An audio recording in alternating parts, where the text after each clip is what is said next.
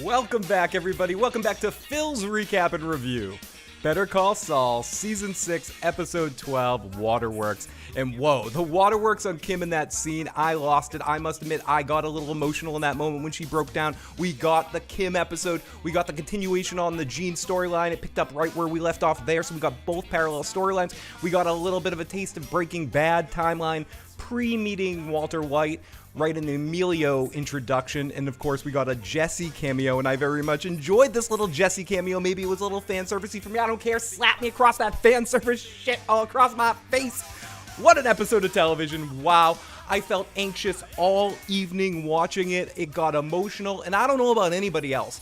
I might have read the scene incorrectly, but I swore that Jean was going to choke out Carol Burnett, kill a television icon. The worlds were going to come crumbling down on him, and he was going to take down a television icon, and the world was going to lose it. But no, that's not what happened. He ran out of there. I don't know if he ran out of there because he ran out of time. He didn't quite have the guts to do it in that moment, because we've said this before. As much as he is a bad guy, and we see this a lot in this episode, he definitely has some bad elements, and I'm also happy that we were at least reminded, and we don't forget of the horrible things that Kim did too. We get a scene where she faces some consequence in the scene with Howard's wife, where you can just see her feeling everything, and then she's with like the most anti-Saul guy in the existence of possibilities. It's just a really, for me anyways, incredible episode of television that leads into the finale in a really intense way. Because so much of these last couple of episodes, we've been in this malaise, this drunk malaise that, whoa, I'm sorry, I'm knocking shit over. This drunk malaise that Jean is in. Being high off the Goodman again, not caring what happens to himself, floating on through. And that's why I think lulling us into this sense of, oh, everything is just going to kind of perpetuate and happen. So then when things do go down at the end of the episode, and as Tony pointed out, and I said in different streams, and other people said in different streams, in different places too, the Carol Burnett figured it out through the laptop and through looking him up, finding the commercials, really good stuff, looking that information up. And the way that all came together with her watching it, the way Carol Burnett played it from an acting standpoint, I don't know, can they give awards to cameo performances? Because this really was a great performance, and I think one of her better in her life dramatic performances that she played. In that moment, the way she's playing off of Jimmy, and the way that they're daring each other back and forth, it just was incredibly well done.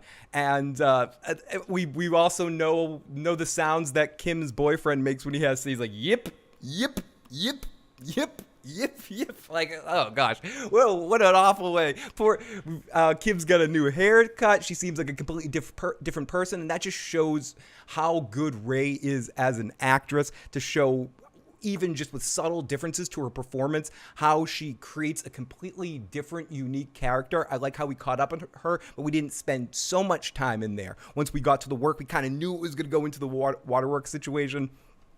And this sets up Saul on the run in this situation. I mean, how quickly can they gather the forces together to come after him? We'll examine that stuff later, but I do want to take our time and dig into this episode. Obviously, now we know that our Walter cameo is going to be in our final episode, which does make sense. And I set up the question right now in the chat. What do you think is going to happen to him at the end of the series? What is the final conclusive point? I'm just curious where people's point is right now going into this final episode.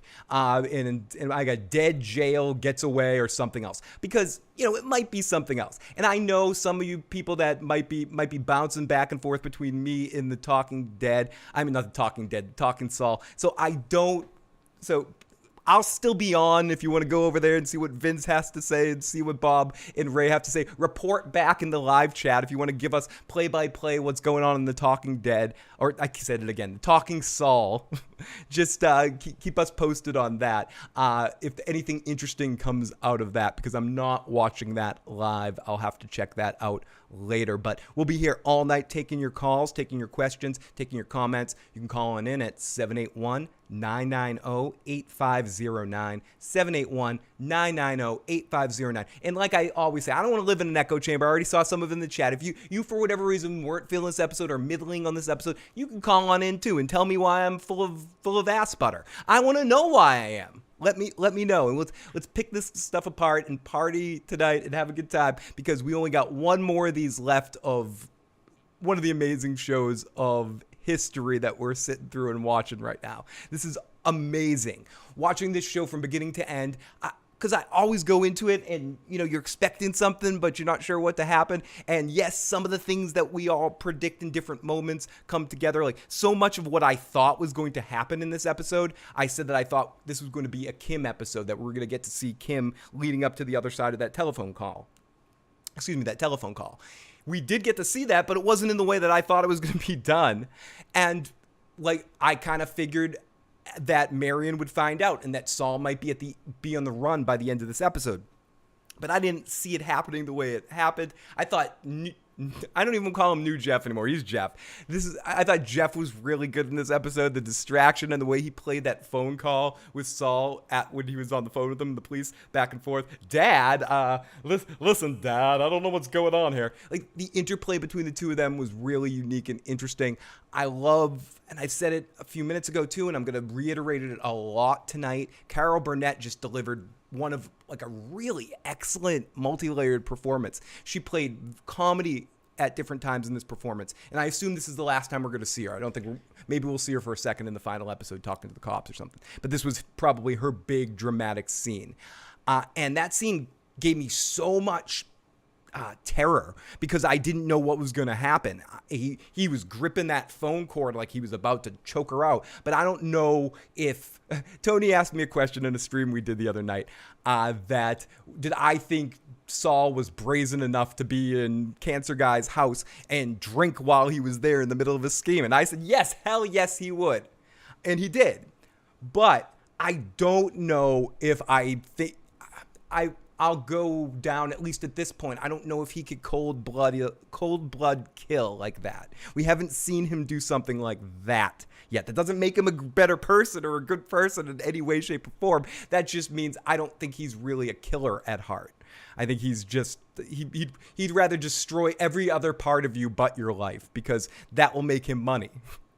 And I love it. I looked up big con man in Albuquerque and your face popped up immediately. Everybody, and I'm not alone tonight, of course. With me is the live motherfucker chat. We got so many people here with us tonight to check out this live stream. Hopefully we'll have some more folks along the way. Oh, we got our first super chat donation. Jack me up. Loved it. Yep. Thank you so much, Jack. Let me toast you up to there for the super chats. Means a lot. Never expected, but always appreciated.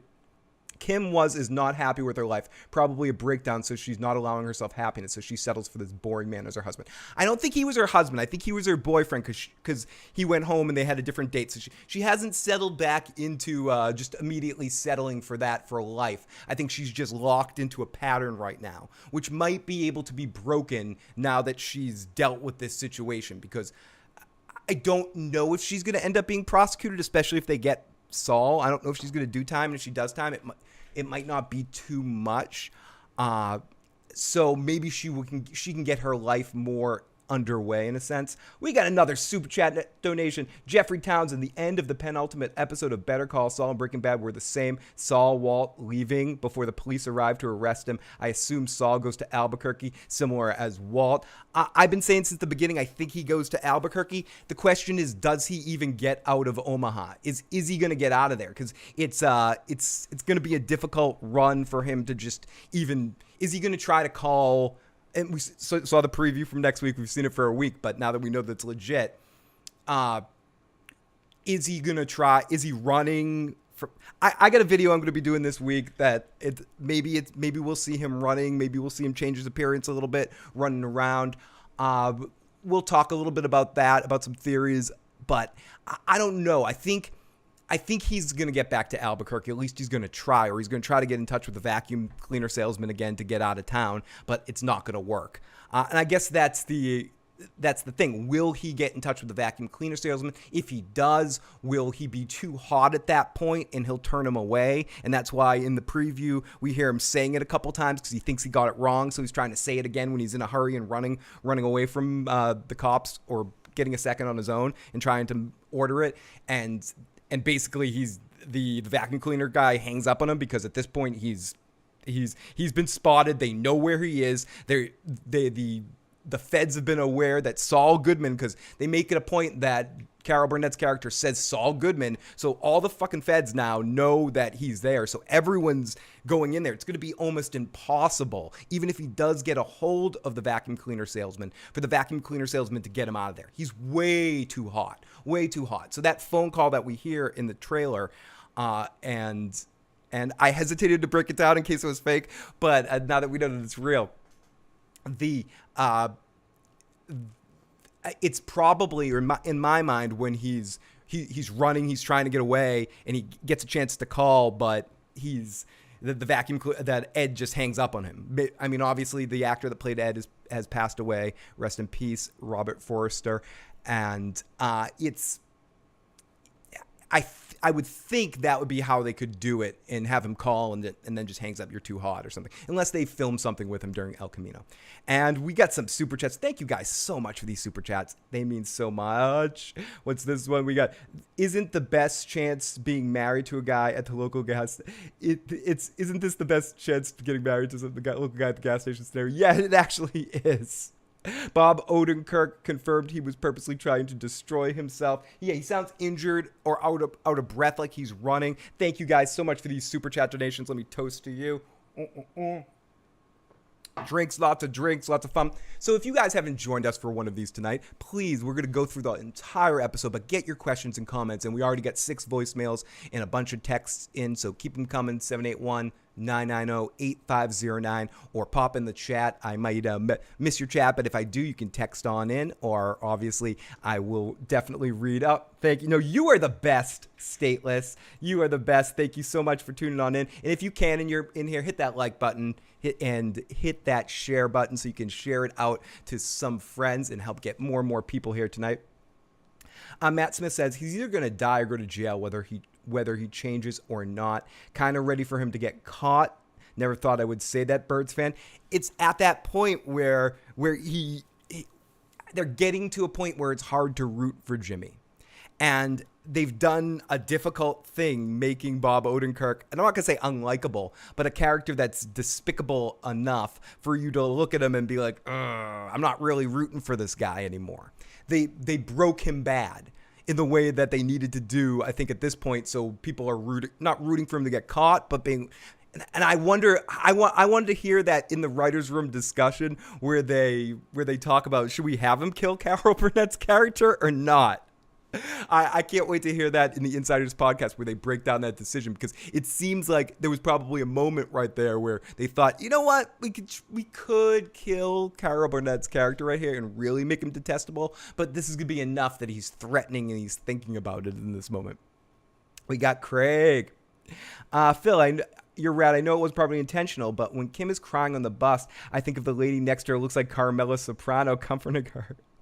We love crummy dudes. Wouldn't that be an amazing moment? Just Carmela pops up on the bus and Skylar's there too. She's like, we get it. We're sorry. Come here.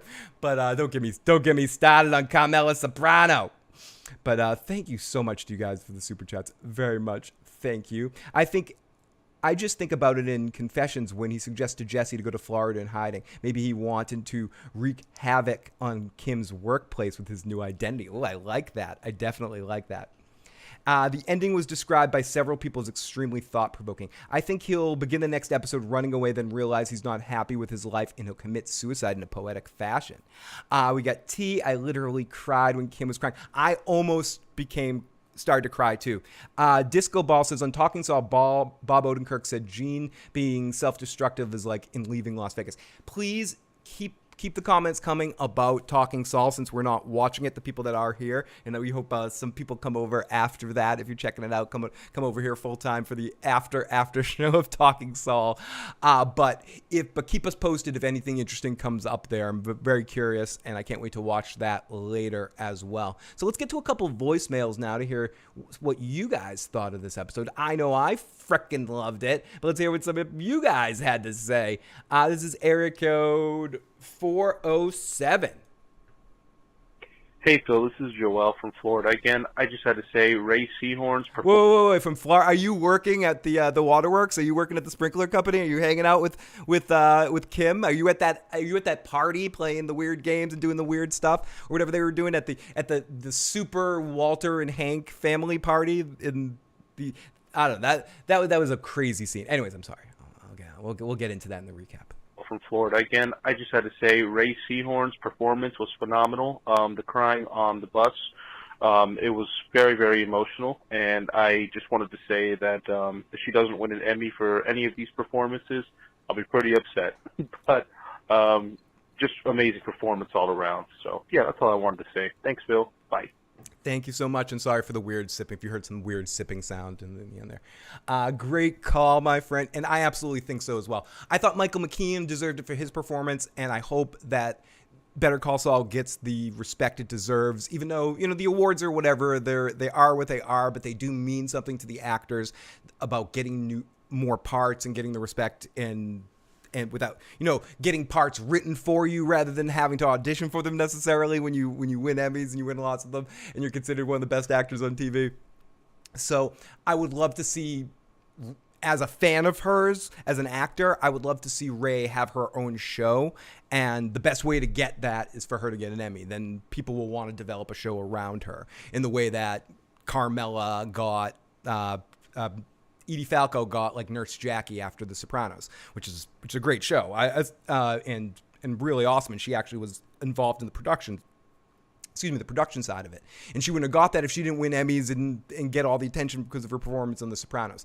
So it's good when actors kind of get those attentions and get those projects afterwards. Some people choose to do like game show hosts, like Neil Patrick Harris getting fame from How I Met Your Mother, decided to become like a game show host or something and do cheesy movies. But whatever, it's you build off it if you get a big part and you're the guy that wins the Emmys or the actor that wins the Emmys. Stateless with another super chat donation. Lebec the computer, you're the second best. Easily the best episode, says Caleb. This episode was a 10. I was worried about the cops. Anyone think Kim will go to jail? I don't know. I'm wondering if we'll see Kim again after this. Will we see Kim again in the last episode? Maybe I should have asked that as well in the polls. But I'm very curious with you guys in the live chat. Let me know if you think, will we see Kim in this next episode too, or is this the last we see of Kim? As we get to one of our other calls here. Let's go 587. Yeah, hi, it's the ghost of Mike Germantrout. You remember when I said Kim was made of sterner That's better with the effect. Yeah. stuff? She's just ended up being a rat. Well, I hope she gets Lydia'd. Okay. So, Mike, sorry, let me turn off that effect. Sorry about that. So, Mike, you're condoning, you want someone to poison her Sevia? Is that what it's called? I can't pronounce that goddamn word. What it is? Thank you, Joseph. The color reflection off his glass is incredible. Thank you so much for that super chat donation. Will Ray win the Slippin' Emmy? She deserves that Slippin' Emmy. Give it to her. Give it to her. I think this poll is interesting because it definitely started out, or it's going in one direction, but another thing is creeping up as time goes on in my poll. So let's see how it is by the end of the evening. And I don't think Kim will go to jail unless Howard's wife sues. I think that breakdown she had on the bus is her realizing no matter if she confesses or not, nothing's going to happen to her. I agree with that. I think that's why we had that moment. Sorry, it's like 85 degrees in here. That's why we had that moment with her that when she explains that to Howard's widow, that she that they're probably not going to prosecute her because they don't have any evidence. They don't have her. Well, maybe if they catch Jimmy, they might. But if they catch Jimmy, they won't really need to go after her because they'll have the big person that they want to have, and they can have big public trials putting up Jimmy, or whatever they want to do to Jimmy if they get him for a different case, and they can add stuff on and try him for multiple charges or whatever. So I think either way, the only thing Kim could possibly face is having everything she has taken away. But without saying it, she said it to Howard's wife. It's the Rocky V thing when George Washington Duke is like, hit me and I'll sue, and Sylvester Stallone's like, sue, hit me and I'll sue, and he hits him, and then I'm gonna sue you, and he's like, sue me for what? It's just like, I think Kim has very much that reaction. We find out in this episode she didn't take the Sandpiper money. She's got working at a Waterworks, working at a sprinkler company money. That's basically what she's doing.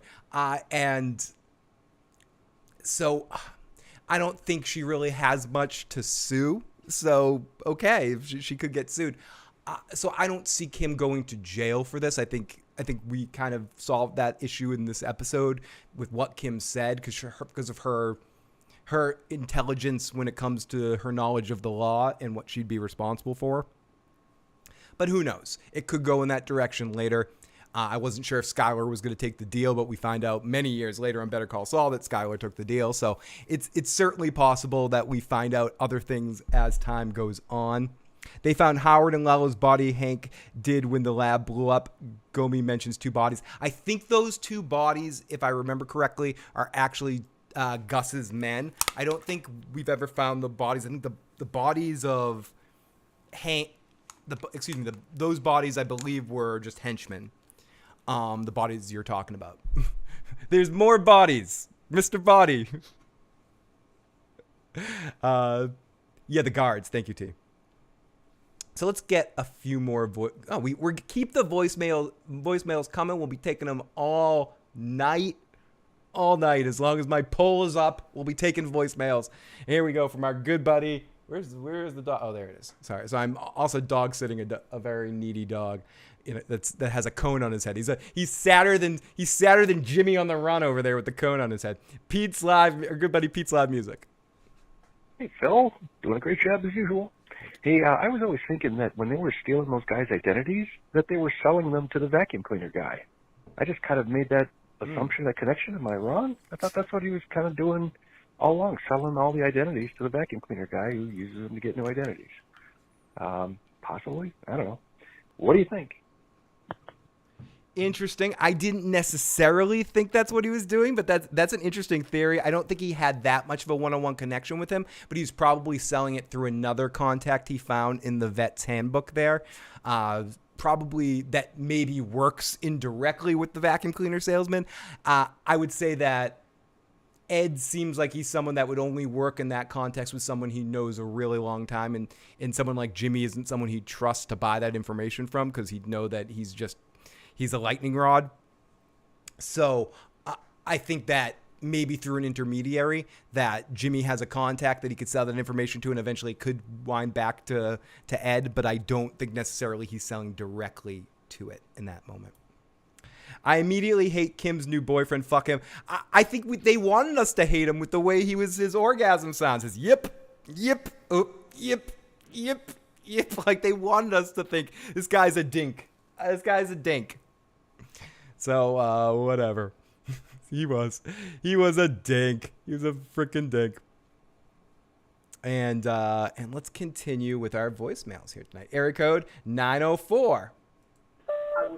Hey, Phil. Yeah, I'm just calling about this episode here. Buddy. They're going to do it, though. They're going to do it. They're going to bust our nuts next week. We're all going to get our nuts bust. All right? And I'm going to suck your dick, too. Your uncocked dick. Thank you so much. They're going to really bust us next week. That's a good point. Are they going to gut punch us next week, or was this the emotional episode? Does next week end in a more positive, not positive, but a bittersweet twinge of him getting away with it or getting away with something? Again, Breaking Bad's a different show, but it's the only one we have to go off of how they chose to end another show. Could they does Jimmy have one more big win in him? Does he have one more? Because Walter at the end might have eventually died. The cops caught up with him, but he died before the cops got him. He was able to destroy Jack's gang, get Jesse free. Theoretically, depending on what happened, it's the one piece of information we didn't get from the Francesca call. We didn't find out if Walt Jr. got the money and opened the Denny's. We don't know if that happened. It might have happened, and maybe he could have breakfast for the rest of his life. Pancakes, 24 hours a day, 7 days a week, which we know is Walt Jr.'s dream. But we don't know that.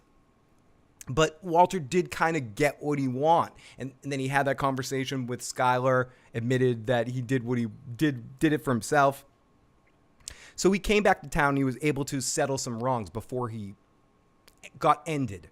Will Jimmy have a similar moment in time, one moment in time, where it all comes together and he will win again for a second before he ultimately loses? I don't know. We will see. Another Super Chat donation.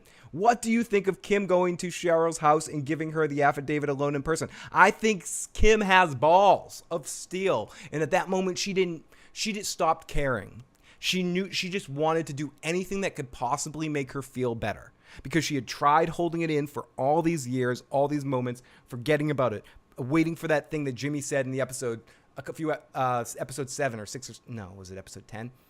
It will just go on every day, and one day it will, episode 8, 608, whatever, that one day it will go away, it will be okay again.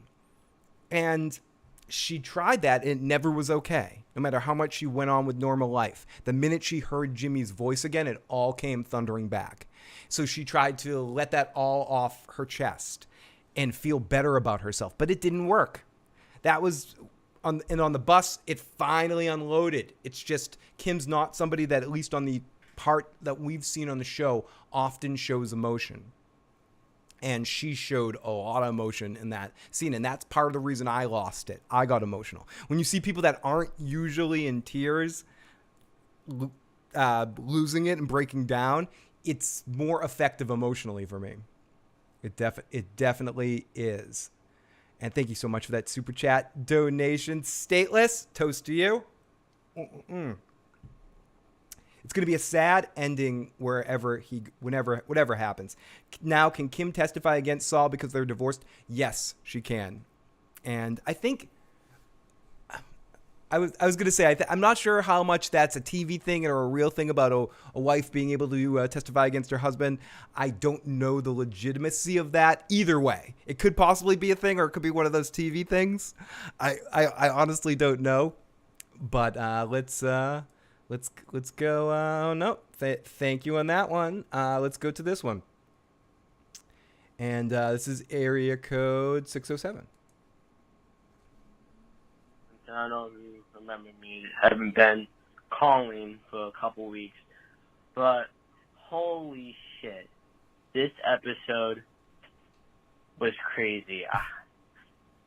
I had a feeling that Kim was going to be in it after the name Waterworks, and then the official account announced showing the Palm Coast sprinklers, or like whatever the fuck they call the workplace. But I don't know, all that shit with her new hair, her new boyfriend who goes, yep, but while banging. Yep. Weird. But it was really, really cool to see like how her life is now, and her side of the call. I didn't expect her to actually meet Jesse. I remember last year during shooting that scene, or a photo got leaked. Yeah, no, and that's a great point. I'm going to play the rest of your message, or remind me if I don't get to it. But yeah, I wanted to talk about that. The leaked photo of Kim. There was a leak that I didn't see till recently, but it was leaked a while ago, that had Kim outside of Saul's office in the rain, talking to someone that looked oddly like Jesse. And some people thought it might have been just a set photo where she was visiting the set at the time, but that was out there for a while in a leak. Let me get to these super chats before I lose them. Matt Smith says, Who caught the Breaking Bad Easter egg that the cancer man had 737,000 in his account? Is that the amount that Walter said that he needed? Was that I didn't catch that was an Easter egg, but I did catch that amount, and I was wondering why they focused on it being that specific amount. And thank you, I did not catch that. And I think I saw one other super chat scroll by that I want to make sure I get so I don't miss it. From Hans, thank you so much, Hans. Much appreciated. When is the Kim Jesse chat? Any date on paper? I don't know if there's a date on paper, but we know that in the Breaking Bad timeline, Breaking Bad experts can help me with the exact timing of this. It's before the Better Call Saul episode of Breaking Bad. I don't know what season that is. Is it season 2 or is it season 2? Is it season 2, episode 6 or something like that? I could be making that up. Maybe it's season 3, episode 6. Someone can tell me in the live chat, or I'll look it up in a second. Before the time of that episode of Breaking Bad, and pre Walter and Jesse working together at all during the Captain Cook with Chili P days. Like during that day, so Walter was still a chemistry teacher at this point, and Jesse was probably a drummer in a rock band. Oh yeah, that scene was before, but I just mean the episode that Jesse works with Saul. It was before season 1 of Breaking Bad. It was pre season 1 of Breaking Bad, that scene.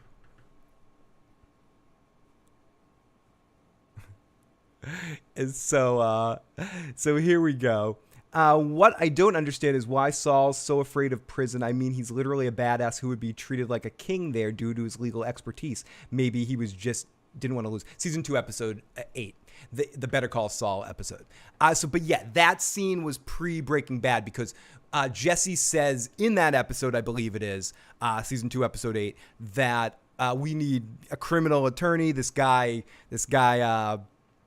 Saul got my buddy Emilio off several times. So this is kind of tails back to that. That's why seeing Emilio was kind of a good thing to do because, one, we didn't really get any Emilio, so getting to see the actor play it one more time was a really cool calling card back to Breaking Bad. And when they do these kind of things, I really like the way the show chooses to do them. They do them in moments that make sense. It makes sense that Jesse would be there, knowing that he had a kind of stake in the case. I always thought it was going to be in a courtroom and Jesse was going to yell from the back, yeah, lawyering bitch or some shit.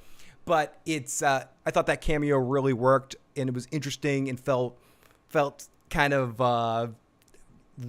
wrong in the right way to see two members of the different casts working together like that, having like a full out scene. And I thought Aaron Paul was more, not that he wasn't effective in the last episode as Jesse. I think with Walter there, it was just hard not to get all your attention to Bryan Cranston for me. And it was cool with their exchange, but I thought he was very Jesse in this scene.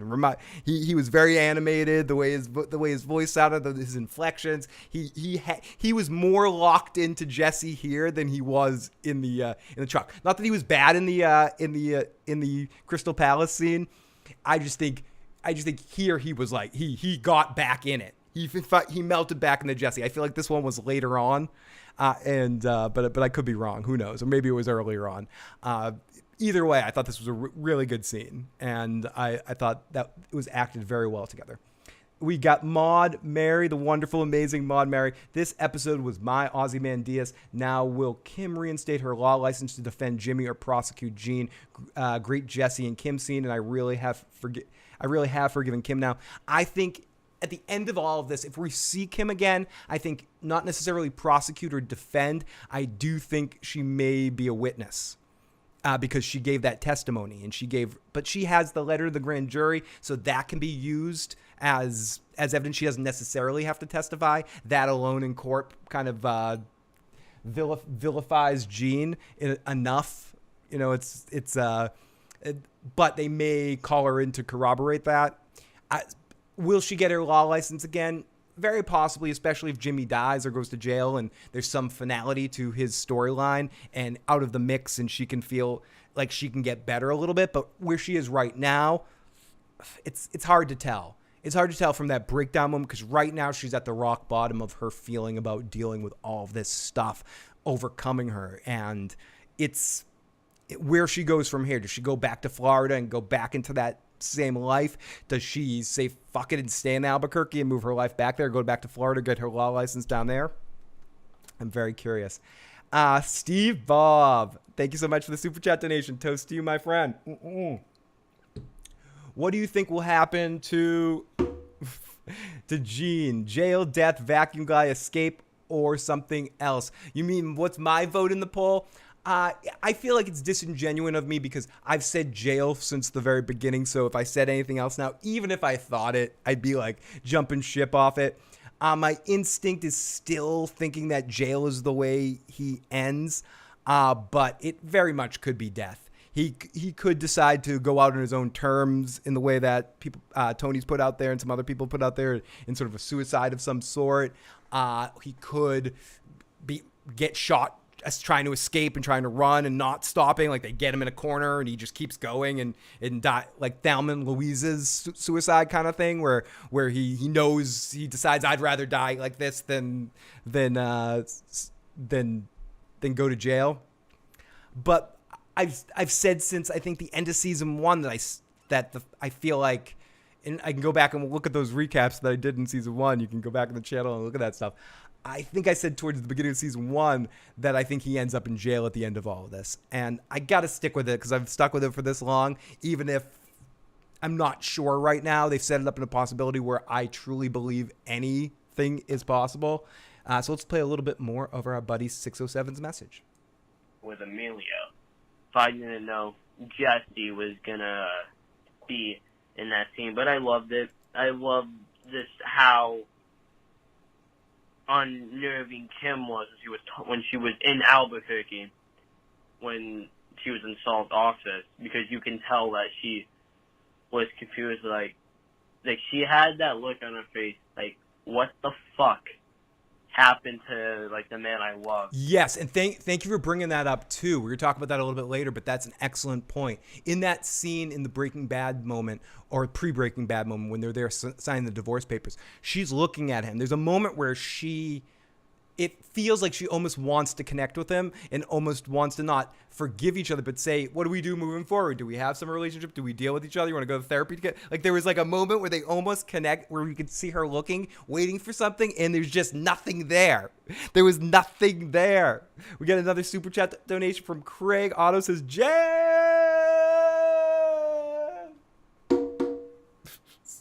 drink to you, my friend. Thank you so much. Is Kim low-key just as bad as processing your feeling as Saul? Yes, 100% she has been. And in a sense, she probably would have gone on the same circle doing the same kind of thing that Jimmy was doing in a different way, a different kind of mask, but wearing that mask forever if it wasn't for Jimmy kind of bullying her into turning herself in over that phone call, which was really amazing. And I'm glad, as I had hoped, to see the other side of that phone call, and we did see it, and it's a lot more than what we heard. We were in the video I put out, which was just a fraction of it with some dummy text mixed in there between the two of them back and forth. But that was a really amazing phone conversation, and Jimmy is the worst. He is a son of a bitch. He is using every one of his skills in Saul always used him, and Slippin' Jimmy always used his skills and talents for mischievous and nefarious ways. Gene is just a dick, using him for harsh ways and being a greedy son of a bitch. The whole thing at the house wouldn't have happened and I feel like I'm skipping the lead here of he went back upstairs for the watches. He could have got out of there. Him and Jeffy would have been on their way. Scam done. But no, if all of this comes crashing down, this is his own fault for going back upstairs and then having to get the extra stuff. He would have gotten away. They would have been out of there. And I also love the juxtaposition between when you get in Jeff's car and Jeff's freaking the fuck out, trying to figure out what to do because the cops are behind him. And you go in the cop car and they're just parked there eating fish tacos, being like, yeah. And then music kicks in. It's like, hey, how you like that fish taco? I like that fish taco. It's such a great scene. And that's the Vince Gilligan, like him as a director. All those weird camera angles at the party, the camera angle from the ground up, look at the people to give it that sort of Mad Men party kind of feel. Just such a well-directed, fun episode. of television. Mike died in a river. Kim was a rat. She did end up ratting. What's his message say? Walter, put your dick away, Walter.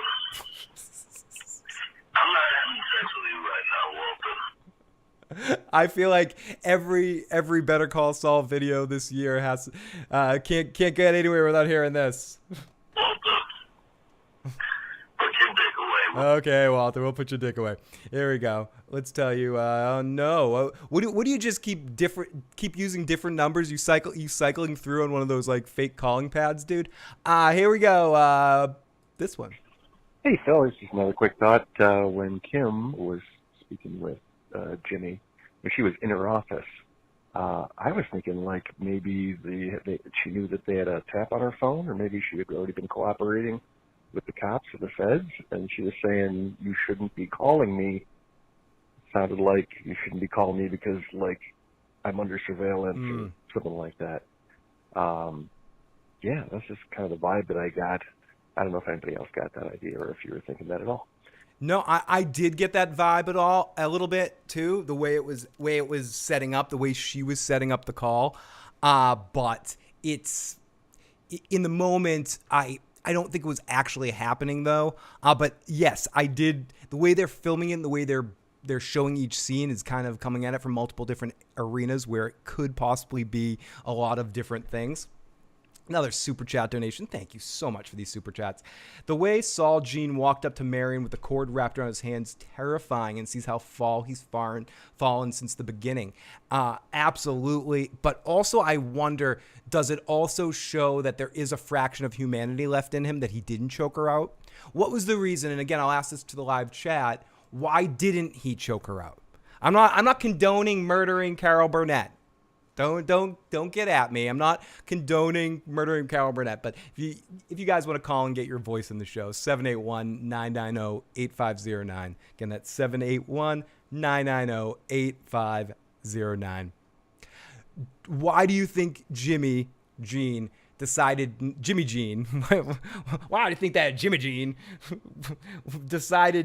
to kill Carol Burnett in that moment? And did he make a mistake not killing her before she called it? At this point, you're in it for dime, in for a dollar. Did he have a moment of conscience? Is he a coward and can't kill in cold blood? Or did he do it because he likes her? Like, why do you think he didn't kill her? I think the "I trusted you," she said, really got to him for a moment, because Jimmy is still alive in there.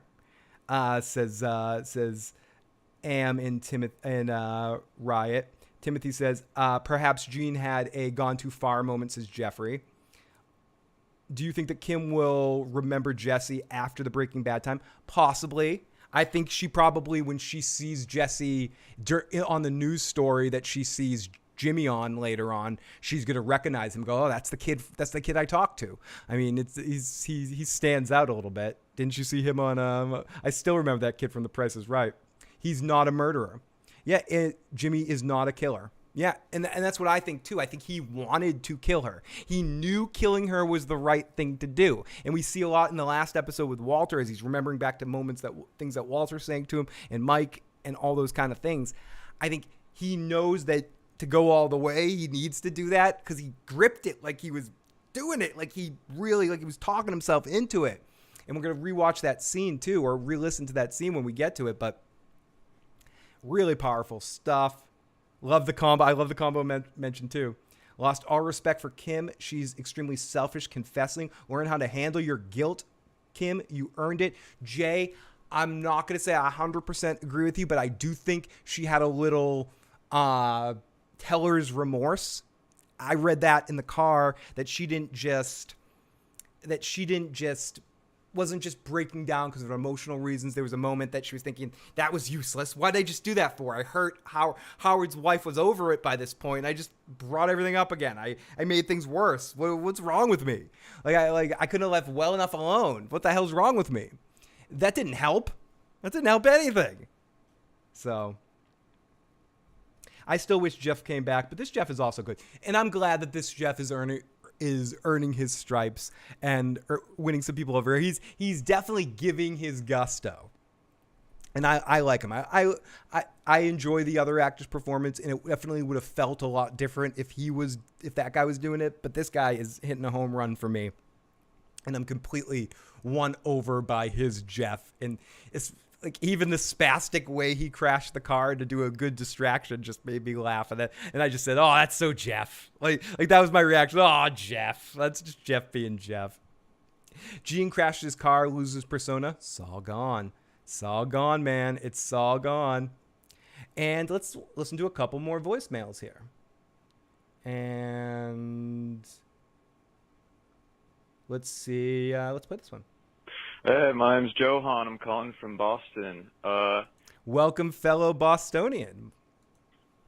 I just wanted to add a little comment that I've been seeing online. So people are saying that, like, if you look at the Monopoly board, that Waterworks is the last space before jail, and with Kim working at the sprinkler place, pretty interesting. So that's all I want to say. Thanks for your coverage. I want to think she's working at the Sparkler. The first person I heard to make the Monopoly thing, because my head didn't do it, was my good buddy Tony Teflon. If you haven't checked out his video on the subject, he has the first and the best breakdown on that particular theory. And I love that. It's not something I thought about. I did think about Waterworks, the Monopoly thing with this particular episode, but I thought about it I couldn't think about it in a reasonable way that it could make any sense. The way my mind thought about it was like, oh yeah, Saul's going to be playing Monopoly with Marion, and she's going to take all his money when he lands on Waterworks. Isn't that funny? Like, that's all I could do with it. But Tony put it out there, and so if you haven't checked out Teflon TV's video on that, he does an excellent breakdown on that particular theory, and I like it now that I hear it, and maybe that is a hint that he ends up in jail. So let's continue. This is area code 870. Wow, there was one episode just... Dude, yeah, exactly. Like this is one of those episodes. It's like, wow, you just don't know what to say about it. It was one of the most at times depressing hours of television in an awesome way, like depressively effective. And then it amped up the tension and the frustration and the horror at the end. But let's play a little bit more of our buddy's message. Episode. I mean, this is one of the best Weekly series. I'm not saying this is number one. I mean, it could be up there. I mean, I think the episode where Liz shows Ozymandias. Yeah, and I would say this is the thing. And great call as always, my friend. We're zipping through them tonight, doing a little lightning rounds with the calls. This season, and people can say, have their feelings about the ups and downs of the season, about Nippy and Breaking Bad, and maybe. I personally love them, but, they weren't as universally, some people had some issues with the pacing of them, something. But say what you want about it. This season 6 of Better Call Saul has some of the biggest home run episodes of all time. I feel like we've been out here several times, whether it's the first half of this season with the Nacho episode, like right back and seeing what happened to Nacho, to the Howard conclusion, to the Lalo thing, to like every episode we've come out. This could be the best episode. And you know what? We're all fucking right. This could be the best final season of a show, of like killing it in the last season of a show. And what I love about this show is that they did the last 2 episodes, that this is a show that even in its final 4 episodes is doing world building. Because that's the kind of show it is. That's the show we've been watching since season 1. It takes its time. It indulges. It builds character moments. It builds up. It pushes things up a hill so it can throw it down. And that's the kind of program it is, instead of just banging you over the head with it. But when it hits you, when it comes fast and hard and fucking destroys you.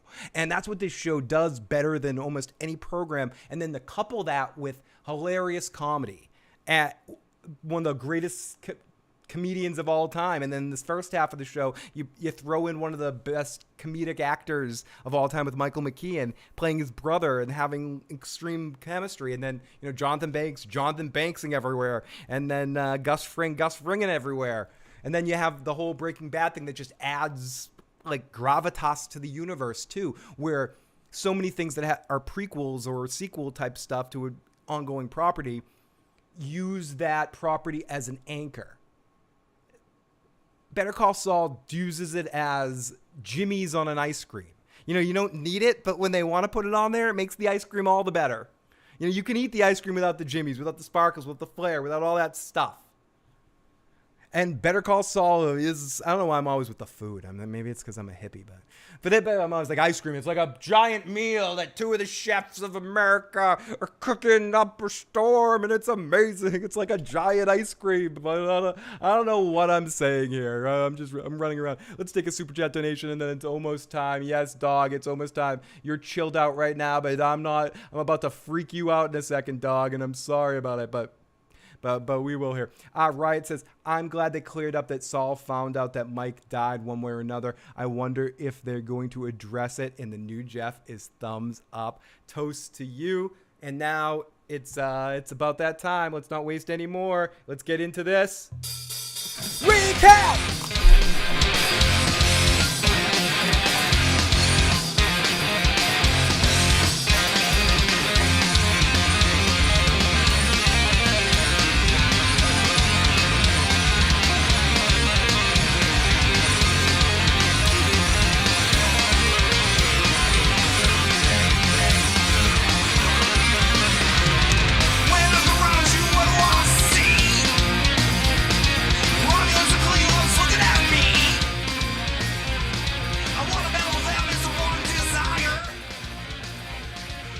It's time for the recap. We're going to also take all of your voicemails and text.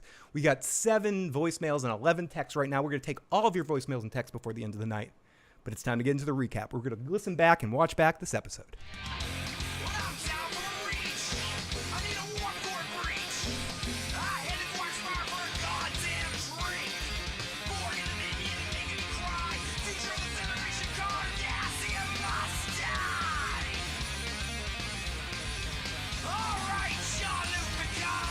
Let's get into this. Oh wait, let's play let's play a little more of this message, and then we'll get into the recap here. I mean, it was tragic. Had a lot of great moments. It has some great acting. Oh, what? Did someone ask what the name of the song here? Cisco,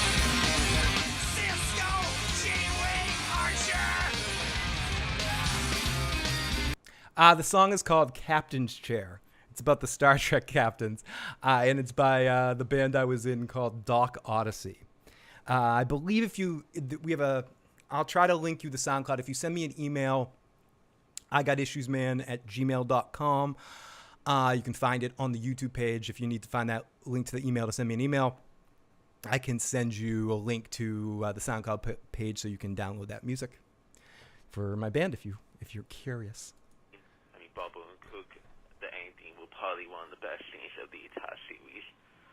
If the entire show was leading up to that. Exactly, it's the new Twat Hammer song. Saul Goodman was going to hurt the woman. I mean, Bubba and Cook was legit scary. Dang, Bubba and Cook, I mean, it was literally it was like Heisenberg level scary with him. This episode had a lot of great moments. I loved everything with Kim. I really loved everything with Kim. I loved everything with her scene with Jesse, probably one of the best scenes in the episode. I agree, Evan Paulo did do better this time. He definitely felt more like Jesse, and I do hope we get Walter White back for the. We will, and I'm going to get into the recap. But thank you so much for the voicemail, as always, my friend. We will definitely be getting Walter. I'm not spoiling anything because it's been said in many places. Walter and Jesse. Jesse. That's Aaron Paul. That's a series wrap for Aaron Paul. Bryan Cranston will be in the final episode. 100% in the final episode. Ladies and gentlemen, this is that new song by Twat Hammer with the great drummer Jesse Pinkman.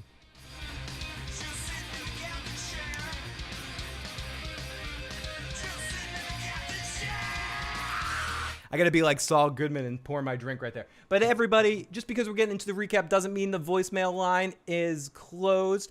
We can get calling in at 781-990-8509. I will get to your voicemail tonight, and here we go. And let's get into this recap here of this episode. So our episode starts out.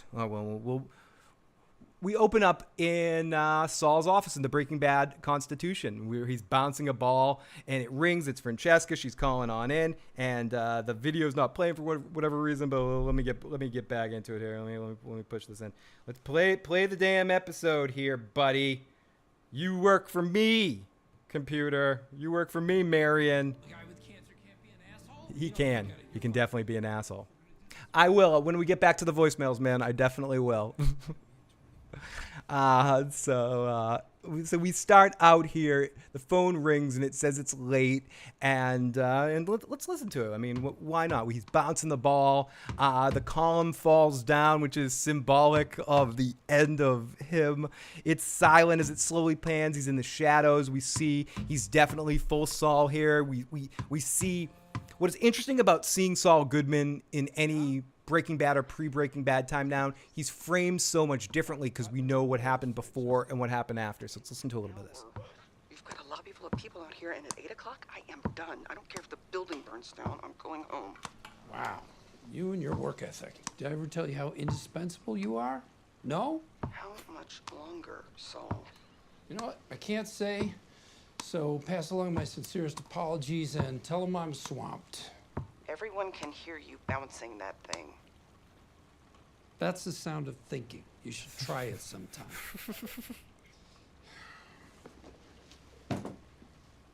It's symbolic of him losing his boner for Kim. So he keeps bouncing the ball, and basically this is all just a lead up in the scene. It slowly pans into the shadows. We look in an envelope form, and it's his divorce papers, and he says, "Send her in." So we don't know for a fact it is, but we're pretty sure that this means that Kim is about to come in. And then we get our intro, which is still the VCR tape.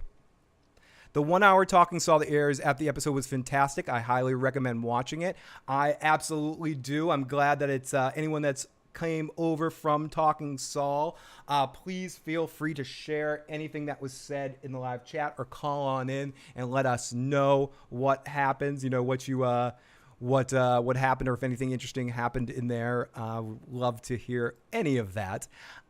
So we start off. Our first scene is in right away is Kim cutting a potato. She's got a new haircut. For those that might not have seen her, haven't remembered, here we go. We got Kim someone's in the kitchen with Kim. Someone's in the kitchen, I know. And we got Dinkleberry Crunch, her boyfriend, the biggest dink in this side of, like, I don't know. Am I supposed to think this guy is like a douchebag, or am I supposed to just think this guy's like the anti-Saul? Either way, I don't know. I don't like him.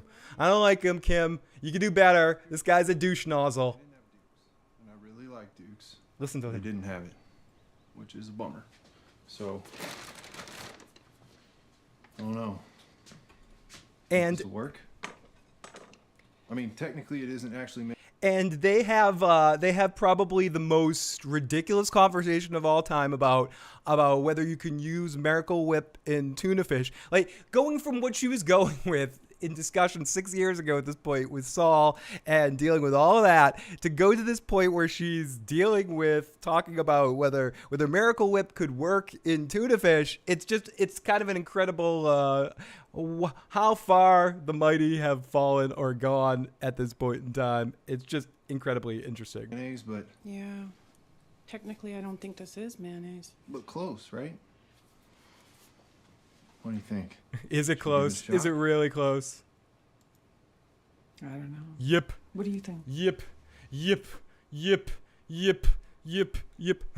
So if everyone's that's in the live chat right now, please hit that like button. It helps to get it out to more and more people right now. And we can get more and more people in the live chat now that Talking Saul is over. We can pile them on in, bring them on in if you know somebody, bring them on over. Keep the discussion going with the after Talking Saul show, and share your thoughts. 781-990-8509. We got 10 voicemails, 10 texts. We're going to get to all of those tonight once we get through the recap here. And let's listen to more of this party. Besides, gold food coloring. June, did you ever even hear of that? No, sounds expensive. So they have a great little party. There's no reason to dwell too much. It's a lot of minutia at the party, and then we get to our important part, the end of the party. They're both having a lot of fun, and this is all in black and white too, to just show that the color is drained out of their world. Oh, here we go. Yeah, do it, buddy. Oh yeah. Yup. Oh, yup. Oh, yup. That's it right there. Good job, guys. Peter the Great is buried inside me. What did she say? We're gonna help each other. Boy, you got to be in shape to be on this show. So it continues, and we just see that they just have like a typical boyfriend girlfriend life. They're hanging out. She's working. She's doing, and we go to her office place, and she starts doing some office work. She brushes her teeth, and she's doing all of this with limited emotions. Then we get to her work, and this is where we finally see a little bit of the real Kim. We see that she runs things at her office. She's working it. She's going hard. Everyone's listening to her. Everyone loves Kim. She's setting up the coffee similar to the way she did in her law office. She's talking on the phone. She's touching in with the machine guys. She's Kim. She's awesome. Everyone loves her. And this all leads into her day. She's distracted. She's moving till we finally get to the point where we hear about ice cream. We have an important conversation about ice cream, and she's working on the computer. She's looking at up sprinklers, and finally it gets to a point where she gets a phone call, and we're gonna listen to that phone call. Palm Coast Sprinkler, watering your world since 1978. Here we go. Please hold.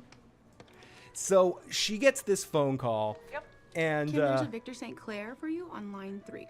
Says it's Victor St. Clair right there in that moment. She obviously knows who's calling. That's one of Saul's fake ass names, and she immediately panics. And I thought this was an excellent shot that they set up here, where I don't know if you can see it with the light here.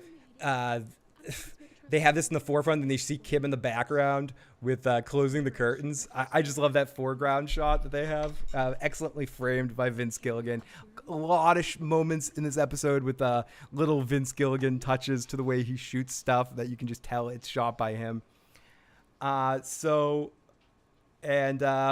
cousin Gotti, who is my original co-host on the Breaking Bad stuff. I don't know if he's watching right now, but if you are, welcome to the show, Gotti.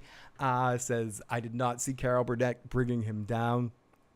Okay, so Kim gets the phone call. She waits a good few minutes to pick it up, and she picks it up. Kim Wexler. Let's listen to this call. Hey, Kim, you know who this is? Yes, you dumbass. I'm going to take that as a yes. What do you think? That receptionist of yours, is she the type to listen in? No. Good. Okay. So, how's Florida been treating you? I'm catching you between hurricanes, I hope. Kim, you there?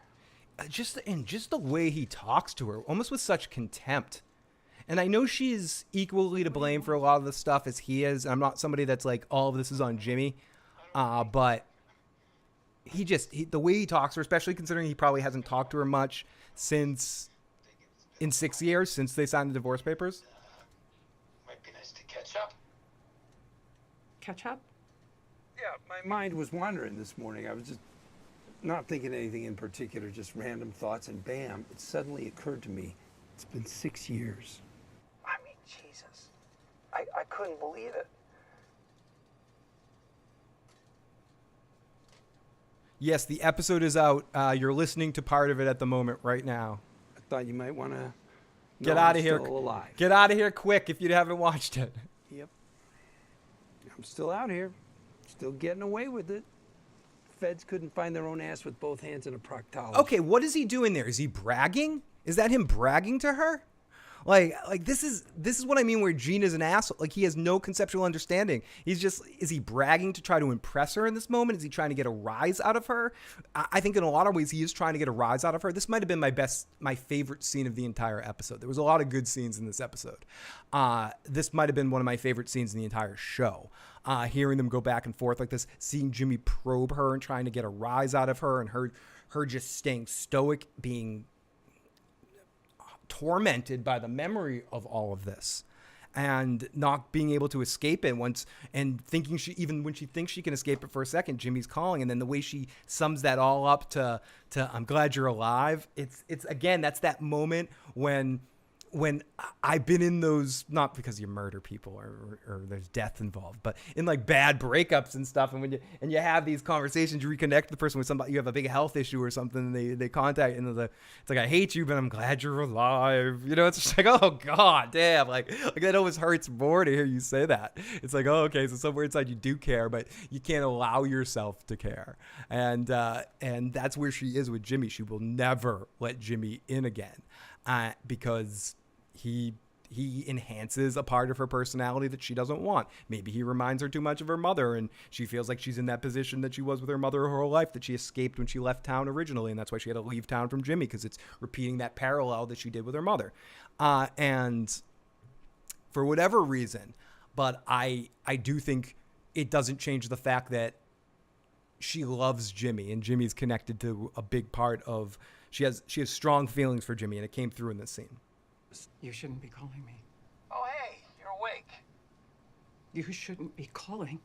The way he says that, oh, you're awake. Like he kept talking until she said something. Like, oh, you're awake. And I just think this is such an interesting tact that he takes in this moment, considering their dynamic at this point. This just shows how far gone he is and how, he just doesn't give a fuck. Why not? What am I, tying up the line for important irrigation business? Come on, Kim, say something. You can call me an asshole. Yell at me. Just do it. Let me know you still got a pulse. Yep, exactly, Maud Mary. He was trying to entice her, trying to wrap her up. Something. You want me to say something? Yeah. You should turn yourself in. And again, the way she plays it, like the look on her face through this whole scene is just incredible. And even just the way, I know it's just, there's like a term in acting, let the wig do the work, or let the costume do the work in some ways too.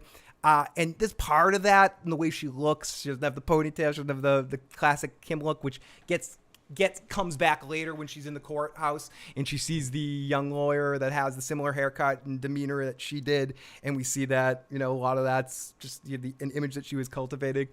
But such a great performance, and shows how many different layers Ray has as an actor. I was just going to say the cheesiest thing in the universe. She's a ray of sunshine. What? Yes, exactly. What? Ray of sunshine. I don't know what kind of life you've been living, but it can't be much. Is she saying that because she cares about him? Because she's thinking he's in as much emotional torture as she is? She doesn't realize that his emotions died a long time ago. Set the pot to the kettle? Wait, that is really rich. You preaching to me?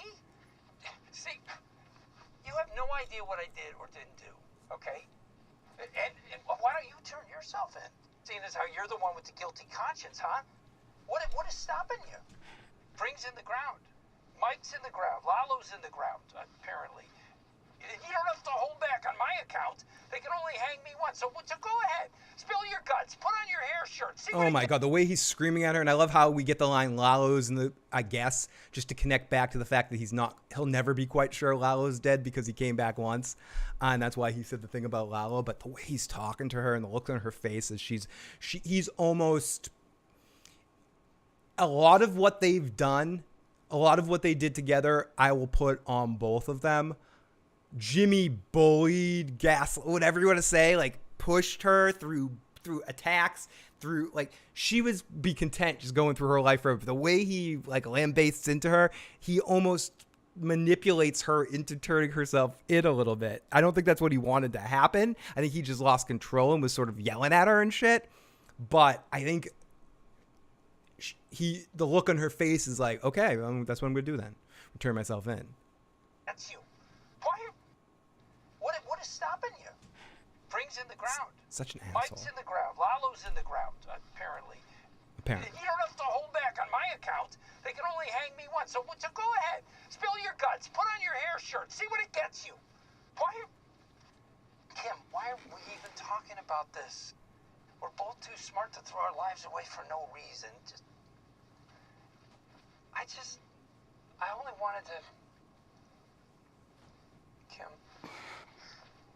as he's starting to feel bad about what he just said, the ups and downs. Like he's like, why did I just say all that? And again, I don't want to make this too real, but I've been, you see the words coming out of your mouth, like you went too far, and then you try to dial back. You can see him dialing back as he has a fraction of humanity for her. He's realizing that she's not saying much. Like he's trying to get that banter out of her, trying to get that back and forth with her, and she's done. She's just so emotionally done.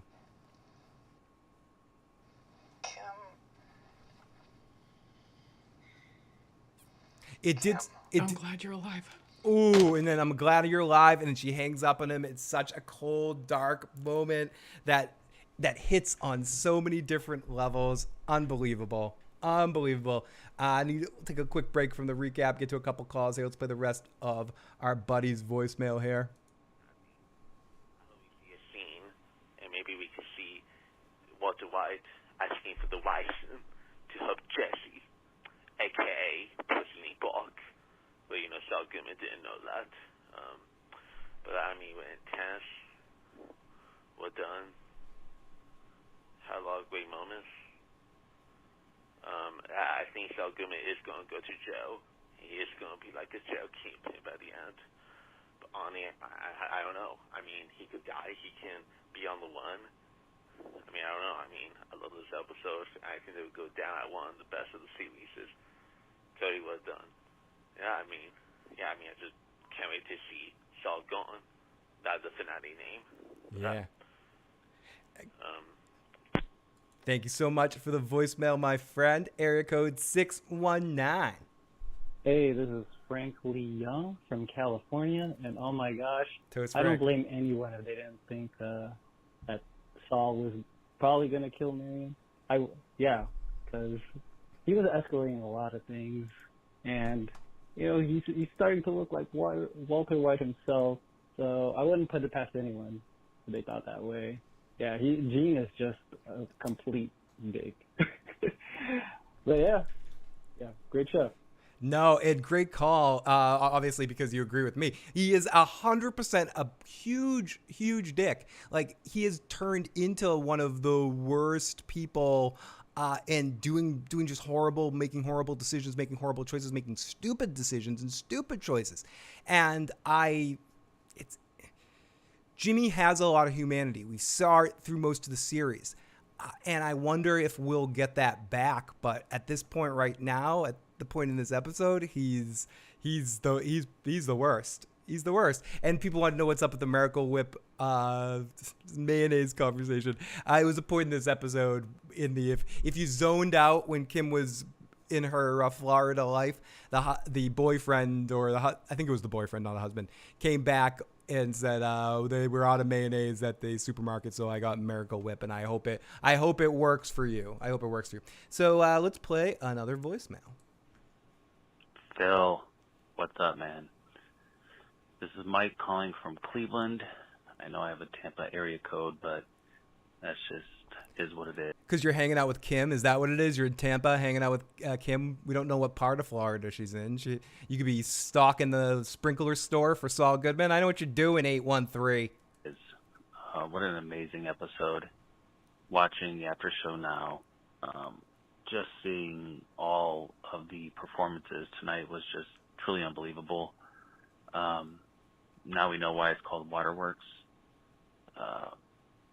Kim just letting it all out on that bus or the tram or whatever, seriously almost brought tears to my eyes. Like, all of that pent-up aggression, she did a great job. Oh, so good. And then just seeing her and Jesse, I had a feeling they were going to get the Emilio story because, he mentioned that to Walt. But, again, just another masterpiece.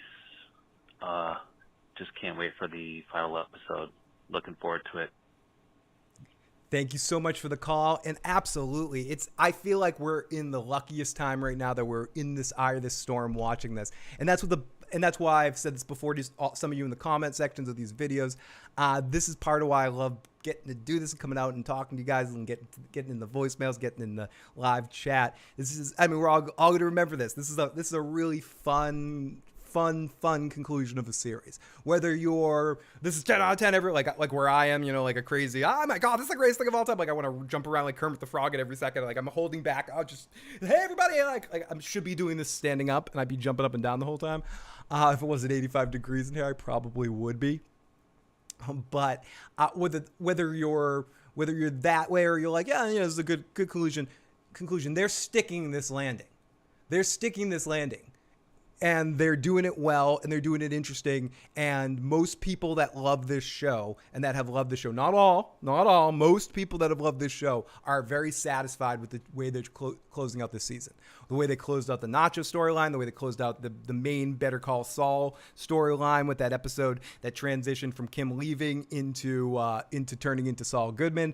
The way now that they're finishing off the Gene storyline and flashing through the Breaking Bad stuff. I think less is more with the Breaking Bad stuff, and it's been perfect, and who fucking knows? I mean, I think I agree with what 619 said, or was it 870, that was talking about, I think the Walter scene is going to be something to do with the rice and stuff too, but I thought that going into tonight, but now I think it might be an Ed scene. It might be in the vacuum cleaner salesman scene with what we saw in the preview for next week, but it could go either direction. I'm very interested to see where the Walter goes. We got a super sticker, hype. Thank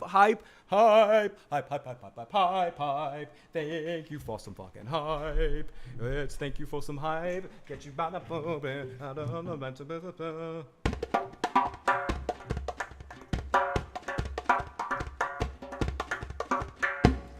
Thank you so much for the super chats. Thank you so much for the super chats, everybody. I can't play the drums too loud. It's kind of late. But thank you, everybody. But yes, please call on in. Voicemails, text. We got plenty of room on the voicemail lines. We got 9 voicemails, 13 texts. We're going to get to all of them tonight and get to all your comments and questions and to talk about this particular episode of Better Call Saul with one more to go, seeing how they're going to conclude this storyline and finish this off. It's going to be a lot of fun to see how they choose to end this story. I'm excited. And let's go. Let's play 2 more voicemails here, and then we'll get back into our recap. Yeah, this is Joe from New York City. Welcome, Joe. After watching that episode 12, I'm just thinking why Jimmy had to introduce the internet to Marion. It's going to bite him probably before going back to jail. Thanks for taking my call. Absolutely. Thank you for leaving it. And yes, there's a lot of mistakes. Why did Jimmy have to go back for those watches and go back upstairs? Why did he get greedy? Why did he have to, why couldn't he give up on Cancer Guy? Why did he teach Marion about the internet and show her how to do Google searches for cats videos so she could do Google searches for everything else? Why did he underestimate her? It's a lot of amazing stuff, and the amazing Miss Gina is just finished the episode 2, and she just said, "Oh my God!" She asked me how it was earlier because she was working, and I just said, "I can't tell you anything, but oh my God!" And she just said me, "Oh my God!" So much to unpack. It is. It's one of those episodes. It's thick with content, and I can't wait to. Well, I'm rewatching it now. I can't wait to rewatch it again. And tell Phil to give me your email or whatever, and we'll collaborate with that recipe. Oh, yes, soft batch. If you want to text me to text Tiffany and get you guys connected, or I wish you could do like a private room in the chat. Remember, you could do that in the old chat rooms. You could set up like a private chat within a chat. Heineken, drink up, kid. Come to Southie, and I will do a shot with you. Thanks for keeping us entertained. Heineken, fellow Bostonian friend. I will absolutely take you up on that at some point. Come to Southie, and I would be honored to get a drink with you, my friend. I love my fellow Massholian friend. Toast up, my friend. Thank you for that super chat donation. Very, very much appreciated. So here we go. 956. Yes, this is Chris calling from Texas. Welcome, first-time Chris. Caller, first-time watcher. And he's the second half of the season. It kind of seems I just get these serial killer vibes from Saul. Like it just seems he's going off the deep end. That's what caught my eye the most. Chris, thank you so much for tuning in for the very first time. Please, I hope you stick around, hit that subscribe button, stick around, and come back next week after the finale. And it won't be the conclusion of Better Call Saul stuff. I'll definitely do more after the series is over and covering other shows moving forward. And hopefully I'll match up with you on another show too. And if you guys have any suggestions on other shows you want me to cover, you can always email me, message me, jump in other places, tweet at me, throw stuff at me. If you see me on the street, be like, here, cover this show. And I will. I'll try to. Okay, one more, just because we got another message from the same person, 956. Yes, Chris from Texas again. I was wondering what your thoughts are on who's more evil or more bad between Saul and Heisenberg. It's tough because Saul is so many different forms. I think Walter has a higher degree of evil about him because he's truly like a selfish douchebag of a person. I don't think there's a lot of he's jealous, he's greedy, like Walter's not a good human being at all. I think Jimmy deep inside is just like a fun scummy con man type. He's not a murderer. I would say, just if we're going to go by that alone, Heisenberg kills people and will kill people and order people dead, will poison a kid. And I know Saul had something to do with that, but only because Walter pushed him, and maybe we'll see more about that later. And we'll see that Jimmy had more to do with that than he didn't, than we seem to think. And it wasn't just Walter tricking him into it. But for the most part, we have seen that consistently at different times, even tonight, in the darkest moment when he's about to choke out Carol Burnett and got those serial killer vibes. Something about him held back from choking her out. Heisenberg probably would have choked her out. You know, Jimmy probably would have called an ambulance for Jessica Jones. Like Walter let her die there. I think Jimmy or Saul or Gene would probably, in most cases, would he? No, that's a good question.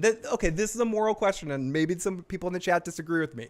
If Jimmy was put in the same situation as Walter, with like his partner in a scam, his main partner was wrapped up in a messed up situation, like Jesse was, addicted with a symbiotic bad relationship type stuff, and someone was getting in your way, whatever. Like, I have to rewatch that. I know Walter's kind of a douchebag, but they weren't necessarily good for each other at that point in time with Jesse and Jane there. They definitely needed to get their asses into some rehab or something. But let's even say that they could have got to a better place someday. But if Jimmy is in that exact same situation, does he let her die or does he call an ambulance? I don't know. And I'm curious what some of you guys in the live chat have to say about that. Hans says, for Super Chat, only money he has is the Bond money. Love this show. Drugs are bad, Kai.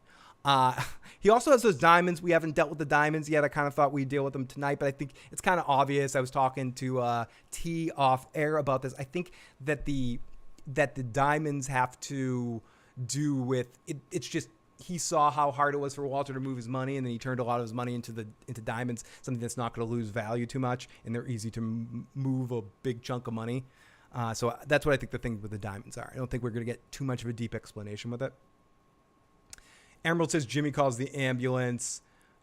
Jane is the hottest girl in the whole thing, says Matt. I have a crush on Jessica Jones as well. I'm not gonna argue with that logic, Matt Smith. I see no lie in your statement, Matt Smith. Sound genius to me. Diamonds are for the Hoover Pro adapter, says Gina. Possibly that could be like the saved up money. I tend to think that, and I said this earlier too as well, I think when Jimmy calls the vacuum cleaner salesman this time, he's going to either hang up on him or tell him he's too hot and can't help him. Because the feds are all going to be converging into Omaha at this point, now that his name is going to go out on go out to all agencies. A system alert for Saul Goodman, who's wanted, who's a wanted man in 3 sectors. Totally forgot Mike dies at the end of Breaking Bad. Jane was a she was soft batch. I was like that word surprised me. I was like, Kunti, she's a Kunti. I got to say it like that so YouTube doesn't screw me over.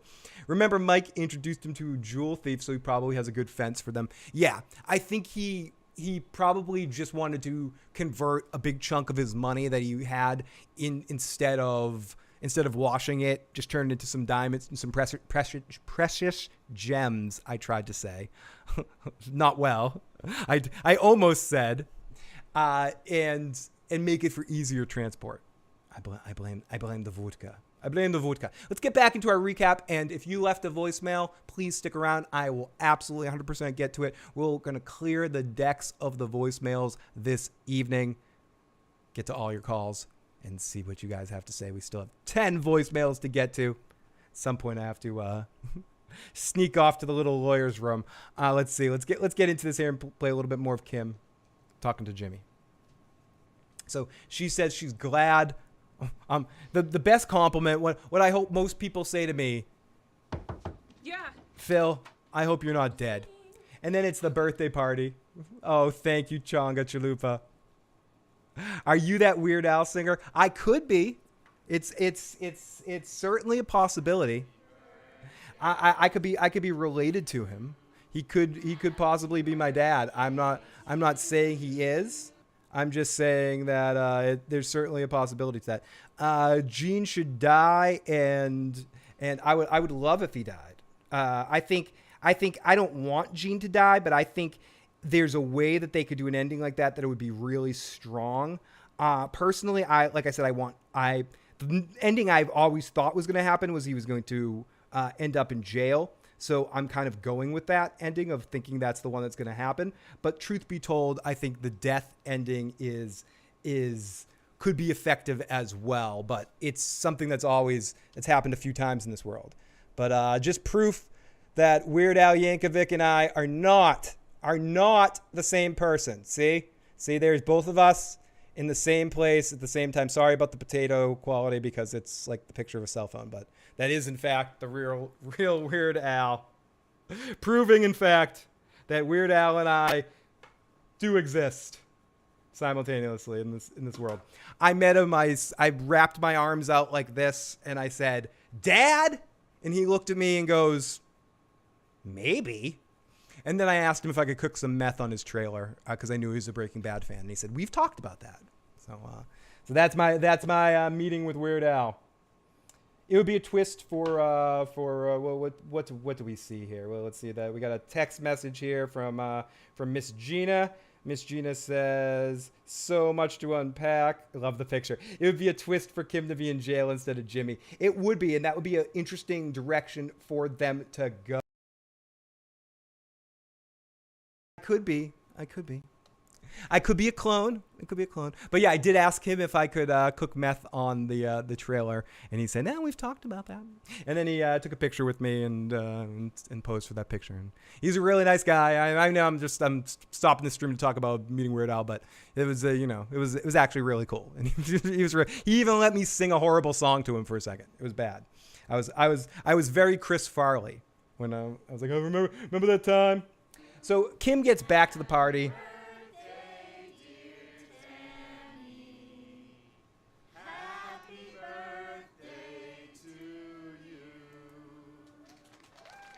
And the look on her face after just dealing with all of this. And this is why Ray Seorn is one of the greatest actors of all time, or at least working right now on television. One of the best dramatic actors on television that I've seen. And yes, I'm being hyperbolic, but I don't give a shit. I think this show just deserves hyperbole with how good it is and how good these performances are.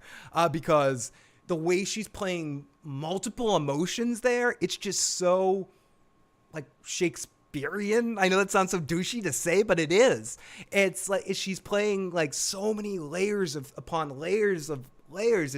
There's so much without it coming across as too showy. They bring all the emotional resonance of good theater where they hit these real life emotional moments and you feel them so hard. Ugh. God, it's so good. I want to live in a van down by the river.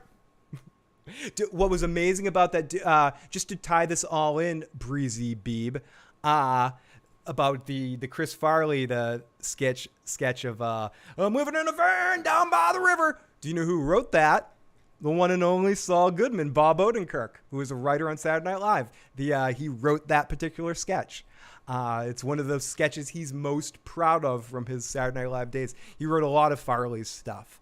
So yes, what I'm talking about does have relevance to Better Call Saul because Bob Odenkirk was a writer.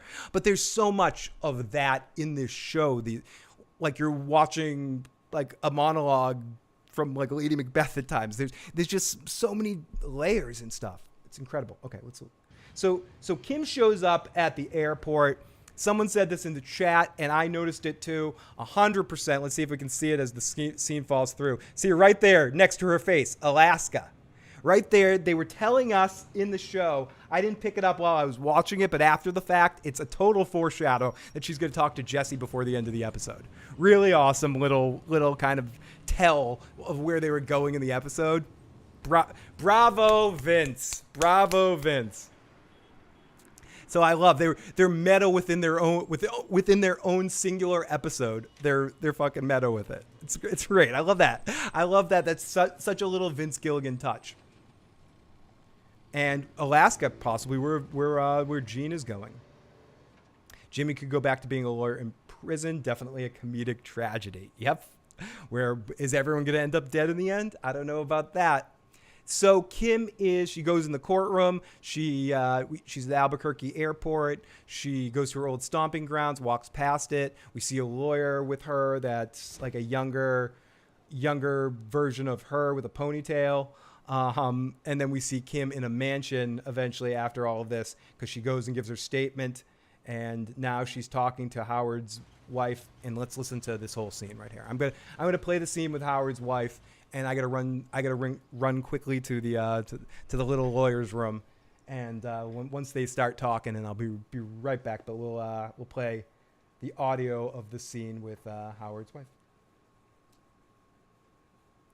as she shows her the affidavit, the confession that has all the details of everything that happened from Howard beginning to end, how her and her husband, Jimmy, destroyed this man's credibility. He was in the wrong place at the wrong time, got shot by Tuco Salamanca. Not Tuco Salamanca. That'd be awesome if he got shot by Tuco Salamanca. By Lalo Salamanca. And then the bodies were hidden and blah, blah, blah. It spells out everything as she sits down and reads it and puts it down. It's just like, what do you want from me here? Like, is this selfish of Kim to do this at this point, 6 years later? And that's a question for all of you again in the chat. What do you think? Is this selfish of Kim to do this now? Is this past the point where she should have done this? She should have left well enough alone. Did she do this for herself or did she do this for Howard and his family? I'll be right back.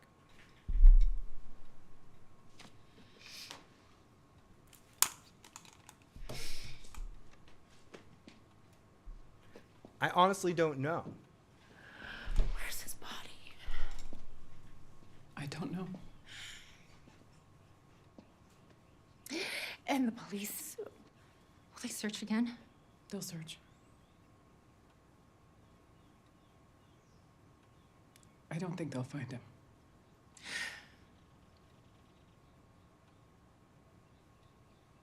Cheryl,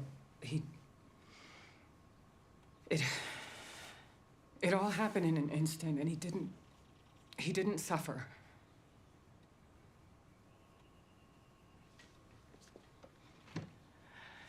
He didn't suffer. The lies you two made up, the picture you painted, that's all he is now. That's all anybody remembers. It's an interesting take, and it's an interesting moment to kind of bring that up. It's when you get broken down in a way that Kim and Jimmy destroyed Howard's credibility, and this is 6 years later. It doesn't matter what the truth is. This is the truth. Kim says she wants to have the real truth come out, but at this point, that narrative has been out there for so long. It's so, what are you going to go knocking on people's doors? Actually, Howard wasn't a cokehead. He was a good guy. It's too late. The ship has sailed, Kim. Crying over spilt fucking, spilt tea. It's over. Change that. What happens now? Will you be tried? Will you go to jail? I don't know. You're a lawyer, right? You're a great one, Howard said. How could you not know? Bernalillo County has my affidavit. It's up to the district attorney whether to prosecute. And she may not. Why? There's no physical evidence. No remaining witnesses other than my ex-husband, assuming he's still alive. I could sue you in civil court. I could take everything you've got. But I don't think she's going to do that. Yeah. It's just how she says it. Yep, you could do that. You could certainly do that. Why are you doing this? And again, I asked the question again. Why is Kim doing this? Is Kim doing this because for her own selfish reasons, or is she doing this seriously because she gives a shit about Howard's name being cleared? I don't think she gives a shit about Howard's. Yeah, exactly. Sue me for what, Mary Andrews? Sue me for what? There's nothing to sue me for. And so Kim leaves, and we don't know where Kim goes at this point, because now she gets on a bus and she has truly one of the most heartbreaking scenes I've watched on screen in a long, long time. The way they set this up, the way it's like a long shot on her, and this isn't easy. This is a camera right in her face. You see it coming a long way away as she's building it up. It's building. It's about to explode. Oh my God! I don't know. What are you talking, Phil? What are you talking about here? And then there's a left. There's a right. There's an eye twinge. Let's see. Is this actress? She's getting ready to break down. It's gonna happen, folks. She's gonna cry. She's gonna bust. Sorry, I'm a horrible person. But this is where she's thinking.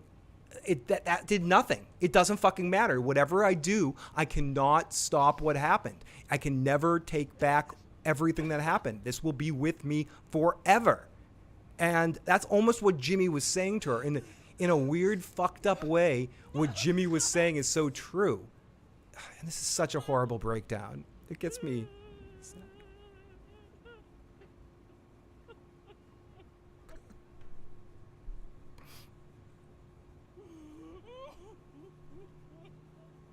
Oh my God. And they leave it off. Vince, for Christ's sake, cut it. Vince, cut the fucking scene, dude. What are you doing to us? Just digging that knife in. Vince, you sick prick. What are you doing to us, you twisted mother? Oh no, don't. Vince, you're horrible. Stop it. This scene is still going. This is like the vomit scene in Team America. It just keeps going. Jesus fucking Christ. So is that the last we see of Kim? Is the last time we see Kim crying like that? Oh my goodness. It's so damn twistedly emotional. And I'm so captivated by it because that's such a real cry. You know, like, again, like the way everyone on the bus is looking, I can't help but get a little misty-eyed when I'm watching that. Oh, fuck. It's bad. She should be crying over that hairdo, says Kiki. I mean, so should I over my hairdo, but that's neither here nor there. The fucking exactly Rick reviews and reacts. The Waterworks. It's real. It's so exactly, and that's what it is. Kim cry. I'm not bothered. Make her cry some more, Phil. John Haymaker. She was faking it. She's a big faker. She's a fakey pants. So that point happened in the episode. I'm like, oh, wow, I'm dead. I'm emotionally dead. What else could they do in this episode? There's 30 minutes left here. There's another half an hour to this episode. What else is going to happen? We're halfway through. And I missed a bunch of your early voicemails here, so let me get back to them before we get through here. And this is area code 651. Yo, what's good? What's good? This is Matt from Minnesota again, and I'm not going to be pessimistic. Don't do like it. last time. I think I know what's going to happen. First of all, this episode was fire, probably the best episode of the season so far. Ray Seahorn 1,000% will win an Emmy for it. I guarantee it. Dude, I hope you're right. And again, I'll play the rest of your message. I hope you're right. I hope she does win it. She deserves it more than almost anyone I've ever seen right now. I'm a huge fan of all the work she's done on the show, and she deserves the payoff for the incredible performance. A year from now, you can look back, and she's going to win an Emmy for this episode. But what's going to happen is he's not going to go to jail, but Kim is, and he's going to have to live with the fact that he sent her to jail. You know, reaping the consequences of his actions and everything he's done, which may be worse than being in jail. Something like that. Yeah. But yeah, this episode was absolutely fire. Seahorn 1,000% Emmy 2023. Yeah, man. I'm with you on that. I hope she gets the payoff she deserves. And I mean, some of the other actors that performed on the show might not get the payoffs that they deserve, in the sense like the Nacho performance was so good, the Lalo performance was so good, they might not get the awards that they deserve.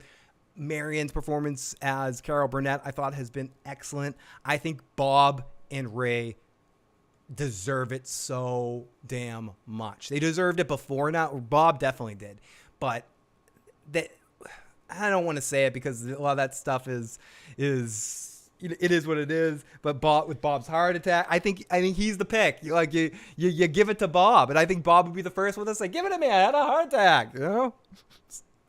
And I'm only saying that because Bob's making jokes about it. He was on, I forget if it was Today or the View, one of those shows where he did a couple of interviews. I recommend them if you haven't watched them, even if you don't like those shows. Bob's hilarious.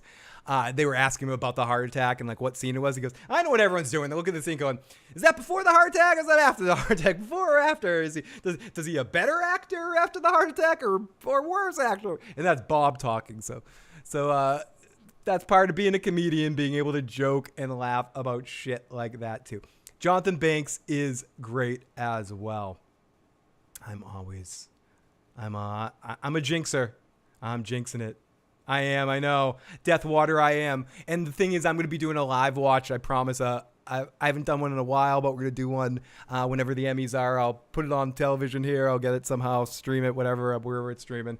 I'll find a way to watch it, and we'll watch it live while I live stream and get drunk and watch it. And if it doesn't win, I'll be throwing shit at my TV by the end. I know, I shouldn't say shit like that, but they deserve it. I should say that. So we get into the second half of our episode, which comes back in on the Gene stuff as he breaks into, just so I don't have to keep saying it, being involved in that myself, and I don't like saying the word too much, but the C survived, the C guy, the cancer guy, breaks into this dude's house. I wish we had a name for him, but we don't. And he looks around. The guy's snoring. He walks past him. He plays a note on the piano and it's the only sound in the entire scene until he starts to get nervous. It's a very cool moment where he hits the note on the piano. He looks at how much loot this guy has in his account. He has $700,000 and some change. He looks around for passwords. He finds passwords. He finds a ledger. The cabbie, Jeff, pulls up. Gene's about to leave, but he stops and he goes back up. He heads upstairs, and we get the scene that Tony and I were talking about on his live stream with the 3 watches and all of that, and the urn. Oh, overhead the albatross hangs motionless across. So it sounds like the beginning of Echoes there for a second. I think that was the same note. And he comes upstairs, and he's after all of this, he's up there, he's robbing the watches, he's looking around for more stuff to steal. He makes himself a drink. He starts drinking, walking around, and he looks out, and he looks over the edge of the balcony thing, and he sees that the guy isn't lying down there anymore. He's gotten up, and the guy got up, and he ran away, and he falls and passes out kind of on the stairs, but he's awake for a little bit. So Saul's trapped, and he can't get out. And Jeff is parked in front of the house and is scared because a cop car pulls behind the cop car. And we get probably one of the best surreal Vince Gilligan kind of weird transitions as we're in the car with Jeff and he's super scared for the cops. Like what are they thinking? He's thinking about what could I possibly do in this situation to distract, because he sees that Saul finally sneaks his way downstairs. And he's looking for an opportunity to get out of the car. But we flash over to the cop car, and we see that the cops don't give a crap about Jeff. They're not even thinking about him. They're just talking about fish tacos and stuff. And Jeff just out of nowhere decides to, and I love how the music kicks in right when we think they're in trouble. And Jeff is like, no, get the hell out of here, guys. But no, the music kicks in, and the soundtrack for this scene really works with it and follows the action exceptionally well. And we'll could flash into these cop cars in a second. The man with cancer had the exact amount of money Walter needed for the original treatment. I love that little piece of information. That's a little Easter egg that's really cool, Elite. I did not figure that out, but a couple people in the chat have said that, and I love that. That's really kind of cool. As Saul sneaks around, I'm a little farther. So 2 times in this episode, I do want to point this out, that there were 2 different times in this episode where Jimmy almost committed serious violence. Right there, he sneaks up on Cancer Guy with the urn, about to kill him or knock him out with it. And he almost chokes out Carol Burnett later. Is that foreshadowing that the end of the whole series could be him finally killing someone to get away? Like was he Batman, break his one rule? No, but doing something like that, finally going way off the deep end? Or does this just 2 signs to show us that Jimmy is willing to kill, he just can't get there? In this moment, would he have knocked this person over the head? That probably wouldn't have killed them, hitting him over the head with an urn, but still, if the guy's knocked out on barbiturates and drunk and all fucked up and then you hit him over the head, very easily could kill him. Let's play a little bit more of this. We're running out of time in this episode, but I'm not going anywhere. We got plenty of voicemails, and you guys can keep calling them in. 781-990-8509. 781-990-8509. As Fernandez T in the live chat said, please hit that like, motherfuckers. Hit it all. Stick with us. Join the fun. Keep subscribed. Keep following so you can tune in next week live after the series finale of Better Call Saul. We have 1 episode left, and I can't wait to watch it and talk about it with you guys. It's going to be a lot of fun. I don't even know if I'm going to do a midweek video because it doesn't even matter at this point. It's just let's strap on in and get going. This might be just hold on for the next episode. I have to decide because all theories out the window at this point. Let's just get to it. It's going to be amazing. Incredible Scamula Bader.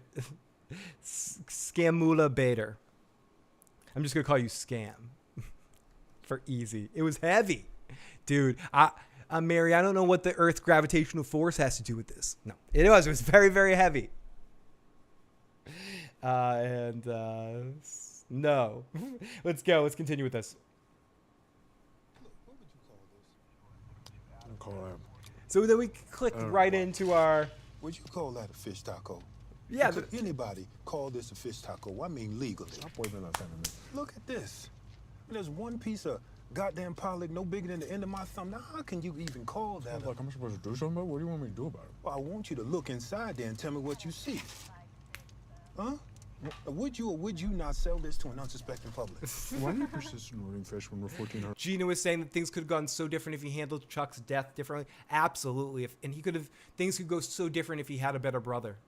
If Chuck was more welcoming of Jimmy instead of off-putting of some of his skills and used some of his skills and enhanced them and helped him make him feel like a good boy. That Jimmy was a good boy. Because it's on the menu, all right?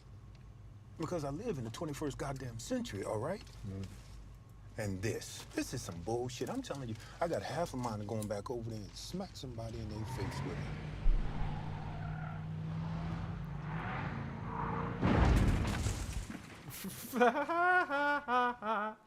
And Jeff just crashes the car. I love this moment.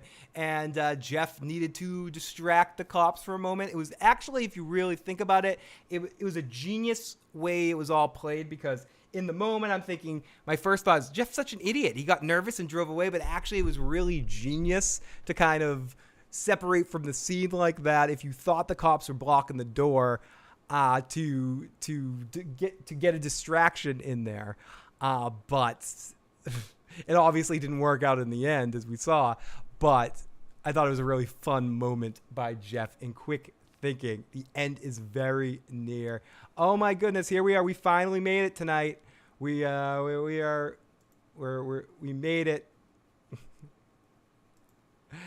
Yes, it was. It was his old car, and that was the preview for the next episode.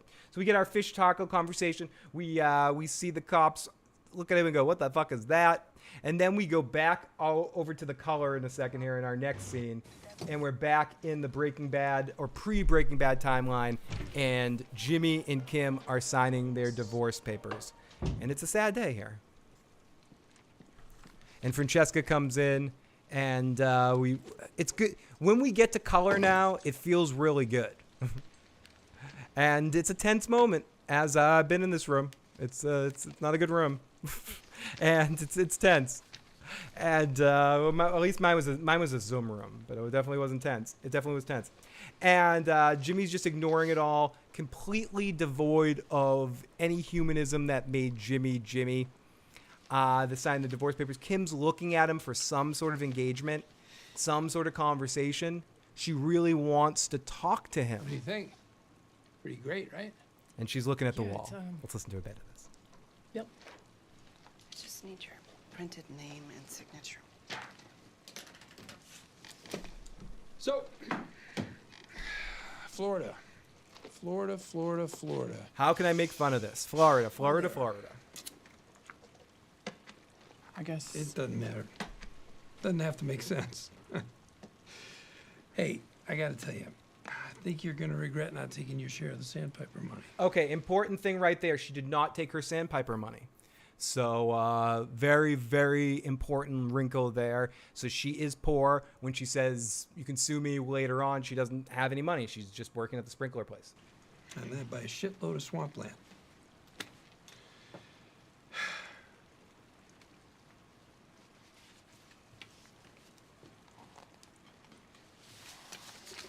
Yep, she did dump his ass, and now she wants conversation. She wants engagement. File these tomorrow. Well, have a nice life, Kim. And he is cold as ice. He wants her to sacrifice. I saw that.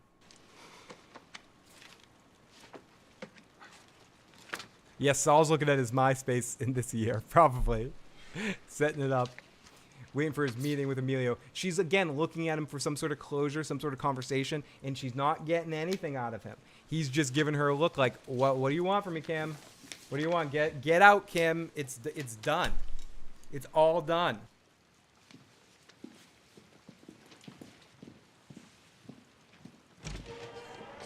Oh, sorry. I muted my mic because I had to take a sip of some Coke. Hey, Sweet Cheeks, who do we got next? Let's make some money. Sweet Cheeks, let's make some money. So we get our Emilio cameo as he walks in, which leads into another big scene in this particular episode. I understand some people that this scene might be whatever for, but this next scene that we get into, I just loved every single minute of it. I love getting to hear Aaron Paul deliver Jesse Pinkman lines again. I felt like it was just a treat. It's one of those things that if we're in this world, why not do these things? Jesse would be here. It makes logical sense within the organic flow of the story that Jesse would be with Emilio in this moment right here. So let's sit back, relax, and listen to some wonderful the wonderful sounds of Jesse Pinkman, because Kim doesn't do a lot of talking in this scene. She lights the butt. I kind of thought that he was going to give her the light, but instead he bums the cigarette from that's what I was saying that earlier too. Jesse was way more Jesse this week. He seemed, even just right from the beginning, the way he looked, the way he sounded, was way more actual Jesse. Hey, yo. Can I bump one of those? Especially that first line. Hey, yo, can I bum one of those? I don't know. I'm over analyzing Jesse dialogue like it's the Zapruder film right now. Back and to the left, back and to the left. But it's his first line of dialogue right there, yo, can I have one of those, is so good. It's like, it's perfect Jesse. It's just, this was like, I felt like I'm a kid staying up late watching TV past my bedtime, and my Nana's not waking up, and she's passed out because she had one too many sips of red wine that night. So she's passed out, and I can watch Carson, and no one's here, and me laugh my ass off at Robin Williams is on Carson that week or some shit. So it's like I feel that kind of feeling seeing Aaron Paul play this part again. Yeah, they made a host. Hey, yo. Hey, bump one of those? Yeah, bitch!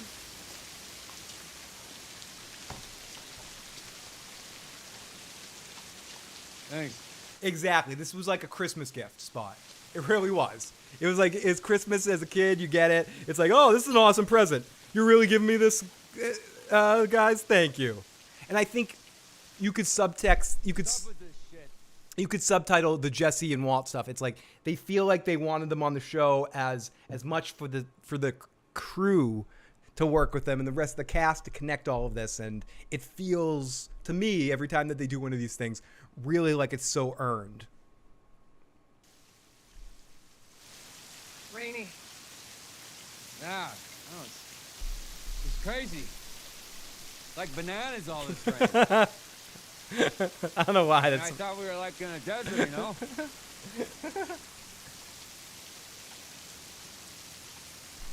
Kim, you can save him. Kim, take him home. He'll be loyal. You're a lawyer, right?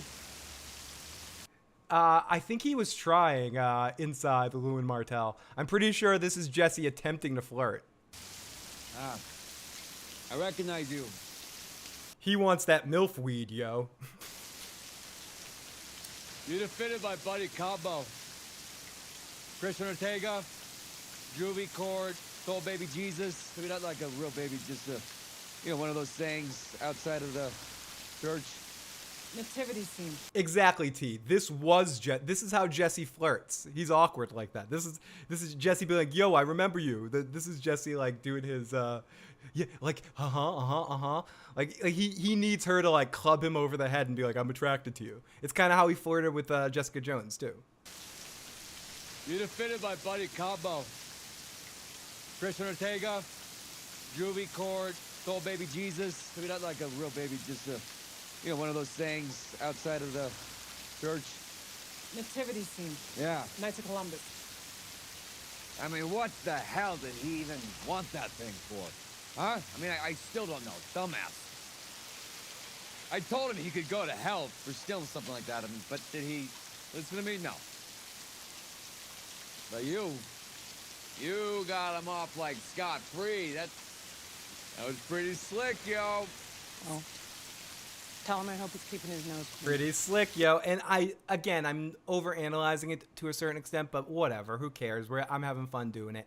His dialogue is so sharp on these Jesse lines, and that's not to say he wasn't engaged in it last week, but he worked much more as a straight man off of Bryan Cranston and played a little bit more of like a stonedy kind of Jesse last week. And here he's more like the uppity young Jesse, and he's killing it. He really is. He's hitting this particular cameo performance out of the ballpark. If the last one in the last episode, I'm talking about not the scene itself, the Brian and Aaron scene as a whole, I'm saying if he was almost there playing Jesse, here he has the character back 100%. I feel like this is Jesse right then. I'm not questioning it. I'm not even thinking about it. I'm not looking him up and down in the sense that I was in the other scene. Maybe it's because it's the second time I've seen him. I just think this works exceptionally well. Yeah. Absolutely. Hey, so you having all this expertise and all, these guys, Goodman, see the real deal? Like lawyer-wise?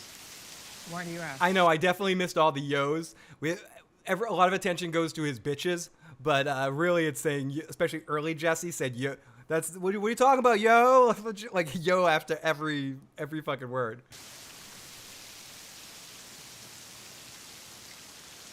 I got a buddy in there who's facing some serious time. I mean, not baby Jesus time, but serious. You know, he needs top shelf legal representation. And I tell him that, right? But, you know, he sees his dude's commercials on TV, and this is where he wants to go. I mean, I tell, yo, Emilio, you know, a funny TV commercial is not a sound basis for, like, you know. Yo. I mean, like, would you go to a doctor to do, like, an operation on you and, like, on, like, your spleen or whatever?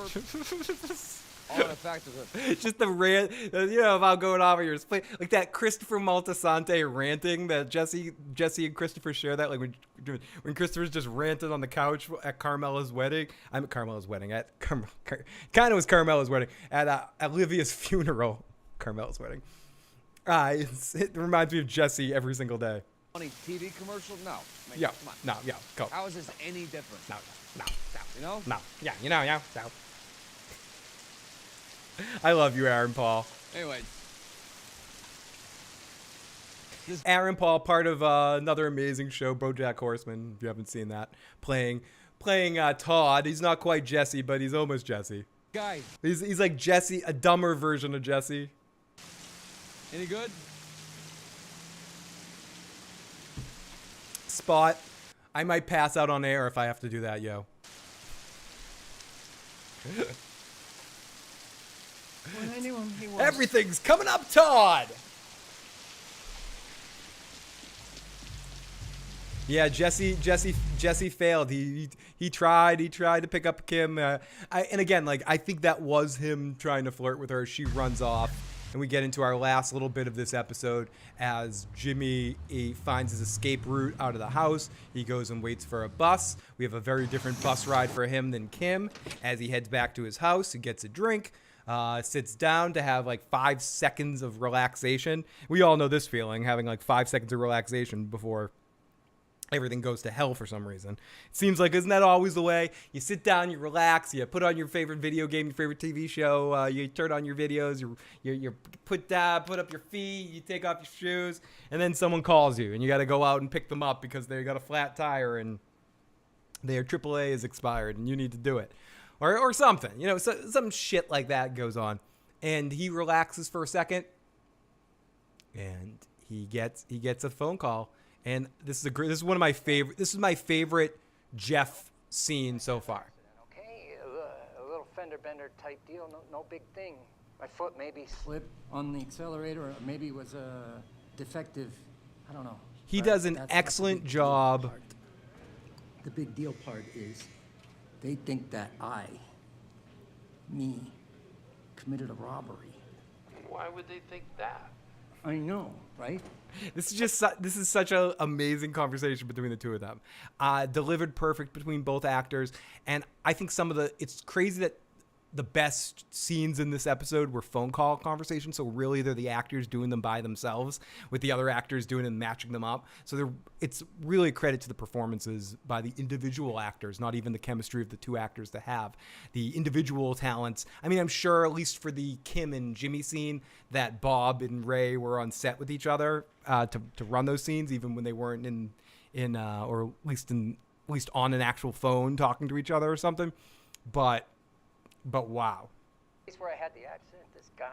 This drunk guy, he comes wandering out of his house and flags down the cops, the police, and says, "Hey, you know, I got robbed." And sure enough, the police. Oh, you're they fucked. Find evidence of like breaking and entering, and stuff is missing, which I did not do. And which I yeah, like that.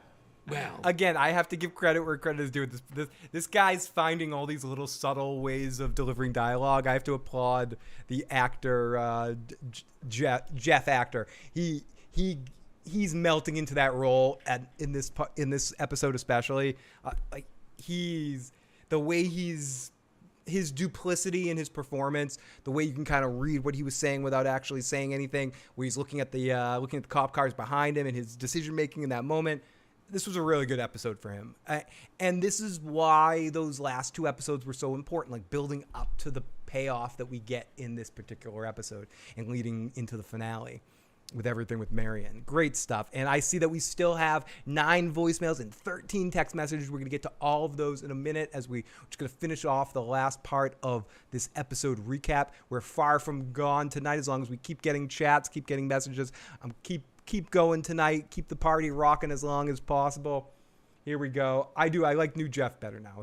Phil, what do you think the Walt scene will be? I think it's going to be one of 2 scenes. I think it's either, and I could be wrong, I mean, whatever. I think it's either going to be something to do with the Brock poisoning, like see a little bit more of the planning of that section of that to show how far Jimmy has gone, and that maybe he was a little bit more a part of the planning of that than we thought. Maybe less so. Maybe we see Walter was more of a bully. Or the other scene that I think we might see is when when Saul and Walter are stuck in the vacuum cleaner salesman's basement there while they're waiting to be placed. And there was a whole couple of, like a week or so that they spent together in that room, and we only saw, let's say, an hour of it, or half an hour, one conversation from it. So they must have had tons of conversations in that time. So that would be another time period where it would be good to kind of pick a moment to go. So I think it's probably going to be one of those 2 scenes, but I could be wrong. And yes, if you haven't, hit that like button. So Jeff keeps talking to him. Obviously barking up the wrong tree. Yeah, no shit, wrong tree, wrong like forest. He almost loses it right there. Bravo, New Jeff. Excellent comedic timing with Bob. You didn't steal anything. Therefore, since there's no evidence whatsoever that you committed any crime, I'd say you got nothing to worry about. So what happens next? Breathe deep and sit tight. I'll have you out by lunchtime. You're coming down here yourself? So again, the cockiness of Saul here is he tells him he's going to get him out. Anytime he's going to get Marion to get him out. And he calls Marion real late. Do you know what time it is? And she's immediately suspicious. Excellent performance by Oh God, that boy. By He's gonna put me Carol in my Burnett. grave. Marion. Oh, sorry. It's a mistake. Look at just the look on her face. I'm going to turn down the audio for a second just so I can talk. She's just so good in this role, and you don't see her in her career, which is a huge, long career, doing too much drama. And when she does it, it matters, and she pulls it off. And she pulls this off. What could have just been a simple cameo or an easy performance, she pulls off weight. Urinating in some place he shouldn't have, and me on the telephone for hours, long distance, trying to find him one of those bailout places. I maxed out my Discover card, and I'm still paying for that one. Well, money's not going to be a problem because I'm going to help you with that. No, Gene, I can't let you do that. No. Sure you can. Thank you, Ian. Jeff will pay me back. And you don't have to worry about a bondsman either, because guess what? In Omaha, they don't have them, right? You just walk into the station, you pay a straight cash bail. It's not like Albuquerque at all. Stop, you fucking drunk idiot. And this is what I mean when he's just asking for it. And I got a picture. I got Dad right here too. Hi, Dad. This is so moronic. In a series of dumbass decisions, he continues to make stupid decision after stupid decision after stupid decision. And it's a shame because he could have stayed hidden forever if he really wanted to, but he's determined to fuck himself over here. He totally underestimates her, and she is suspicious right from this point. She's going to look his ass up. He's too curious. Marion, you still there? Too much knowledge. He shouldn't. What? Exactly. He shouldn't have brought up about Albuquerque. Why did Jeff call you instead of me? Exactly. Someone just said that in the live chat. He should not have brought up about Albuquerque. That's the mistake. It made her think, well, how do you know about Albuquerque? Are you one of the people that worked with him? You seem buddy-buddy with him all of a sudden. Did you show up? It all starts putting the pieces together. When you're someone as smart as it's been established that Marion is, or the character can play, it's It's stupid. It's just such a stupid mistake. Just like drinking in some dude that you're robbing's house like that. You're asking to get caught, or you're asking that where you're at, the risk that you're taking isn't a big enough risk for you. You need to feel something. Pride's a bitch. Oh, holy shit. Another super chat donation. You guys with these super chats are amazing. I cannot tell you how incredibly appreciated and needed they are right now for me. So thank you so much. Never expected, but more appreciated than ever, especially in my current situation. So thank you so much for the super chats. Gene is exactly. He's too restless, but that's what you get when you. That's what you get when you eat too much candy. You get in. It's like the Oompa Loompa song, but he's pushed himself too far to that point right now. Right?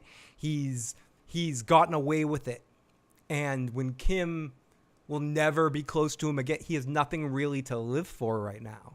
And he's thinking about eternity, essentially, or, the next 20 years of his life living in this obscurity out here in Omaha. And even like the inner beast is just ripping out of him. Thank you so much for these super chats. So let's listen to a little bit more of this. Well, I think he was scared at how you'd take it. Only five more minutes left in this episode about. Honestly, I was going to pay the bail myself, but I think it should be not in this podcast. I'm still going to be on for a while. So make sure you stick around. Family member. I think that'd be best. I'll tell you what. I'm going to take a shower, get dressed, and you do the same. I'll swing by and pick you up. We'll get this whole thing squared away. Now, I just paused this for a second because look at that. That's just an excellent, she doesn't have to say it.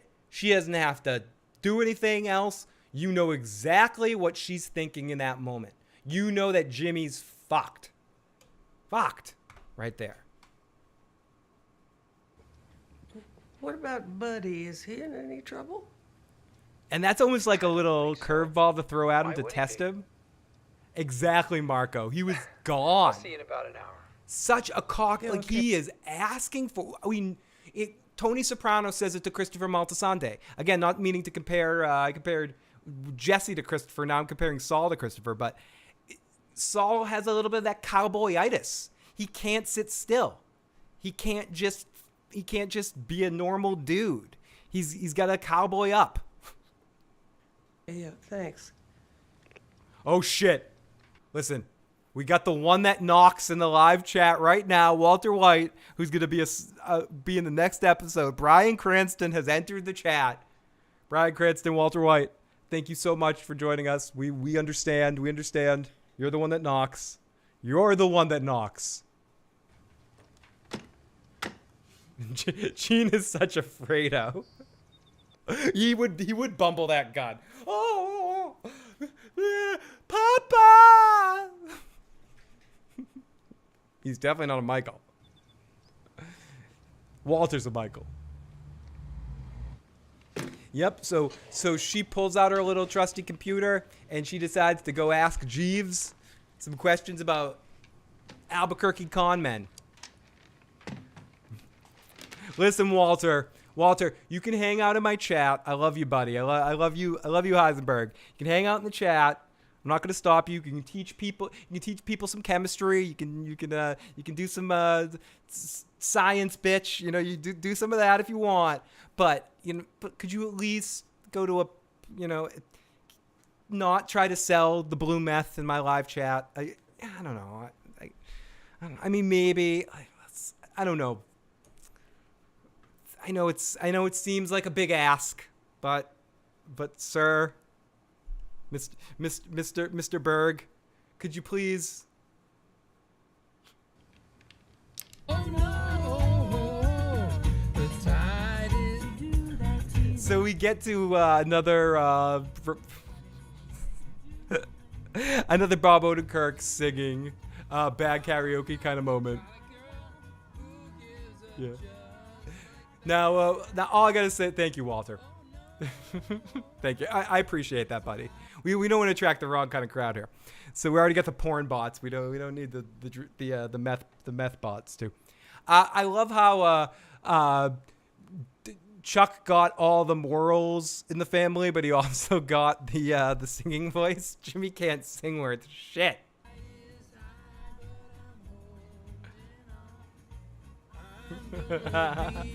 Matt Smith is testing Heisenberg. Listen, you don't make the teacher work. He's here for recreation. Let's let Walter just hang out and have a good time, guys. Come on. Who gives up? Marion! So he knocks on the door. He gets to Marion's house, and in fairness, the way Marianne plays this, she plays this strong in a sense to like play it cold, and let's not miss a beat of this because this is done really well. Let's watch all of this. You know what? I don't want to slow things down. I think maybe you ought to go without me.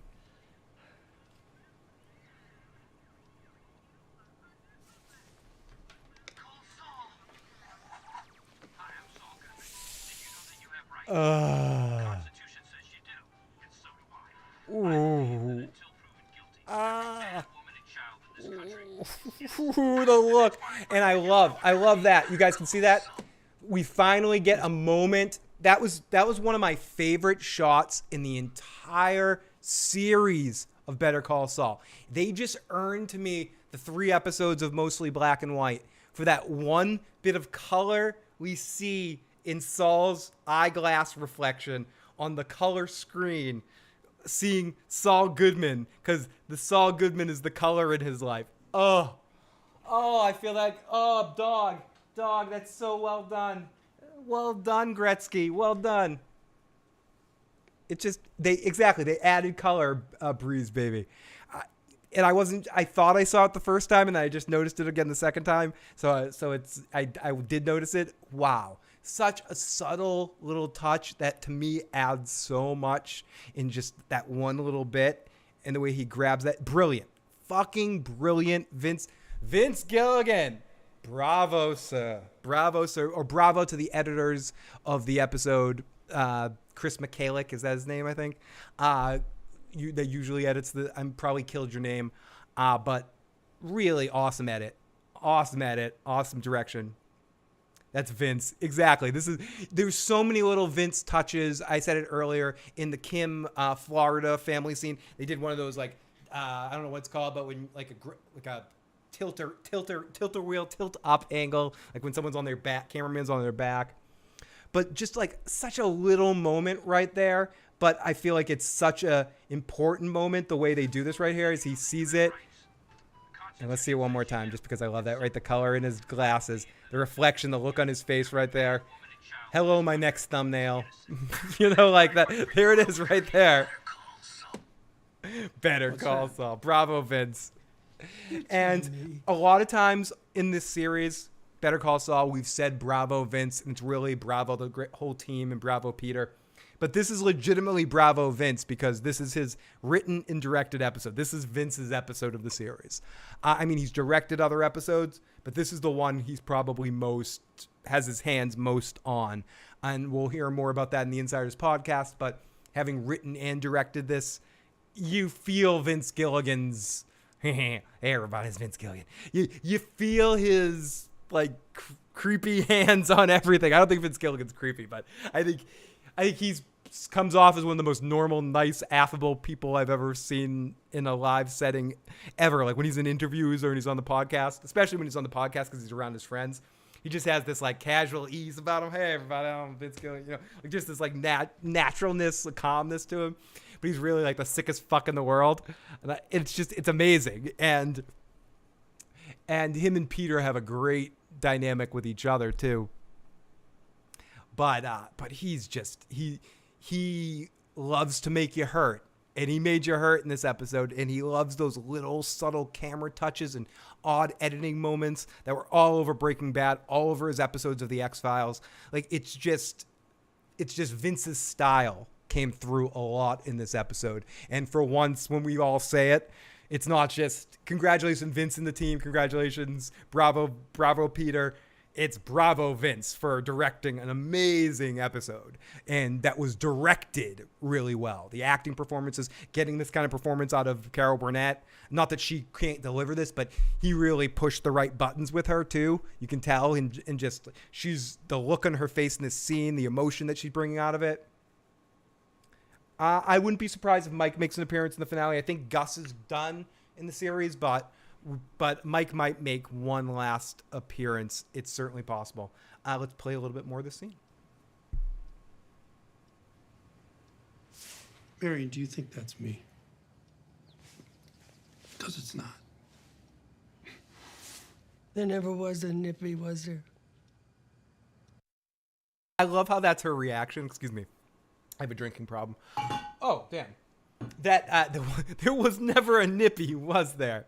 And I also love how you gotta respect liars that when you get them dead to rights, they still try to double down on their lie. Do you really think that's me? You think that person that looks exactly like me is me? You think it's in the scene with Superman and Lois in the first Superman movie? Tell me. Oh no, it's in the second Superman movie. When he's like, just taking off the glasses. You're telling me you're not Superman? It's just like that simple. Like, no, it's not me. I swear I'm not Clark Kent. I swear I'm not Clark Kent. Justice for Nippy. Marion, do you think that's me? I mean, Serpentine.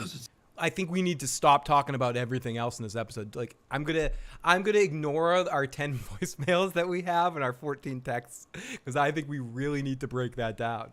And it was one of the best parts of the episode, actually. But we gotta talk about fish tacos and mayonnaise. I think that in an alternate universe, that would have been a hilarious promo teaser photo. You know, every episode has the teaser. This one was Kim's work to kind of just disclose a couple hours before the episode airs that Kim's there. And I want to talk about that for 1 second before we get back into this. This season has also done something that I fucking embrace. A lot of shows are really dependent on the shock factor. What's going to happen is going to be shocking. Better Call Saul definitely has its shocking moments, but in some moments, it calls its goddamn shot. The Howard moment was legitimately shocking. The Nacho death, they basically called it. They basically told you Nacho's dying in this episode. There was no other outcome, and then they pulled it off, and it was awesome. They told us Walter and Jesse are coming, and it's just as good. Yes, would I have liked to be maybe surprised by it? Yeah, that would have been cool, but I would have been even more distracted in some ways. I think the fact that I knew it was coming made me just appreciate why are they going to do it. And in the preview for this episode, or the preview image that they released for this episode, you just tell us right away, yeah, Kim is coming in this episode, instead of like wondering about it at all, and still pulling it off in an amazing, incredible Emmy award-winning episode. And I'm saying it because it's good. It should. But I'll rephrase, a all-timer kind of season of a television show in season 6 of Better Call Saul. Whether part A, part B, both parts. They are just calling their shot, like like pointing out, I'm gonna hit it out of the ballpark right here, and then they just do it. And some part of me really appreciates that they've been able to do that. So I want to really watch this scene right here. And let's see. Was he going to kill her? There never was a Nippy, was there? I love that line. The look back and forth between the two of them. Oh, he didn't tell me anything. Ask Jeeves told me. I typed in con man in Albuquerque. And up you popped, big as day. Oof.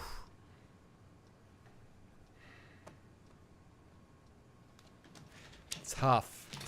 She just. What are you doing, Marion? I'm gonna play the rest of this scene in a second, because this just gets so tense. I'm intensified by it. Carol Burnett is just digging in on this dialogue. Wow. It's even stronger on this second watch for me right now. They gave her some great lines of dialogue to do, and she dug in bravo to her. Bravo to Vince for getting this excellent performance out of her. And again, all credit to the actor, but it's the synergy between actor and director is what gives exceptional performances. Some actors are completely self-motivated, but I truly believe in the connection between an actor and a director. And Vince is definitely an actor's kind of director with working with them, setting up shots and setting up emotions and stuff. So getting this kind of performance out of all the directors that have worked with her so far in the previous episodes that she's been a part of, yes, it's a credit to the script and where they are in the story plotting of what's happening next in the story, but Vince got something special out of her. This performance that she's delivering is special. She's balancing off this back and forth with Bob. She's throwing back every serve that Bob is putting up. She's slamming back. Oh, this is so great. And it gets even better. Here, let me help you with that. Listen, I think we're losing sight of the bigger picture here, okay? Jeff is in trouble, and I want to help him. Danger, He and I danger, sure could use danger. your support here. What'd you get my son into? Nothing that he didn't ask for. Now, listen, I'm still the good friend you thought I was, okay? Jeff understands me. Are you? Buddy understands me. Are you a friend? And you will, too. Just, you have to, keep things on an even keel. All right? What have you got there? Put that down. Help, I've fallen and I can't get up. Don't push the button. Put it down. Do not do it, Marion. Final warning. Final warning, you should already have choked her out, Saul.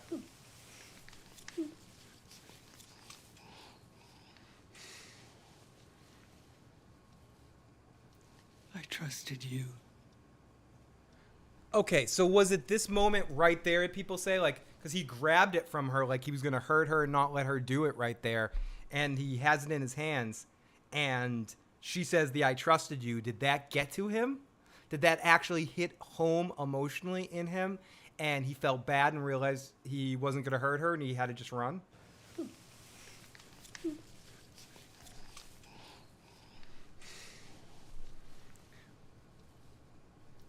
I trusted you.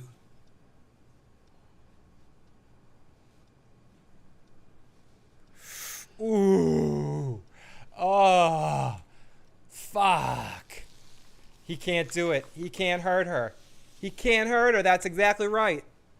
He was totally about to kill her.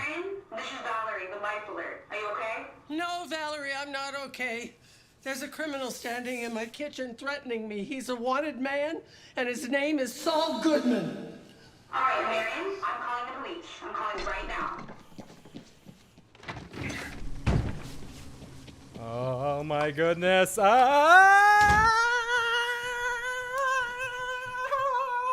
fuck. Fuckity. Fuck. Fuck. Oh my fucking Lord. What a way to end the episode off. What an incredible episode of television. What an incredible season of television. Better Call Saul is killing it. This is one of the greatest rides I've been on since the Breaking Bad ride. There's been other amazing television rides that I've been on, but nothing is matching the intensification of my experience that Vince and Peter and their whole team bring. Fucking fuck. And we got a super chat donation from the amazing Hans tonight. Thank you, Hans. He's officially on the run at the end, only he has the straight cash bail money he bought to Marion's house. He doesn't have the time to go back. He doesn't have time. Does he have time to go get his diamonds, go get his package, go get his bag? I don't know. I guess he has a little time because he's not as afraid of the local authorities. He's more afraid of the feds getting into town. Gotta cook, bitch. Such an amazing episode of television. Holy shit. And we still have almost 500 people watching live right now. If you haven't, please hit that like button. We're here for 2.5 hours here. have almost 500 people watching. It's so awesome to have you guys here tonight joining us and joining every week after these episodes air. We got one more crazy party next week. Let's make it the biggest of all. It's going to be so much fun. And then please stick with me after the season airs too for other shows. Got a whole bunch of other shows we're going to be talking about over the course of the next year over here, and more Better Call Saul and Breaking Bad stuff. Maybe rewatches, and hopefully whatever Vince's next show is, I'm going to be recapping and talking about too. So make sure you subscribe to stick around for all the fun moving forward. So, okay, blah, blah, blah, blah, blah. Let's continue. Now let's get to some of our text messages because I've been ignoring the text line tonight. But now we're going to get to our voicemails in text section of the show. I don't have music for that. Do we have some music for that? Phil, can you play me pick a song to play to get into that kind of part of the night? Let's do this one. Do it. Here we go. So it's good time to get into some voicemails and texts.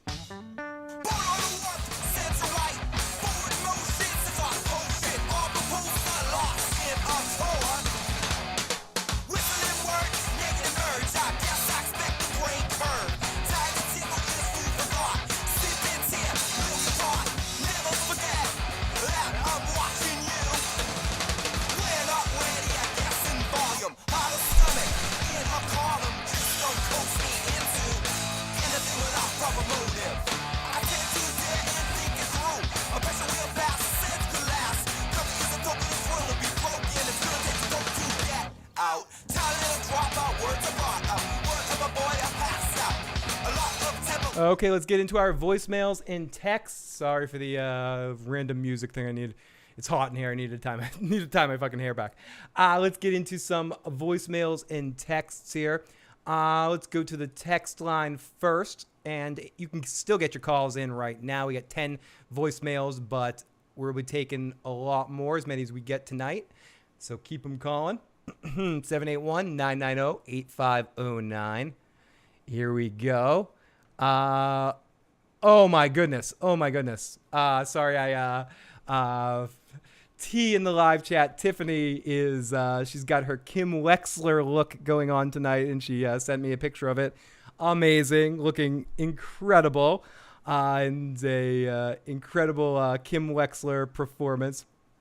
I worked hard on this ponytail. I imagine having hair, which I do, and making it look like Kim's. Oh, how do you not gonna mention my Kim shirt? I am. I'm mentioning it right now.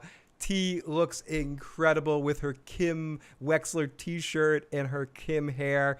Lucky enough to send me a picture as incredible Kim Wexler look going on tonight as I start to sweat. The phone number UD Reviews is 781-990-8509. 781-990-8509. Making me blush over here. Okay, this is my own private domicile. I will not be harassed, bitch. Holy shit, we got Jesse Pinkman in the live chat. Oh my goodness, this is an exciting moment for me. We got the Pinkman himself. He's on loan from Westworld to hang out with us tonight. Mr. Pinkman, you are incredible. It's amazing. Great to see you. If I think I could show. I don't. It's up to T if she wants me to. I can show her Kim Wexler look. I can get it on my phone and check it out. But up to T. She has to give me the thumbs up for that. So let's continue here with our voicemails. Area code 909. Bro, did anyone else think I totally thought he was going to strangle her. Strangle. I thought it was happening. 100%. Also, do you think Howard's ex-wife will try to do something with Kim like he told her? I don't think so. I think that she's just going to give it up, and she's not going to actually file a civil suit against Kim. She's going to realize that it's going to be more money than she's actually going to get from Kim. And let's go. So Pete's La Music says, when Carol Burnett was holding up her Life Alert necklace, it looked like someone holding up a crucifix to a vampire. Very true. That's kind of what it did look like. Oh, I am too. I am too. To your next message. The night is young. Okay, so let's continue. Area code 646. Gene sure now regrets introducing the internet to Marion. Maybe Saul will go to Mexico. I don't know what he's going to do, especially if he can't get a hold of the vacuum cleaner guy. If something goes wrong in that situation, I couldn't imagine the direction it would go. Better call Kim with the brunette Kim Wexler. Area code 256. Do we know how long the finale would be? I think I saw somewhere that it was 100 minutes long. I don't know that for a fact, but I'm pretty sure I saw somewhere that that somebody said it was 100 minutes long. I think that's what someone checked the DVR or something on something, and I thought that, and let's go. I think it's it's definitely gonna be a long episode. I think it's gonna be the longest of them all, and we'll see. Phil, we got SMJ. Do you think Saul scene mirrored Walter's White scene with his mother and son in the last of Breaking Bad? A little bit, yes. I think the phone scene definitely reflected that on some level and had some comparative tissue to his to Walter calling Skylar, except for the fact that I think Walter was doing that for Skylar's benefit in some weird way, where Walter was not. Dun dun dun dun dun dun dun dun dun dun dun dun. Let me zip my lip before I say something I shouldn't. Let's see. 978. We got a local motherfucker in here. Hey, Phil, much love. Great all-around episode tonight. As I think about it myself, I'm 100% rooting for Gene to somehow escape or get away from jail or death. Man, Phil, I'm not sorry to say I want Gene to win. How many people in the live chat feel that way? Do you still want Gene to win? Do you want Gene to Do you want Gene to find a way to escape, to get in contact with the vacuum cleaner salesman again, go hang out with Jesse in Alaska and have a good time in a party going on there? How many people want? Raise your hand. Give me the thumbs up. Do you want Saul to survive all of this? Do you want him to get away with it? Are you still on Jimmy's side? Oh, the adult dating sites. They have an answer. Do you have an answer? I think you do. And I got it. It's hide this user on the channel. Bye. Thank you. Thank you, guys. You know we're doing good when the porn bots. And like I said this before, I'm not porn bots. I know you watch the show too. Everyone's watching Better Call Saul now, even the porn bots. So if you guys want to comment, you got to comment, but don't spam the same thing over and over again. Just be selective. And as Tony said too, I also don't want to take away anyone that wants to use your services. So, but could you stop the spamming? Just one at a time. I won't block that shit. Spam bots, you can watch Better Call Saul too. 978. I love you, 978. Okay. Dun dun. I'm gonna stop right now. 803. We've got, hey Phil, gonna miss these chats. Love you. So do you think it was pretty a smart move for Dopey Jeff, or he had created a distraction with the cops? Ever seen? It's a hard situation. I don't think I want to 100% blame Jeff in that moment. I would have been freaking out too if the cops are behind me. But realistically speaking, he created more problems by doing this. But it's Gene's fault for working with an amateur like him. I'm going to miss these chats too. As I've said before, this is one of the few shows on this channel that I've talked about since the very first episode of it. And actually, even before, I think I talked about it during the last season of Breaking Bad. I think it was announced. So I believe I talked about this even before that. So I've been excited about this show for a long time, and this has been so much a part of what I love talking about for TV. So I'm going to miss these chats a lot too, but I'm going to keep doing them on some other shows, and I hope some of you guys, it matches up with the shows that you're watching. Excuse me. The shows that you're watching. As I'm getting choked up.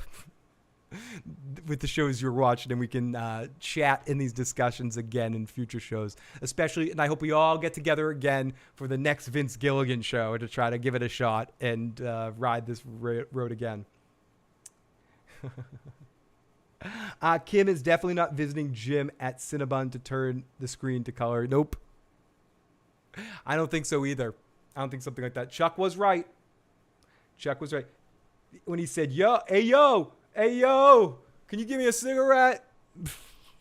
I love that moment too. 978 again. Adding Carol Burnett to the show gives it a legendary send-off. The Jesse Kim meetup gave me goosebumps. We got another 978er. Love my massholes. It really was. It was a emotional moment in the sense of feeling that like you're watching something that seems a little, naughty. You're watching the two casts together. You're watching two of the number two on each show together interacting. And it was really cool. Thank you to the show for giving us that moment. I thought it was really amazing. And I don't care how much chicanery this show uses to try to show us one thing or show us another thing. I think what's truly happening is very, very obvious with this Kim and Jesse meetup. It's delivering truly what we want. Sorry, that was a bad use disco ball. I found myself in a hole. I was like, I used it, but I don't know where I'm going with this. Ding, ding, ding, ding, ding. Never change, Phil. You're awesome. Love your vibe. I followed another channel from day one or something like that. He was fun. Now it's only negative shit.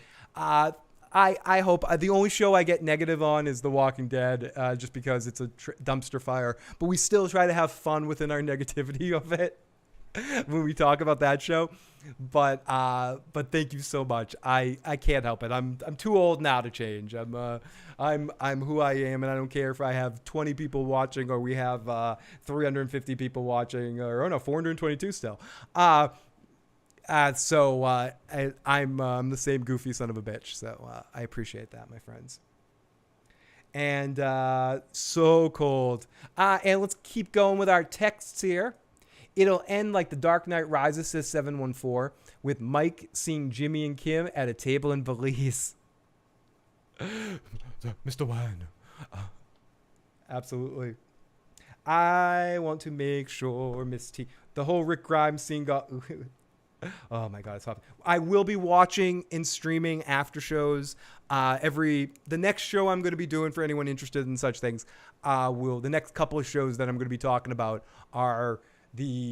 just because I don't even like it, but I'll be talking about the final season of The Walking Dead, the final 4 episodes of it. I'll be talking about House of Dragon for at least the beginning of it to see how it goes, see how we're feeling it, because I'll be doing that with my co-host Joe.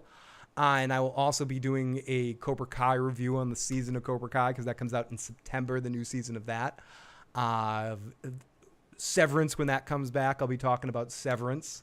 I know some people, when The Last of Us airs finally on HBO, Joe and I will be talking about The Last of Us. What other shows we'll be talking about? A lot. I'll be talking about From when that comes back on Epix. That's not it. Final season of Stranger Things, I think I might do recaps of those, or do a full live watch of the final episodes.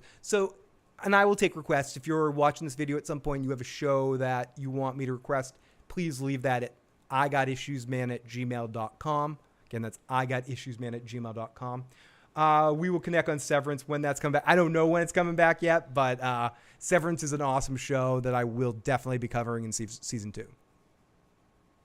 But I also want to find a show that airs every week. Like the streaming shows are great, but there's something about doing this with a show that airs at a certain time and is over, and then we all come here afterwards.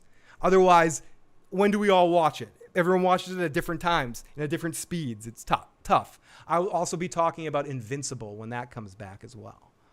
So I do hope to find some show that airs at a certain time of day so we can do post-show recaps and stuff. But Jay is requesting Young Justice as well. That's definitely on the list of shows I want to talk about as well. I might do a whole video on successors to Batman the Animated Series. Kim is not going to jail. It will be Saul, says 631. 608 says, hey, Phil, Corey from Wisconsin. Amazing episode. Did you catch Kim still covering for Saul even when she went through the confession with Howard's? If my husband is still alive, even though she knows he is. Absolutely, because Kim, even to the end, even through thick and thin, horrible situations, is ride or die. She truly cares about him. And even though she can't be around him, she cares. 1 second.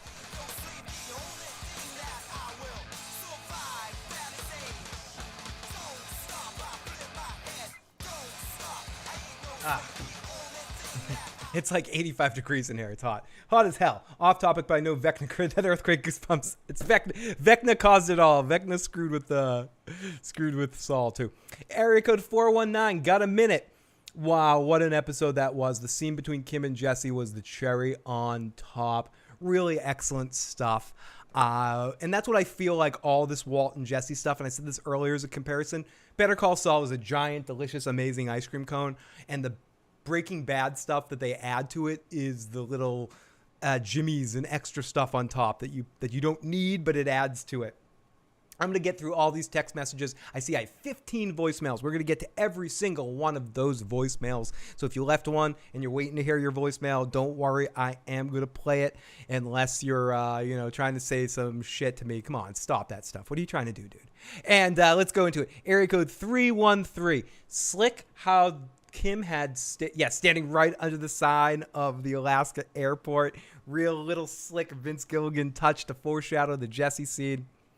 And my last test was, area code 313 said, I think the cops are pulling up behind Jeff as he's randomly parked waiting to go back to Gene. Said that last week. So that was pretty accurate. Got to give 313 his flowers for being accurate in this situation.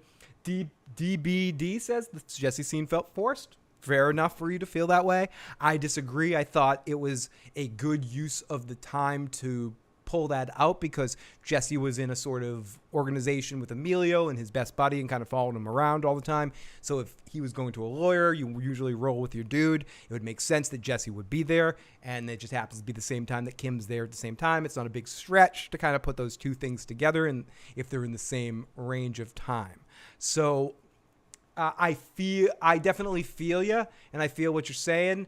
And I'm not gonna shut you down saying it, like I appreciate the alternative perspectives, and I think most Better Call Saul fans do, and we want to understand why you thought that way. I think Better Call Saul fanboys are some of the best ever because we're gonna hear, you didn't like it, oh cool, let us know. They're like, are you angry? We didn't like it? No, I don't care. You don't like it. That's fine. Whatever. Just I'd love to hear why. It's cool to hear why people feel differently than you do about stuff. I think that's part of what's awesome debating and talking about art and music and stuff. It's because it's not really serious. So it's so fun to go back and forth intensely with people about it because it's for fun. It's all for fun. It's all, and that's why you can be so passionate about it, and it doesn't have as much weight to it. And it does have weight because it has meaning and shows have meaning, but you know what I mean? Like, there's so much, like, you be arguing about personal stuff in your real life or deeper, more hardcore issues that people have. But television and movies and having discussions, some people feel stuff. No, so you didn't feel it. It's all, cool. I hope you're enjoying my live chat and this stupid fucking discussion. Stick around. Give me a like, motherfucker. That's all I care about. It's a good time. Hang out and join the party. We're partying here. We're not sitting around sniffing each other's farts here. We're having a party. Speaking to the mic, bitch. Thank you, Jesse. If they would we were going to do the Jon Snow sequel series with Jesse in Alaska. 704. Such a great episode. Was not expecting that to happen. I thought Gene was going to tie up Marion. I thought he was going to tie her up or kill her. Initially, my first thought is he's going to choke her out. 909 says, who's going to bail Jeffy out at this point? I don't know who's going to bail Jeffy out at this point. It's a good question. Marion, I would guess, maybe. Because Saul's on the run, so she knows he's in jail. So she's going to go after him, and he's not really responsible. She's going to blame this all on Saul. Excuse me. Also, I don't think she's going to do that thing with Kim. Area code 209, Saul is going to go out like Thelma and Louise. I said that a little bit earlier. I could totally see Saul having the Thelma and Louise ending. I think with Tony's prediction about suicide is looking better and better. I could see him going out on his own terms instead of being taken by the cops. I hope we see one last scam in the last episode. We got a text message in our last text message for right now, and then we're going to get to our voicemails as we got 16 voicemails to get through. I'm not going anywhere. Keep the voicemails coming. Keep the chats coming. Keep super chats coming. Keep the conversation pushing. Keep it all going, and I'm keep this going for as long as we can here and get through all of our voicemails tonight.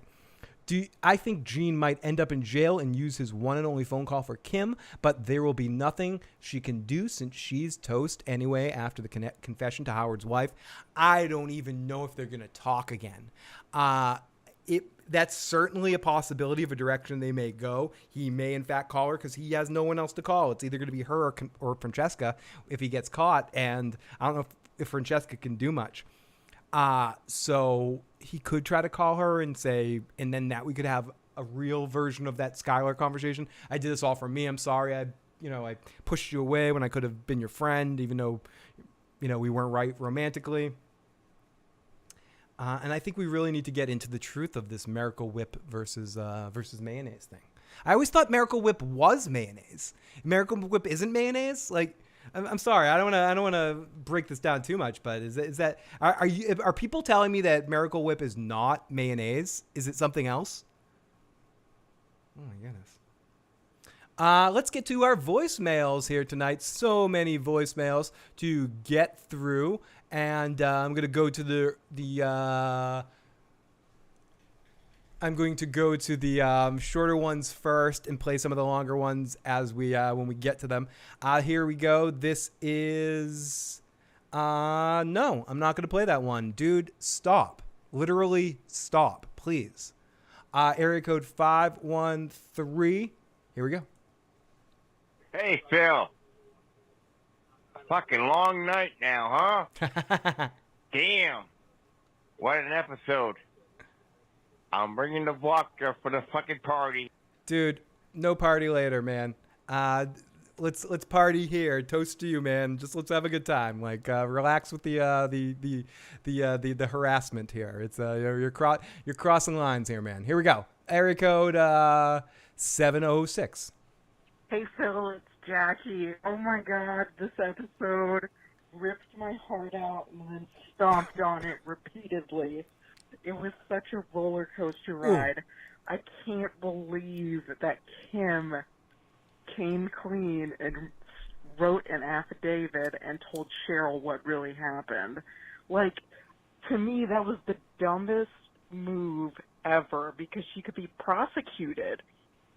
And it's on par with Jimmy making those stupid decisions to go back to scamming people, yeah, you know? And how he's scamming people.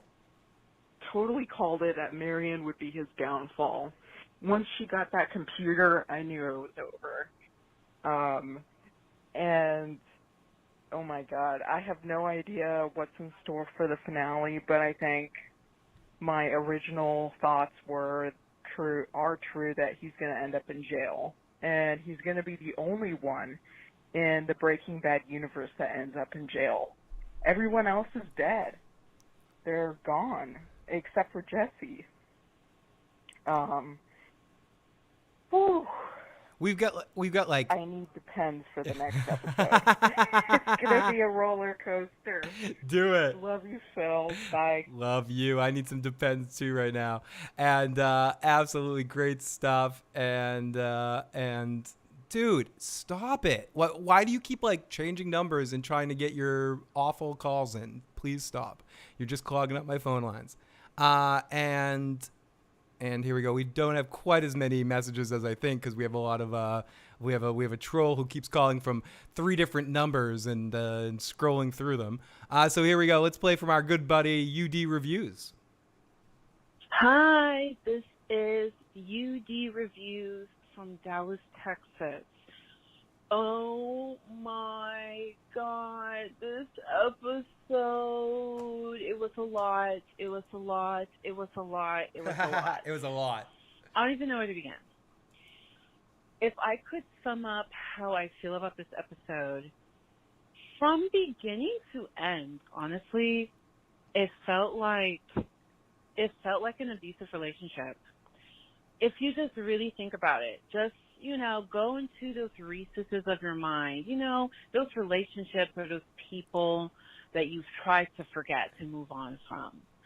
And remember how it felt, how there were moments where you were like Kim in the beginning, where you weren't really yourself.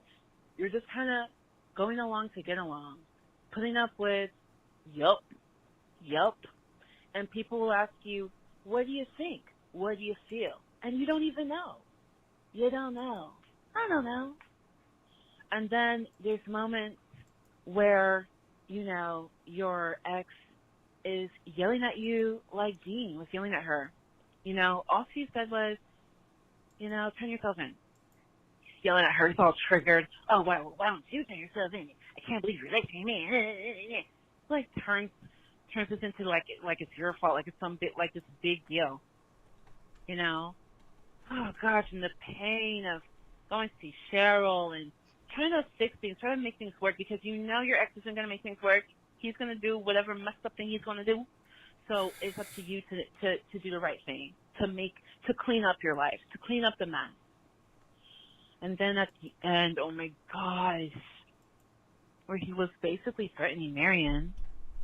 It's so scary. It's like, I don't even know what you're capable of right now, Gene. Yeah. I don't even know you. You're not the man that we fell in love with. Yeah, and I'm going to play the rest of your message, but that's 100% true. And I think that's what we've seen in these last two episodes with him Breaking Bad and seeing this Gene person that is similar to in the final season of The Sopranos, when everyone just likes Tony so much that David Chase can't handle it. I think in some ways they're making us, or Jimmy's becoming such a detestable kind of person in the Gene timeline. Jimmy McGill is gone. The sweet Jimmy, the one that Chuck was always jealous of, that everybody loved him and liked him, that Jimmy's gone. And now we have this Gene guy who, looked like he wanted to choke us out by the end. Oh, my God. I went through an emotional roller coaster. It felt like I was in a toxic relationship. And it's all going to be over next week. I can't even imagine what's going to happen, but I'm still processing this, and I have to share. Thanks for taking my call. Let me know your thoughts, and hopefully I'll see you next week. Bye. UD Reviews will be doing a big stream next week before the show, so make sure you check that out, depending on what time I get home from work, because I've been working before the shows. It's tough for me to always make it, but if I'm able to jump in and join in, I will. If not, I look forward to hearing your voice after the show and checking that out. But thank you so much for calling in and all the support and awesomeness this season. Let's go back early on in the evening and get some of our early voicemails that we might have missed. This one's a quick one. Let's see. Oh, I think that was the sound of Howard Hamlin and the wall rotting. Let's play this one. Some of our longer messages we might play bits and pieces of instead of the whole message.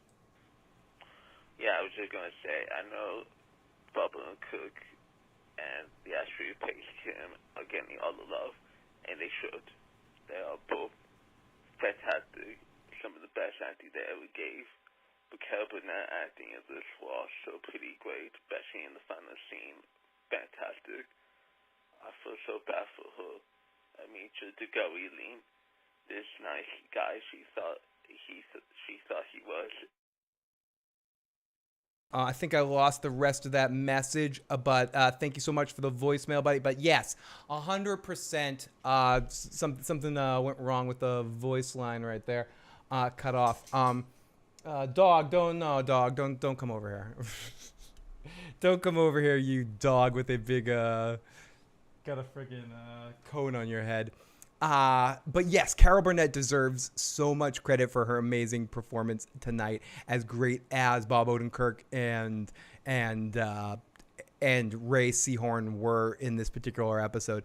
I think to sleep on the performance that Carol Burnett gave and how she sort of built up a character that was so much a kind of like a whatever, like comedic side character of some sort, and then ultimately became a lot more important later on some level.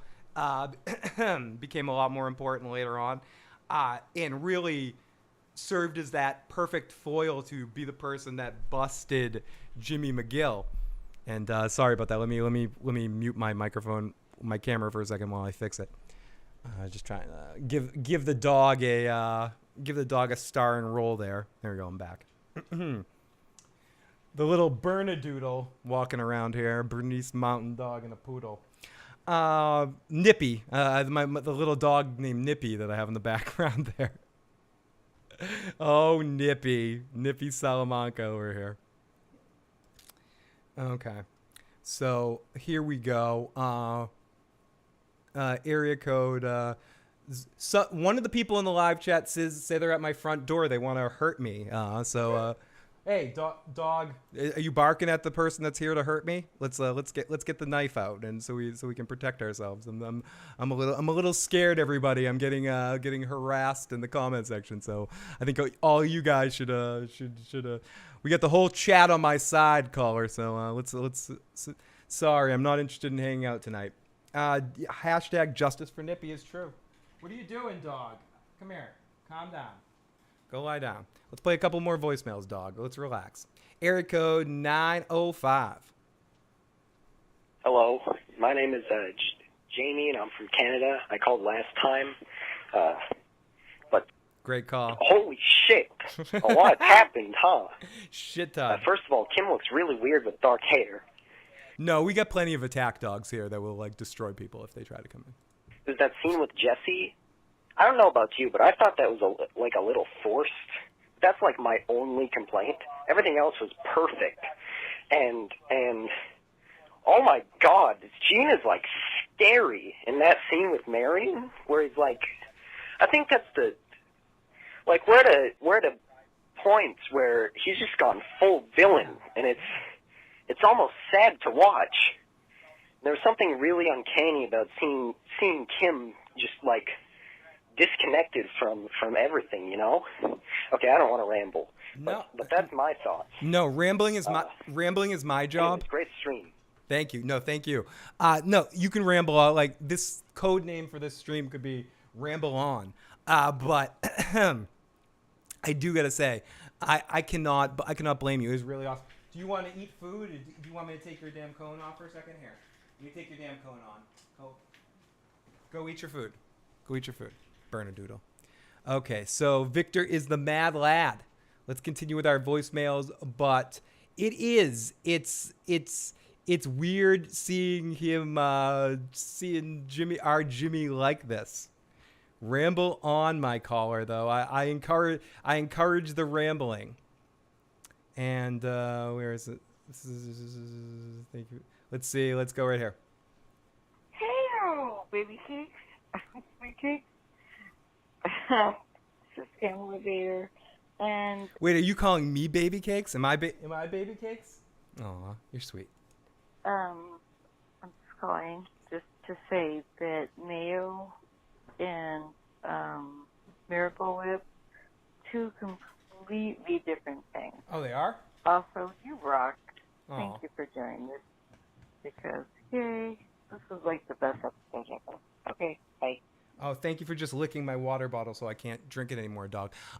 Yes, it's really so much fun to be able to talk about this episode with you awesome people afterwards. Thank you for calling in, and thank you to all of you guys to join in the conversation. It makes it all the better being able to rip it out here tonight and chat with all of you wonderful folks here at the we're at the 3-hour point, and I'm not slowing down anytime soon tonight. We're keeping this going, keeping this party going. Let's do more. Let's go more. We still got 11 voicemails and 2 more texts, and I got the voicemail line open all night. The only thing I gotta worry about is this damn dog. Go lie down, damn dog.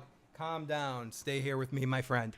Next week is our series finale of Better Call Saul. I can't not believe it. Let's play this message right here. Area code 330. Yo, this is AJ. That episode was crazy. Incredible. My only critique is that I was really hoping that Kim would be the one to say, like, that you need a criminal lawyer or something, like, you know, if you're a criminal, then you need a criminal lawyer. I thought that would have been a nice touch on the scene. But Gene is scary. I don't know what's about to happen. Things are about to go nuts this last episode. I'm really excited. That would have been a very good touch. You almost saw my big boy voice. Go to sit down. Lie down. Good talk. But yeah, that would have been a nice little touch by her, which echoed that line from Breaking Bad. That's how Jesse said that line. When she said, what kind of lawyer is? He's a criminal lawyer. Like, if you're a criminal and you need a lawyer, she said that line, which he reiterated later. I definitely like that. And I also agree. He is scary. He's gotten to that point where he is freaking unbelievably scary as a human. Want to know what I believe? What? I believe that you're way out of your depth. I am. So the next time that you want to come in here and tell me what I'm doing wrong, you are welcome to keep it to yourself. Because I don't care. Wow. Oh my goodness. I'll keep my mouth shut. And no, dude, I don't. Sorry, I'm saying it to another person. Here we go. This is from Eric. Good voicemail, by the way. Great audio sound. Area code 347. Howard Hamlin's in my face. He's calling on in from the grave. We get Howard Hamlin call. We got Mike Ehrmantraut. We got Jesse and Walt in the live chat tonight. Oh, Maud Mary, you sent another super chat. I think I did miss it. Sorry. I am. Thank you for calling. Letting me know. I'm scrolling up. Oh my goodness, Maud Mary, thank you so much for the super chat. And if anyone does ever give me a super chat and I miss it, please let me know. I might miss some of the live chats, and obviously text or call in if you need to get your comment in and I miss it. It's tough sometimes, but if you super chat, I want to always make sure I say your comment. So Maud Mary says, I love Jimmy. I understood Saul. I don't know Gene. Who is he? What is he? Do I care? Well, kind of. Maybe. I'm really going to miss Better Call Saul. And that's the thing. I'm really going to miss Better Call Saul. This show has grown on me so much to be maybe my favorite television experience of my life. Being able to, and I've said it, share this experience with all of you, talk about this show every week for the last 6 years or however long it's been. 8 years, actually, with the 2 years off, right? With the 1 year off, 7 years, whatever it's been. It's just been an incredible ride being able to talk about this show and see how it's progressed. I love that it's finally, and it almost echoes Breaking Bad in this way. Breaking Bad was not, having been someone that watched Breaking Bad when it was on the air, I started with season 2. I watched season 2 live, and then I caught up with season 1. And then I watched the rest of the show live as it aired. And then I started doing recaps in the final 8 episodes, whatever it was. Breaking Bad didn't get popular till season 4. First 3 seasons of Breaking Bad were popular, but they weren't insanely like the biggest show on television. Everyone's talking about it. The final season 4 and season 5 got that way with Breaking Bad. Better Call Saul has never been bigger than it is with these final 6 episodes and just this final season in general. And it's awesome to see this show get the attention it deserves. It's got the entertainment, television, emotional weight right now. You know, every once in a while, a show is the show. And everyone's talking about it. Everyone's thinking about it. You know, people like me are here talking to 300 plus people at 1:30 in the morning, talking about, or 400 people right now still. Wow, 400 people still. Talking about this live show, right? Talking about this Better Call Saul. 3 plus hours in here, and some shows grab you in those moments. Better Call Saul is doing it, and it's echoing it in the way that it's doing it in its final season. So I'm going to miss it. I'm definitely going to miss it. But who is this Jimmy? I don't care. And toast to you, Maud Mary. Woo! Ooh, my vodka's warm. Okay, so area code 870. Hello, Lil. Yeah, I wanted to say, I don't know if I would call it the Ozymandias, but it was the Grand Estate. You know, which episode, the penultimate episode of Yeah. Breaking Bad. That was it. It was a great it was a great episode that had a lot of great emotional moments. Both episodes were perfect penultimate episodes that had a lot of great emotional moments. Great depth after, and it was just fantastic. I just hope. I happy we got to see Milo. Forgot to mention that, one of my hopes is that we get Milo, and we did. I hope so as well. Can you talk about the teaser for the final episode? And I'll play more of your message, man, as well. I just want to get some other folks' voices in that I haven't got to their calls yet. But I love that you call in and share your thoughts. Let's play a little bit more while I figure this out, but I do it. Him was awesome and what I wanted. I also hope if we could get one more cameo scene, I would love to see to go. I want to see to go, as Saul Goodman's loyal, because, that was mentioned in Breaking Bad. I would love to see that at least for one scene, because I want someone to go, and one of them under these characters. I love Tuco so much. Tuco is awesome. The problem with Tuco is I guess the actor doesn't like playing the character, so he only has been able to do a couple of guest appearances here and there. The Game 9205 says, can you talk about the teaser for the final episode?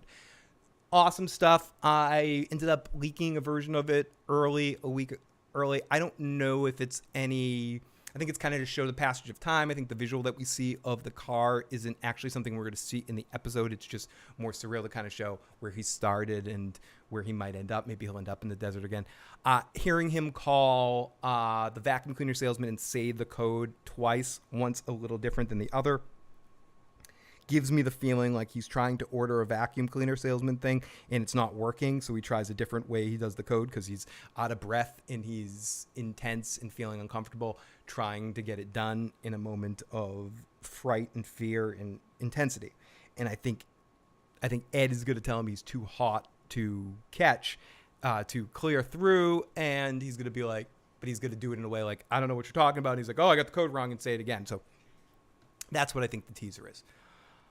Holy shit. We got another super chat donation from the amazing, the wonderful, really like an incredible super chatter, and takes care of me. It takes care of Tony a lot. Fernandez T. Motherfucker. Fernandez T. Love you, buddy. Put your dick away, Walter. Where's that? Where's that voicemail? I got my put my dick away, Walter voicemail somewhere, but I don't know where it is.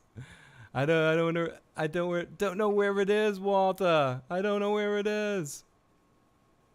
Let's see. Hey, Phil, this is Ben. Let's see what Ben has to say. Phil, this is Ben. I'm calling from California. First, I want to say thank you for doing this show. It's been a great time watching you after all the episodes, Ben, thank getting you, your buddy. reactions. And I wanted to call in before it's all over. This is the last time we'll be able to speculate about this show. So I wanted to get the call in and ask a question. So two-part question. First, I'm sure you're going to talk about this. Do you think Gene is going to go to jail? Second part of the question, do you think Gene is going to end the show with or without his mustache? Do you think the mustache will be there at the end of the show, or do you think he's going to shave it Good damn at some question. point before the end of the show? Appreciate you doing this. I'm going to hang up and listen. Peace.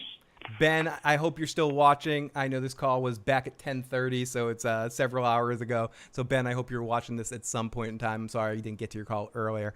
I think he ends up in jail, and I think he shaves. I think he shaves that mustache off first chance he gets, maybe when he goes home to grab a bag of stuff before he gets out of town and tries to contact the vacuum cleaner salesman. I think he shaves off that mustache. I think I've actually seen a picture of him running in that time period after the fact when he shaved. So I do think he shaves off the mustache. And I do bearded up, beard down. I was talking about that too. I think that's my favorite moment in the entire episode, is that it's saying, hey, dog, don't make me put the cone back on. I want you to be able to sit without your cone. Area code 407. Hey, Phil, this is Joel from Florida.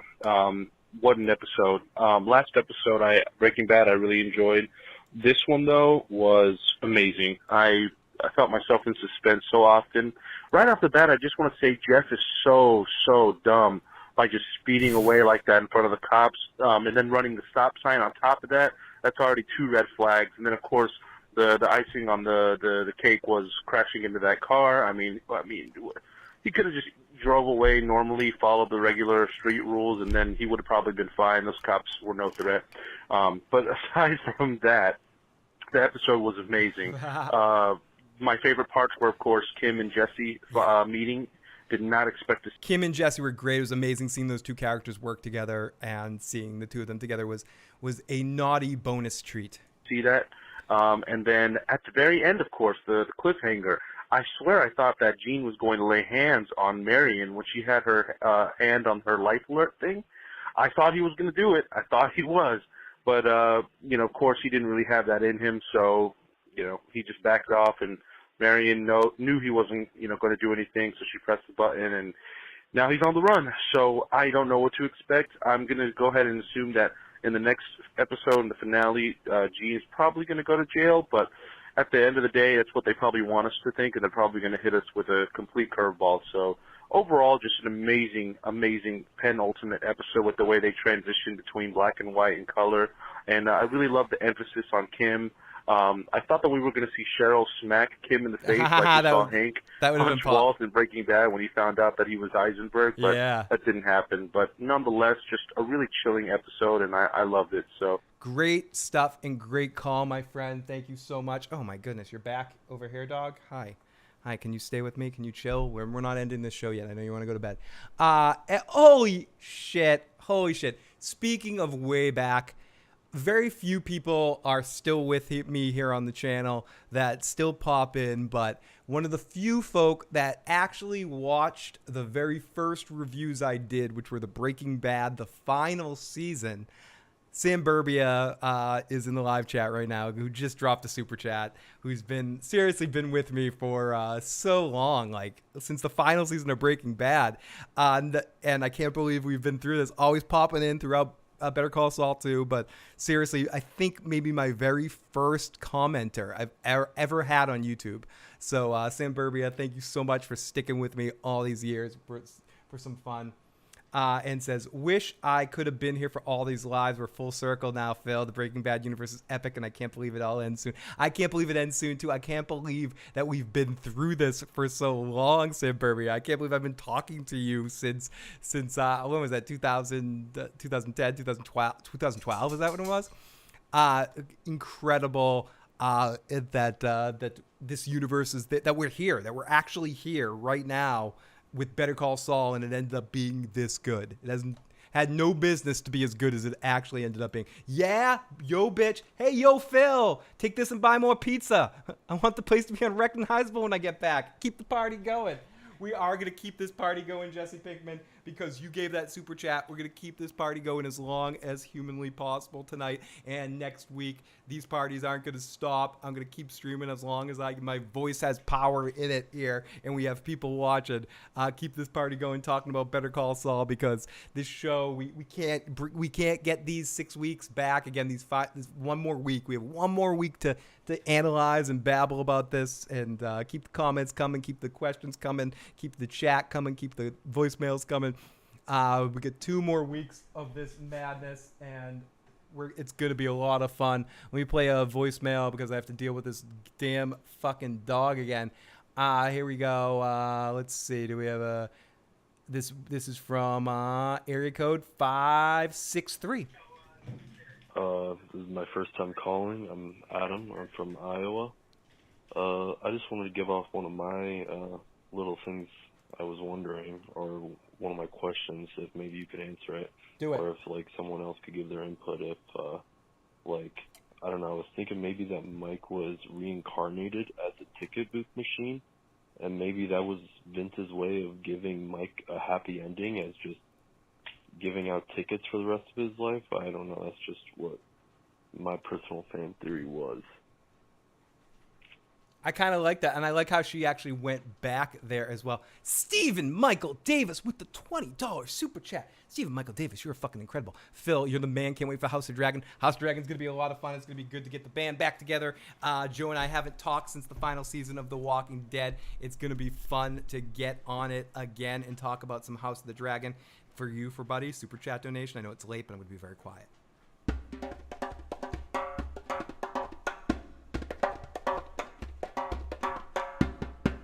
Thank you so much, Stephen Michael Davis, for that super chat donation. It's big enough. I need to play something. I need to do something. Sorry, dog. Sorry, dog. Don't screw with me, dog.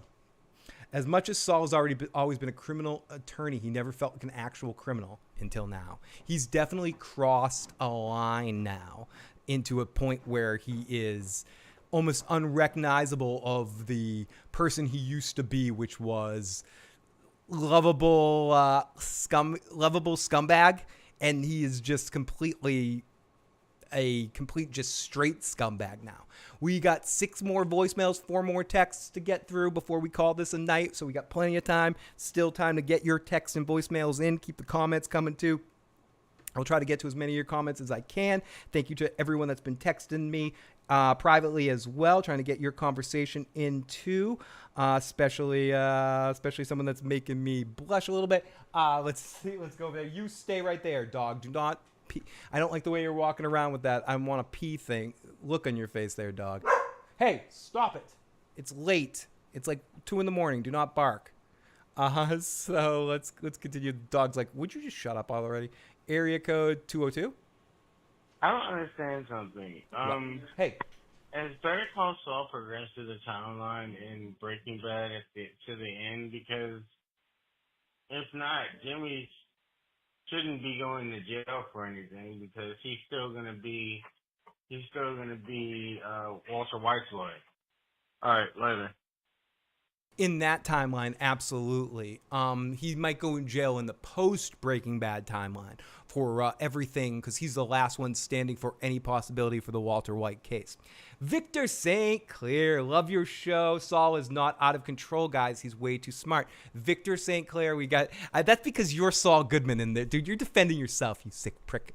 No, thank you so much for the super chat, Victor. You're incredible. I love all these fucking names on YouTube. These Better Call Saul characters that are popping up. I'm gonna miss this goddamn show. This has been so much fun. I hope we get here again on Vince's next show and we're all hanging out again, because this party's too good not to repeat this stuff, guys. I'm having too much fun with you guys.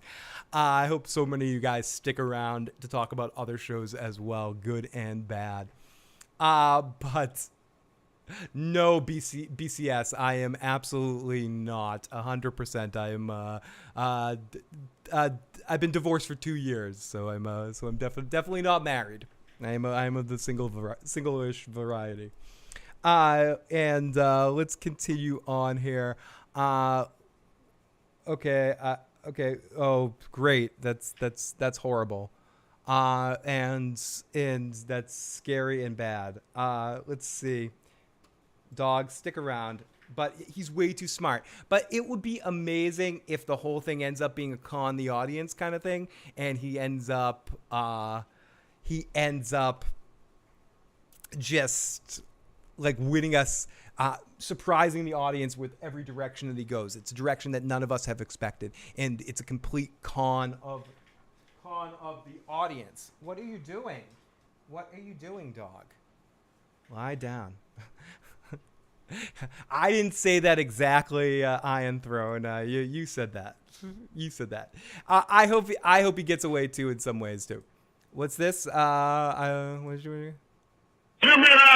Whoa! What the fuck? Whoa, the fuck? Let me turn the volume down. I don't know what the fuck was going on with that voicemail. That was some screaming going on there. So watch your eardrums, people. Give me an address, bitch boy. Okay. See that? I think that's the person that's trying to harass me. Hey, let's listen to this one. Hey, how's it going, Phil? This is Sterling, calling out of California. I was the one that made the Thelma and Louise comment a little bit earlier. But, yeah, I was just calling in to give a little bit of my thoughts on it, what I think may play out. I called into about a little over a month ago. You and Tony were having a stream, and you're kind of like going over like theories of what you think is going to happen in the season. And I called in, I left a voicemail, and I basically was saying that I thought that there's a good chance Kim could end up committing suicide due to all of the foreshadowing and all of the references to basically jumping off a balcony and committing suicide that way.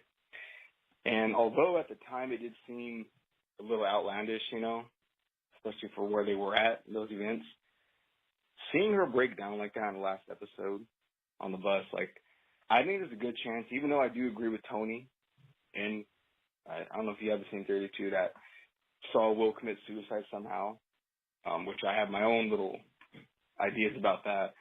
But I could see it just as well being that Kim ends up doing the same thing. I could see her doing, taking her life really in that same way, jumping off a balcony of some sort, just ending her life just due to all of the guilt she's having. And who knows, maybe she ends up witnessing Saul die as well. I mean, that's a bit grim.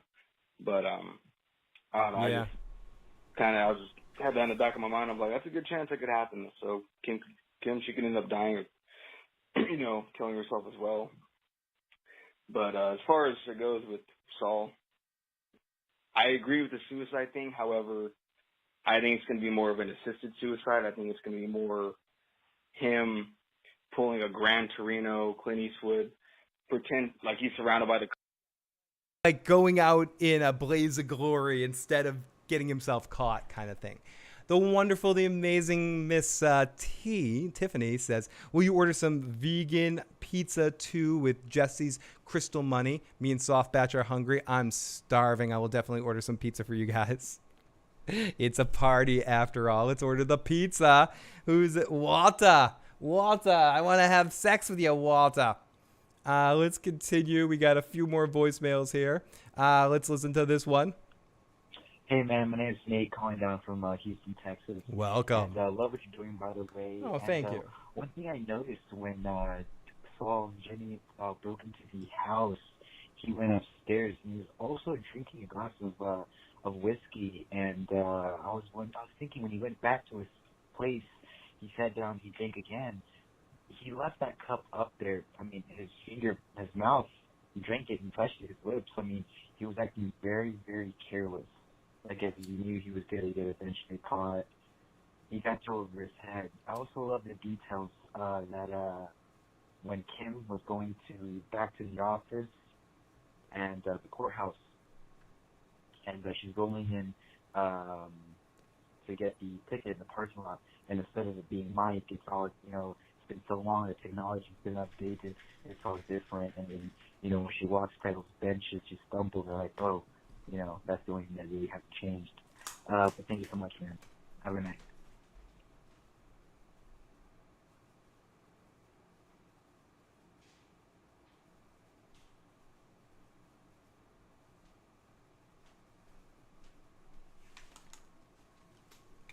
Sorry about that. Little technical difficulties there. Little technical difficulties for a second. Great call. Thank you so much. Hey, let's go with this one. Hi, my name is Chris. I'm calling from Boston. So I remember back in early April before season 6 started, I remember watching one of the trailers, and this trailer included a poster of a $50 million reward for any information leading to the arrest of Saul Goodman. And this poster was on a bulletin board surrounded by a bunch of flyers. One of the flyers talking about some event in Albuquerque, whatever. Anyways, there is where Gene walks by this poster and takes it down. Okay, this was on one of the trailers for Better Call Saul season 6 in early April. So where I'm getting at with this is that at the end of tonight's episode, Saul is on the run when Marion, Jeff's mother, called life alert on Saul. And I think this is where Saul is going to run like a fugitive and somehow ends up back in Albuquerque in the next episode. What do you think? I mean, I've thought sort of from the beginning that we were going to get him getting to Albuquerque at some point. It seemed like the story would end up back there. And I could see him being busted at some point in the early part of the episode and then being transferred back to Albuquerque and the story ending in Albuquerque. Holy shit, we got a donation on PayPal from Travis. Thank you so much, Travis. That's very much appreciated. Very much unexpected and appreciated. And I'm glad I saw that. Could you please stop, everybody? Thank you so much for all of your calls. We got more voicemails. We're not calling this yet. Got voicemails and more texts. We'll keep going here. Area code 718. Holy shit, Phil. Holy shit. I just finished the episode right now. I was watching it late. Unbelievable. I'm calling you right away. Wow. Wow. Dude. Give Reese Horn the Emmy right now. Put this episode in her name. Give her all the awards right now. If she doesn't win it this year, then she has to win next year just off of this episode alone. That was a beautiful performance by her. And as well as Bob Odenkirk. He killed it too. I feel, and I'm going to play the rest of your message.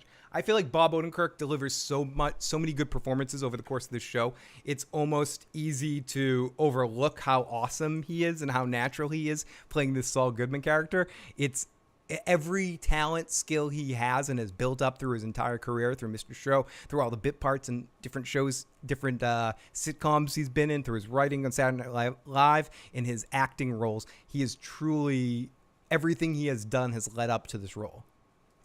This episode had me on the edge of my seat. I was mad with Saul, and it was a lot to deal with here. I mean, is this a top 5 episode? I think top 5 episode Better Call Saul. I'm going to say top 5 episode Breaking Bad universe. What do you think? How do you rate this? I know recency bias, but wow, that was a masterpiece. Recency bias is a big one. I would say it's definitely up there in the echelon. A lot of the episodes of this season are way up there for me in the Better Call Saul universe compared to Breaking Bad. It's hard to calculate without watching both shows back to back and analyzing them. That's stuff to do after both of them air. But within the universe of Better Call Saul, this is definitely in that top 5 range. This is one of the best episodes of the show, and we have one more to go, and that's setting up to be even more ridiculous. And that's the thing about this particular season of Better Call Saul. Every time you think, oh, that's it, we've reached the pinnacle of it, they go another step. And that's what's been unbelievably amazing this season. So we got a few more voicemails to get through and then a few more texts, and then we'll start to wrap here. Area code 773. Hello, Phil. My name is Roger. This is my first time calling. I've been watching your live streams for some time now. I'm calling from Chicago, so technically... Welcome from Chicago, and thank you so much for being a first-time caller. I very much appreciate it, and I hope this isn't your last time. I was neighbors with Jimmy/Saul/Gene before I even knew it. Go figure. I just saw the episode. Unfortunately, I can't watch your live stream right now because I'm at work, and I wanted to know what you think about it. I'll probably. So then you're watching this later. So future you, I hope you're enjoying the live stream. Watch your live stream when I get home. Hopefully, you get to my call. I would love to hear your thoughts about tonight's episode. Tonight's episode got me a little bit, got me some mixed feelings here. Tell me. I was sad to see Kim move on, even though I understood why she had to move on. I was scared for Gene when he got caught kind of got caught at the end, and I'm wondering what's going to happen to Jeff. We only got one episode left, and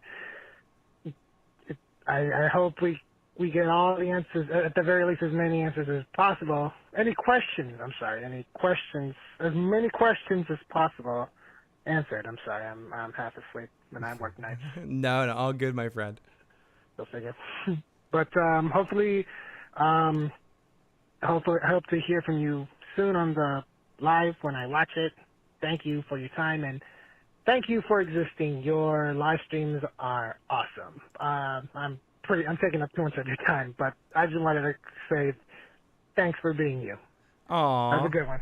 You're very sweet, and thank you so much for the voicemail. That's very, very incredible. Dude, I don't know why people are trying to make me feel awkward tonight. Mummy Ray, finally a Ray Seahorn scene. I Can Die Happy. It was amazing to have her get a full episode and get a lot of action, or not full episode, but at least be featured in an episode. She's been gone for 2 episodes. It feels like we haven't seen her in a season. That's one of the things that makes it incredible that we've caught back up to her like this. Because I feel like it's amazing the perception that you get when you're watching a show. Watching it, seeing someone like Kim almost in pretty much every episode. I think she was in pretty much every episode. There might have been a Mike episode she wasn't in. She wasn't in 5-0 or something like that, but maybe she was. Pretty much seeing her in every episode. To suddenly not see her in 2 episodes in a row, it felt like there was a big missing piece. And seeing her back in this episode really brought it all back. It was everything I wanted out of the Kim scenes in this episode.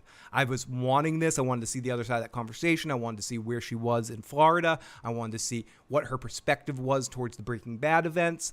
Got to see all of that, and I wanted to see her deal with some consequences for being an equal participating force in the scammery with Jimmy. Because she was an equal force. She's just as much responsible as he is. Yes, they influenced each other and helped push each other into being extra bad and extra, but she was a lot of the gas in the Howard situation. And I like that we saw a scene with her paying for that. And I also like that we saw a scene with her and Jesse, just from like the fanboyness of me. So really incredible stuff tonight. Let's go to our text line. 706 says, I forgot to mention I hate Kim's new boyfriend. Kim can do so much better than him. Look, she was just as depressed housewife with the yip sex. That's awful. Yeah, exactly. Jimmy and her were having hot post-killing Howard sex. That's just, incredidible.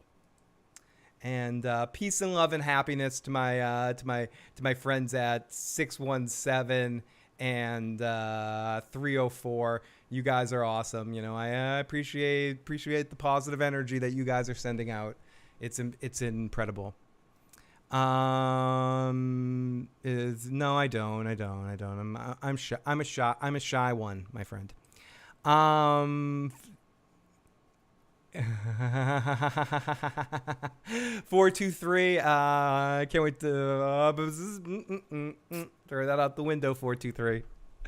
Thank you for making me blush again. Let's see. Area code. Todd. We got Todd's in the live chat now. Todd, is this like early Todd or late Todd? The finale is going to be great. Love your videos, bro. Love all your stuff. I thought you were really good in that one episode of what's that Netflix series where we were the sci-fi episode, where Star Trek episode. I'm kidding. But thank you, Todd, for that super chat. You were amazing, my friend. Let me take another sip here. Yeah, someone's really doing that, everybody. I'm sorry I keep getting distracted, but there's someone that keeps texting me that they're outside of my house and they're coming up and they want to I don't like what they're implying, and then they have somebody else sending me voicemails calling me names. So it's very exciting here tonight. I've got some genes calling me, harassing me a little bit. Hey, Phil, I just wanted to say thank you so much for doing these weekly live streams and giving us a place to discuss this amazing show. Cannot wait till next week. Let's go one final ride together, and I cannot wait. We're going to balance this out, jump on the ride, and take one last ride next week and go all the way. I cannot wait. I mean, I hope we're on other adventures together, that we get to do this with another show too. But for this Better Call Saul, we got one more. Let's make this the best one ever. It's going to be a lot of fun. Yeah, they're conveniently not putting it in the live chat because they know you guys will all jump on them. So they're sticking to the text messages and the voicemails. Thank you, Dracarys, bitch. Thank you. I don't know who it is. If you are in the live chat, put it up. But I can deal with a good, friendly troll. But you guys are taking it a little too far. So ease back a little bit. I'm a friendly, like, deal with the trolls, laugh at it. It's all good. But guys, come on. You're pushing it a little bit too far. I'm almost gonna block your phone numbers. Almost. I'm almost there. Like, come on. You want to talk about the show? You want to make fun of me a little bit? You know, I'm game. Bring it. You know, bring it. Ask people that have jumped in my comments and said some antagonistic stuff. I come back at it with good humor and stuff like that. I'll take it. But you guys are pushing it. So we'll have to have Huel eat you. Okay, couple more here. Area code 909. Also the guy saying, yep, made me think of Storage Wars. Does anyone feel like the season should have ended with a nippy episode and had one more season? I wouldn't have minded one more season. I feel like there's a lot more story to tell. And this show could have gone on longer. I feel like maybe one more season it could have gone on. There would have been enough stuff to stretch it out a little bit. But I'm glad that Vince and Peter always keep us wanting more with this show instead of getting too much of it. It's a big thing to kind of keep your audience wanting a little bit more instead of getting too much explained. And I feel like Vince and Peter walk that line really, really well. So let's take a couple of. I am about to break bad a little bit. I'm staying nice, but I'm about to just, you guys are, like I've been trying to smile along here, but I'm reaching my wit's end, Brendan. We get another super chat donation from Daenerys Targaryen over here. Kim's boyfriend, yep. Kevin Watchell's son, Watchell's father always said yep in his old 1960s commercial. Oh, okay, the owner of Mesa Verde's Bank. So it was a good little, it was a reference, him saying yep all the time. Lalo Salamanca with the super chat donation. You are incredible. Chuck dies by fire, Gene by ice, freezing on the run. That'd be incredibly awesome if he did that. We got a text message from Canada. Area code 780. Phil texting from Canada here to say this episode was really enjoyable. I really love to see that Jesse knew who Kim was, or at least met her character. They're really pulling you back into the rewatch of Breaking Bad, and I love it. I agree. They're really adding more texture to that Breaking Bad world, and that's something I'm not sure I thought they could do. But they're picking the right moments and the right way to adding more layers into both of these worlds. I love it. Area code. Yes, I'll explain a little bit more later, but I'm okay. Area code 774. You're making me smile. It's Phil Collins. It's a song used in the scene with Bryan Cranston and Malcolm in the Middle. Watch it. It's hilarious. Saul is going to be so gone. The next episode being called Saul's Gone definitely seems like it's a end point for him and not a strong point at all. And here we go. We got a couple more voicemails here. The voicemails are still coming, so I'm going to keep going here.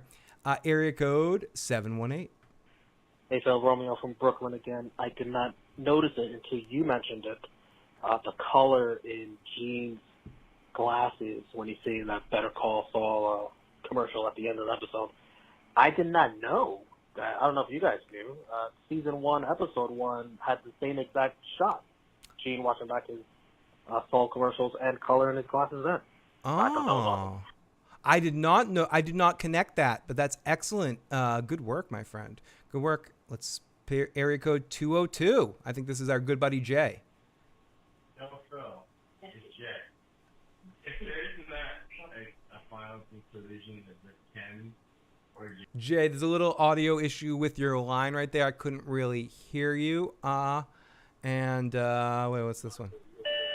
Hey, Phil, when you're done, come downstairs. We're going to smoke up a storm, all right? I got all the crack we need, all right? And either you fucking want Okay, yeah. Thank you. I keep getting fooled because you keep calling with a different number. So we have cleared the decks. We are all done with voicemails and texts for the number. Oh, we just got one more text message one more voicemail. We're still coming. Literally, if we keep getting the voicemails, I'll keep this going. As long as we keep getting calls, keep getting super chats, keep getting text messages, I'll keep going. I'm not tired, and I purposely take the day after this off so I can keep this going for as long as possible. So we just got two more voicemails. Let's play these voicemails. I was just about to start wrapping up, but no, we got more calls. Keep it going. Keep the shit going right now. Here we go. We still had over 350 people watching, so I am definitely down to keep this party going. Not stopping anytime soon. Area code 513. Oh no. Sorry, that was the other line. Area code 432. It was Isaiah from Texas. Hey, Isaiah. I'm just wondering, you think... Sorry, 1 second. I'm going to play your message in a second. Phil, for lucky people who have never watched either show, would you recommend watching Breaking Bad or Better Call Saul first? I think there's an interesting way to watch this where you would watch some part of Breaking Bad, part of Better Call Saul first, then Breaking Bad, then Better Call Saul again.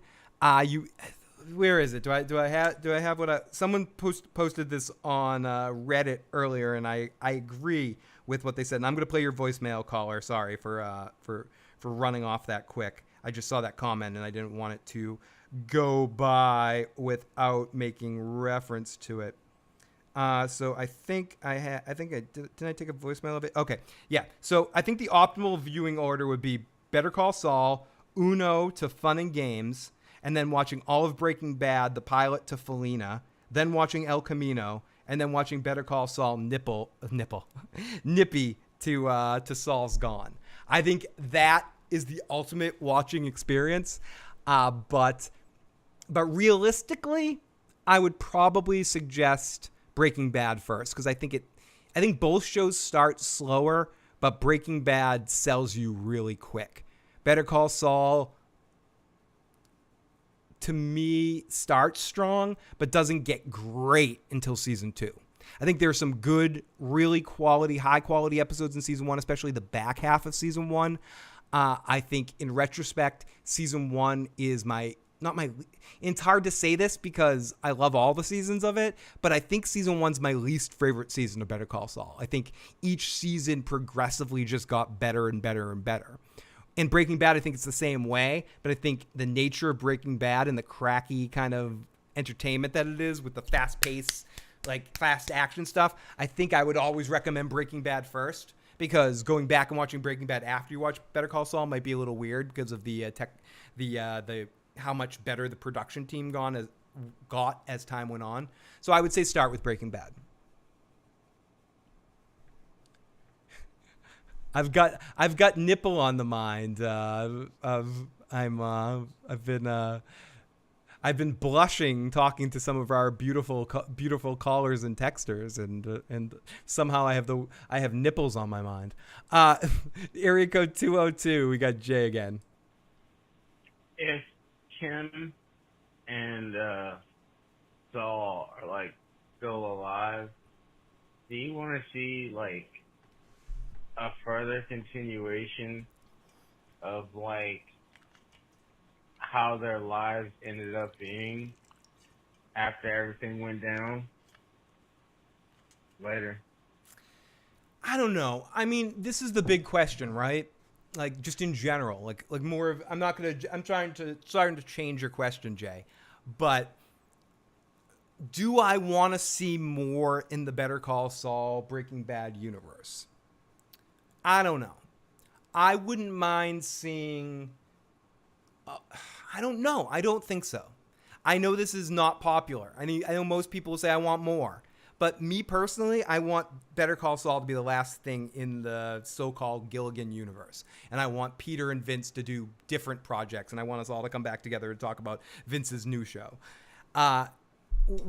Would I want something else with this creative team working together? Yes. Would I want something else feeding into this story? Not everything needs to be a multi-part universe.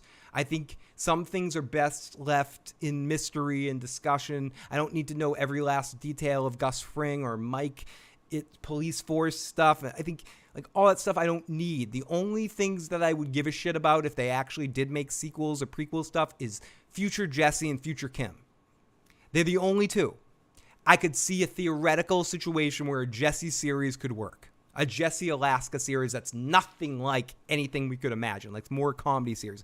Like almost similar to the what was the name of that series? Lilyhammers with Steve Van Zandt. Like a series like that with a fish out of water kind of thing with Jesse in Alaska. Like I could see, which is basically a comedy. I could see something like that. I think Kim could carry a series maybe. But realistically, I don't want to see anything else in this universe. I want to see Vince and Peter make new properties together. We just got an influx of a bunch more voicemails and texts, so I'm not wrapping up anytime soon. Let's keep the party going. So we got another super chat too. Let's keep this party going. I'm not done. Do I seem tired after talking my ass off for almost 4 hours here, just myself? No, I'm ready to go another hour if I have to. Drakari's pitch, Kim dumping Jimmy made him into Saul. Saul introduced Walt to Gus. Walt would have never risen to kingpin status, therefore taking them all down.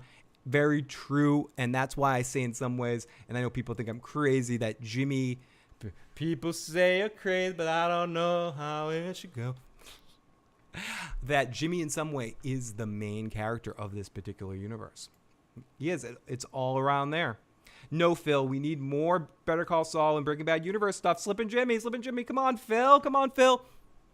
If it happens, come here. If it happens, we're going to review it. I'm going to be here. And I'll fucking watch it. And if it happens and they actually decide to do it, it's good. Because if they decide to do it, it's because they have something interesting to tell. And a cool story to go in a fun direction. I don't think it's going to happen anytime soon. I could see them revisit the world in a few years. I think this is the last thing we're going to see for a while. Then I might think we might see an anthology series. The one problem is some of the actors are getting older. So if you want to do cameos and references to other characters from other parts of the universe, it might be tough. And I don't love recasts in certain situations. But we'll see where it goes. I'm being sarcastic, but okay, sorry. I understand, but I understand some people are like that, though. You know, I didn't know if you were being sarcastic or not. Some people are like that. Like, we need more. We need to know that we need a Gus Fring show. I'm not going to tell you don't, but I don't know. Hi, Phil. We're over here. Oh, my God. Area code 470. Hi, this is Jacob from Georgia. Hey, Jacob. I just want to say I've been watching your podcast for the past, I think, like 6 episodes. And staying up to like 2 or 3 in the morning because I love being surrounded by other people that are interested in the show as much as I am. Because I've been freaking in love. Dude. And I'm going to play the rest of your message, of course. But that's the thing. That's why I love being out here, even like withstanding these troll dudes that are trying to fucking get me to stop and not talk to you guys. Guys like that make me like, do I even want to why am I doing this? No, but because I love talking to you guys, because I love being around other Better Call Saul fans and discussing this show. It's some of the most fun stuff to do. I'm curious, these trolls, you guys that are calling me, what do you think of the show? Are you watching Better Call Saul? I mean, fine, yeah, you want to party with me, have some vodka, fuck me up and fuck me, whatever you want to do. I'm getting all that, yeah, yippee. But can you ask some questions about Better Call Saul? Because I want to keep talking about this show. It's fucking awesome. And we only have one more week of this. Harass me again in a couple of weeks when we're in House of Dragon in season 1. Can we just talk about Better Call Saul for a while? Can you guys do me that favor at least? Come on, guys. Interested in the show as much as I am. Because I've been freaking loving it. Especially the past few episodes have been so dramatic and emotional. And like, I love it. But my question is, so everyone thinks that, Saul is going to jail. But from a lot of the interviews, it seems like it's going to take a twist that we don't know. So I'm just interested, like, what twist do you think that would be like? Saul getting away again? Or like, I'm just interested to see what they go.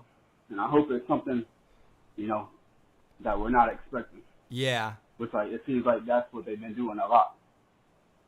Well, just want to appreciate you. Have a good night. And here's to next week.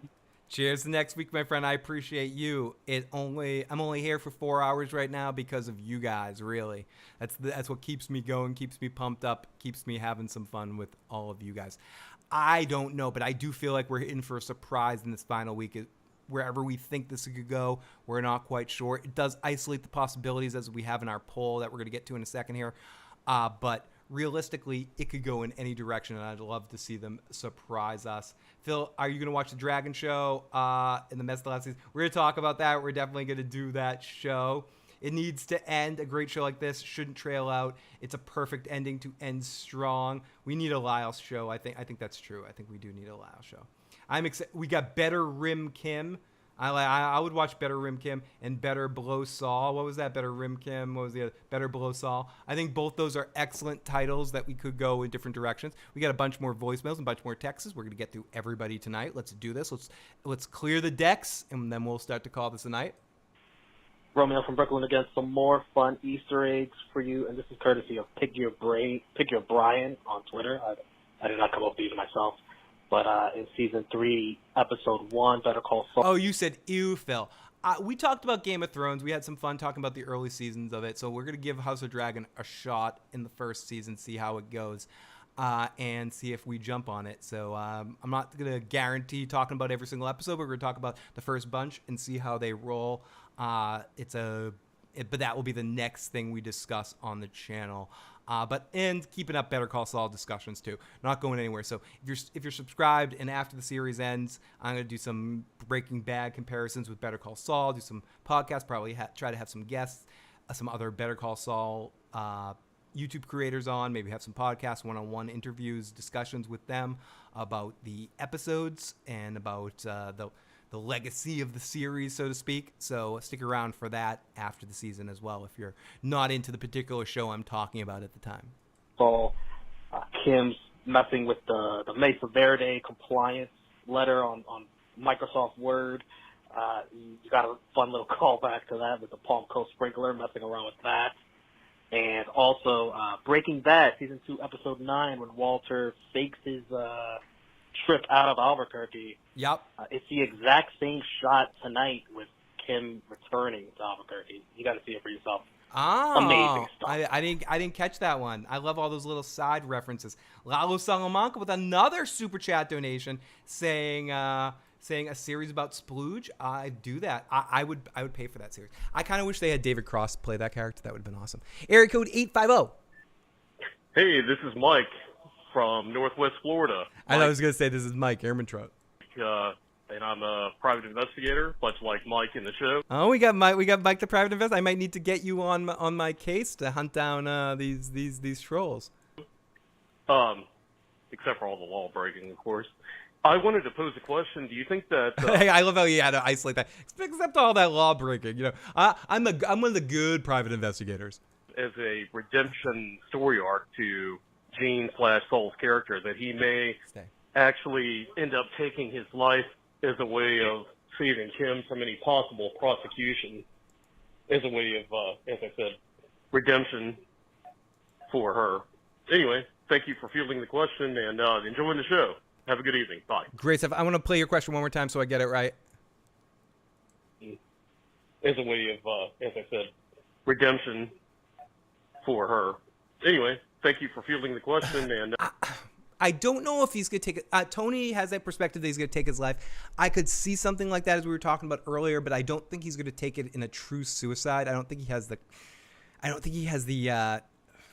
too much of an ego to truly kill himself like that. I think he could die from the cops shooting him, or a Thelma Louise type ending where he chooses to drive a car off a cliff instead of getting caught.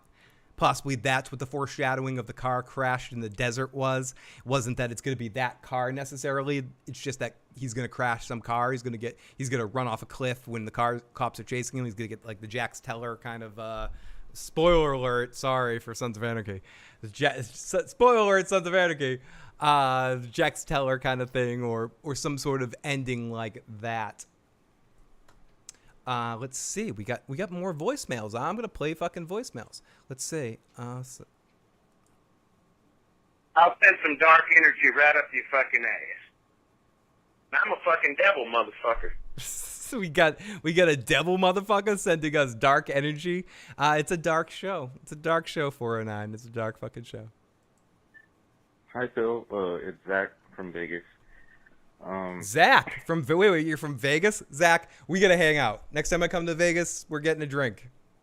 I was thinking about the last 2 episodes of Breaking Bad and sort of just seeing how it would compare, and I think Granite State was a lot slower as a penultimate compared to this. Yeah. This one just... It definitely was. People want to say Breaking Bad was always like Granite State was sort of a build-up kind of episode. Seemed really like crazy as hell, and I'm not sure if Thank you, Dracarys. the finale is gonna pop like Selena did. Are you expecting it to be a huge fucking thing where you don't even know what the fuck's going on, or do you think that it's kind of gonna go out smoother than that? Watching all night, love the stream. Man, you're awesome. Thank you. No, you're awesome, man. I don't think it's going to have quite as much bang, so to speak, but you got to figure that this is the close for the entire Breaking Bad, Better Call Saul universe. So I do think it's going to be explosive to a certain extent. I do think Better Call Saul has an interesting dynamic to it where it's more about personal human drama than it is necessarily about big story arcs that need huge completion. And at this point, most of the story arcs have been complete other than the basic one of Jimmy getting caught or not. And to me, this whole next episode is that. And that could be done very exciting because we're going to have, if anyone saw the, like, Carlito's Way, the whole second half of Carlito's Way was him, like, running from people that were chasing him. And I feel like Saul's Gone is going to feel like that. It's going to feel like we're at a whole episode of him on the run. And it may be a sort of intensity and anxiety to it all. I don't know if that's going to mean it's going to be quite as poppy as Felina was. Felina was explosive, but Felina also has a little bit of a, not supernatural vibe to it, but the fact that Walter's plan, a little bit of MacGyver-ness to it with the fact that Walter's whole plan worked. Look at me, Hector. Ding, ding, ding. Ding, ding, ding. So we got one more voicemail here. Oh, my God. Here we go. Yeah, Phil, this was a great episode. Next one's going to be awesome. And something else. You don't have to be alone. Okay. Thank you. I'm going to cut you off right there before you get creepy. Thank you. You just leave it there. It was an awesome episode. Thank you. You can just leave it there, buddy. Great voicemail. Thank you so much. Let's get it. Let's party and get a drink and stop the nonsense. The de-aging in El Camino was so bad, says, I hope they do a better job with the Walt and Jesse scenes. Said that in July 13th. Why do you think Kim carried that guilt all those years and only confessed to Saul, confronted her about it? Because I think her base nature is similar to Jean's in the way that to Jimmy's in the way that the easiest way of dealing with things is just pushing it away and not dealing with it. And that was her default. So she needed someone to push her in whatever direction and give her another hope of something to do. I don't know UD reviews. 305. This is Vince. My next show is Better Fuel Huel. And finally, Better Fuck Chuck. I think Better Fuck Chuck is going to be a very fun show, but better not use any like electric sex toys. Only organic for him. That's the only one.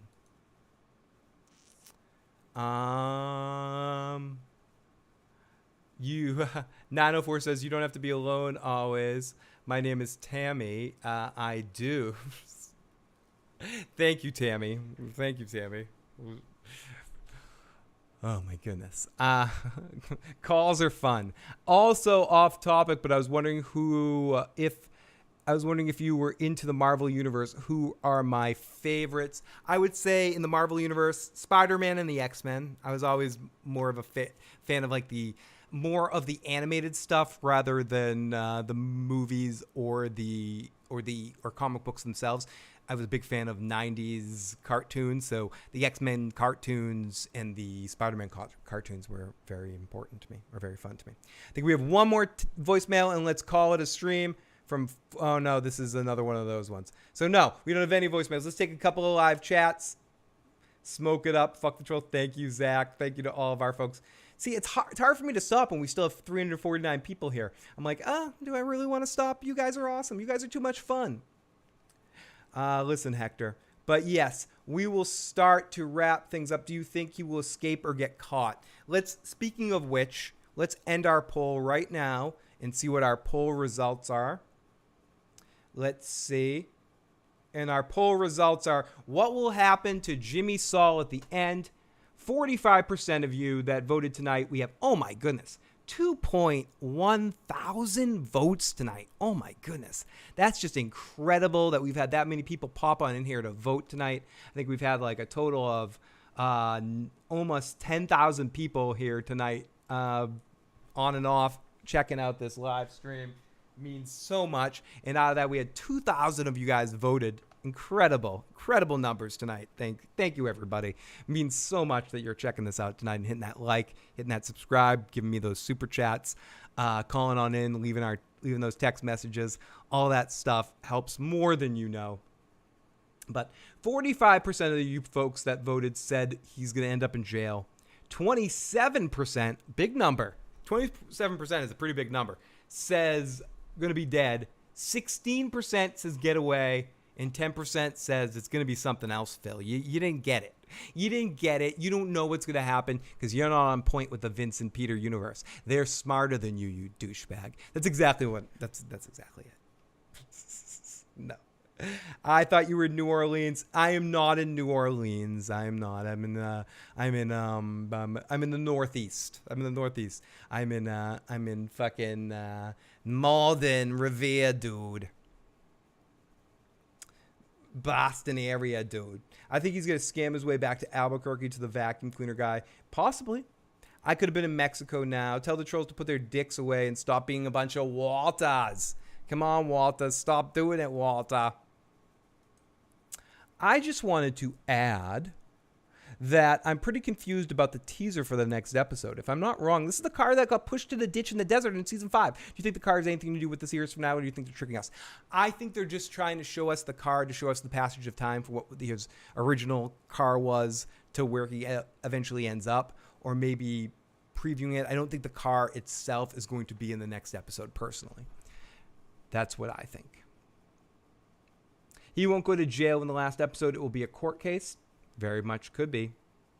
I know I do. I get that mid-Atlantic accent, dude. When I drop it, it sometimes comes. You know, I'm like, fucking dude. I've been drinking here for fucking, what is it? Fucking 4 hours and 10 minutes here, dude. It's fucking ridiculous, dude. Let's listen to one last voicemail for the evening at 9:05 here. Hopefully this is a real one. Hey, it's me, the 905 guy again. Welcome, I see you're wrapping up the stream, so I don't know if you'll actually play this one or not. But Oh, I'm playing it. it's not so much related to the show, but I just wanted to say that, like... The only thing I can do with these damn bots is block them. It means the stream is doing well when the bots show up. It means that they're targeting. It means you guys are doing a great job sharing it and liking the video and pushing it out. That's when the bots come in. The only thing I can do is have the moderators block that shit as soon as possible. I'm sorry you guys have to deal with that shit. It's annoying. It's annoying to me too. I like, having as many awesome comments from you guys as possible, and those fucking bots get in the way, but it is what it is.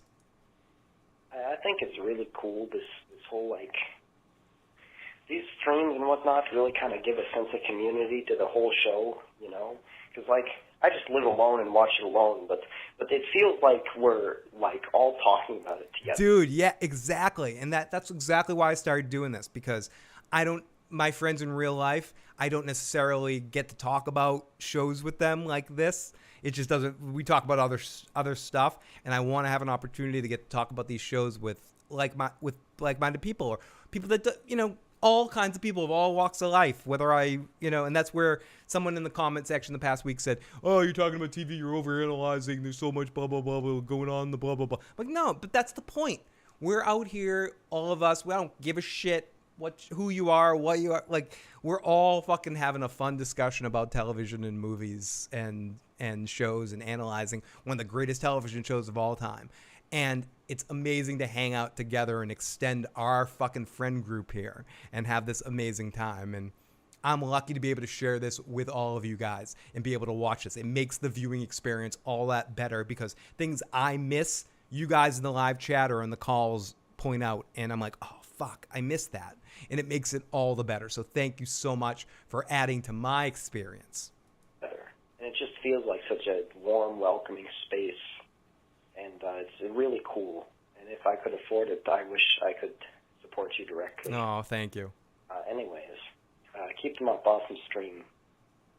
905, that means a lot to me. And honestly, the calls and the thumbs up and sharing the channel and help spreading it more, that helps just as much as the donations do. I appreciate the donations. It definitely helps me, especially where I am right now. Like, helps me keep being able to do this. So I appreciate all that stuff. Our patrons are going to start the YouTube membership thing pretty soon, so you can get some bonus emojis and all that sort of crap too. So I appreciate all that stuff. That helps a great deal. But even if you can't do that shit, I don't fucking care. As long as you're here, sharing your thoughts, sharing your discussions, having fun. That's all I care about. Even the trolls, if you guys are having fun trolling me, I enjoy it. Let's have a good time. I just like good vibes to you guys too. Join the fun. You're welcome too, motherfuckers. So area code 718. Romeo from Brooklyn. I apologize if this was discussed earlier. I did join the stream late. But another Easter egg in the episode, when Kim is in the airport, there is a sign that noticeably says Alaska, and in the same episode, of course, Jesse Pinkman, Alaska. Yeah, that was great. And I talked about that a little bit earlier. I think that was a great foreshadowing. And I know I want to play those congas right now, but it's getting late. It's like 2:45 in the morning practically, so I can't do that. But what I can do is play a video that has me playing congas in it, and do that. Why am I not hearing the audio there of this? It should be audioizing right now, but it's not. Why aren't you playing audio, you motherfucker? Do it. Yeah. I'm sorry, but yes, I do need to play these congas really quick, and I will try to play them at some point soon, next week at least. But it is 3 in, so it's tough to play some congas. I thought I was going to be able to play some audio for you right now, but things are not. My audio is a little fucked up at the moment. Let me see if I can figure out what Oh, I see what's technically wrong. I'm about to play some congas for you. You want to hear some congas? I can pretend that it's me playing them. Let's see. Let's do the congas.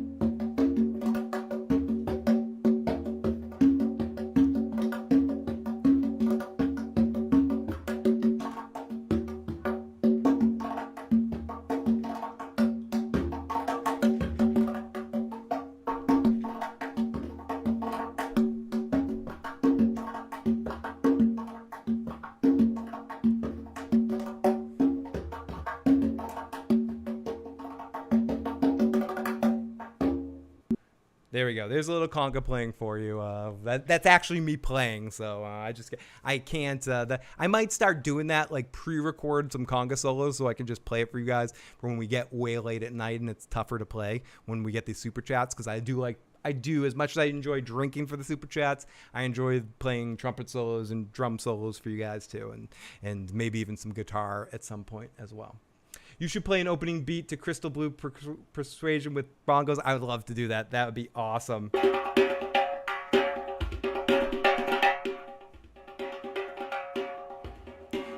Oh, yes. We got more voicemails to play.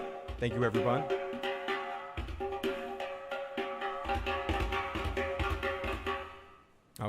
So that's enough of that. Sorry about that. If we get another super chat, I got a few more drum beats I can play for you.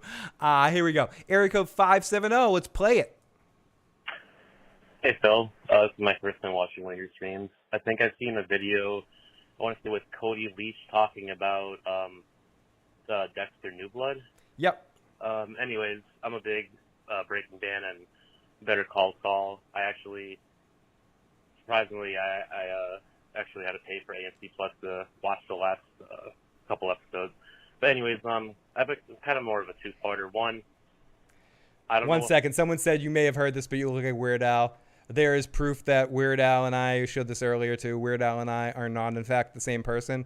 Yes, he even was surprised and shocked at how much I looked at him. I looked at him and I said, "Dad," and he said, "Maybe." I'm the only person who kind of felt like El Camino I don't think El Camino should have happened, or it was kind of useless and boring, and it like added like a little bit, with the whole. No, I hear you. I'm sorry. I'll let you going go. to Alaska and then sending the money to Brock. But like other than that, I kind of really didn't think it needed to happen. And the second part is No, and I agree with you. I don't think El Camino needed to happen. I think it was a passion project more than anything. And I thought it was effective in what it was trying to do.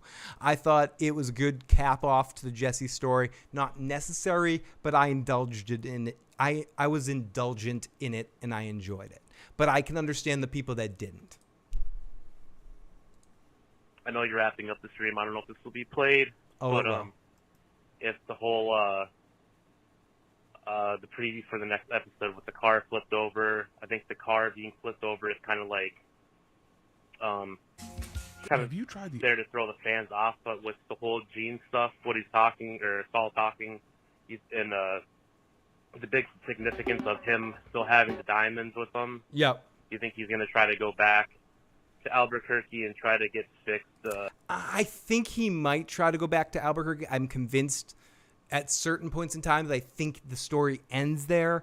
The diamonds, I think, are just a way of consolidating his money. I do think he'll stop by his place in Omaha before he takes off and cash in. So I think we will see the diamonds at one point. And I do think that's going to be a part of the next episode. They didn't show them to not follow up on them. Lalo Salamanca with the Super Chat donation. Which Breaking Bad character do I relate to the most? I mean, I'd want to say Walter or Jesse because they're a main character, but I'm probably like a Skinny Pete or Badger. Probably Badger. Singer of the Twat Hammer there. But no, realistically, Jesse probably, I guess. Saul, but in the whole universe, Saul Goodman, Jimmy. And Kim too, to a certain extent, because my mother was similar to Kim's mom. And thank you for that Super Chat donation. Here's some more drums.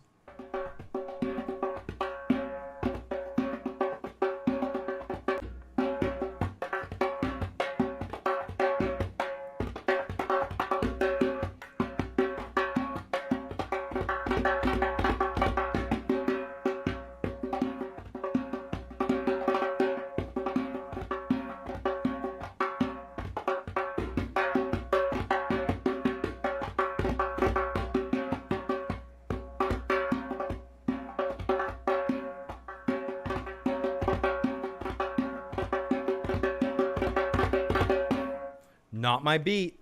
Not my beat. So thank you so much for that Super Chat donation. Very much appreciated. Drum solo for you. I guess this is the easiest way of doing it when it's late night. So I can't actually play the drums, but I can play versions of me playing the drums. A few more text messages before we call it. Like I said, if we keep getting the text messages and the voicemails, I'm going to keep this going as long as I possibly can. You guys can keep me up 24 fucking hours right here if we keep getting voicemails and texts and super chats. Holy shit, we get a voice message from 347 that we haven't got since this is a long time caller that we've had because they haven't left us a voicemail since a text since 2008. 2018. So they were watching us in 2018, and they're leaving us another voicemail. I left a voicemail about an hour and 15 minutes ago, but I guess you didn't get to it. Anyhow, I stumbled across your stream tonight, and I'm an avid fan of the whole Breaking Bad universe. I've even ventured to say that Better Call Saul is a superior show to Breaking Bad, which I know is controversial, but I just wanted to point something out. If indeed Saul goes to jail next week, he would be the only one in the Breaking Bad universe that actually faces consequences of his actions in court of law. The very playground he toileted in. What a poetic justice that would be, and you could imagine a smile on Chuck's face as he faces his judgment. It would be great to see Michael McKean in a sort of ghost-like court form. This is Steve from Florida. Hope I got to your voicemail, Steve from Florida. And and we could see Force Ghost Michael McKean, David St. Hubbins. That'd be great. No, Phil, you should be, what was that? No, I should be doing what? El Camino shouldn't have happened. Should have happened after Better Call Saul. No, Phil, you should play sharing the night together. Ooh, that'd be great. That'd be a good song. Sharing the night together. Better Call Saul. That's a good theory. Let's continue. We got a few more voice text messages here. I want to say I appreciate you for answering my questions and everything you do. Hope you have a good rest of your evening. Just wanted to add, I'm pretty confused about the teaser for next episode. I'm not wrong. That's the car. 617, great time, Phil. Love you. See you next week, pal. Great to see you too, buddies. Like all being said, I give you guys a lot of respect and love for doing what you do too. You know what I mean? 617. You know, I know. Respect, right? Respect. One day we'll get a drink together and slap high five. I respect a good troll. I really do. You got me. You got me. You won the troll award. You got me mentioning you tonight. That means you win. You fucking win tonight. You beat me tonight. I don't mention you tonight. I'm doing it because I can't help myself. I'm drunk, but I love you guys. You know, keep the peace. Keep the peace. A couple more voicemails here. 859. Hey, I don't know if you covered this on the stream already, but did you notice that when he saw the Saul Goodman commercials on Marion's laptop when she figured out he was Saul Goodman, did you notice that the commercials are actually in color? Yes. Like in the lenses of his glasses, and it was completely in black and white.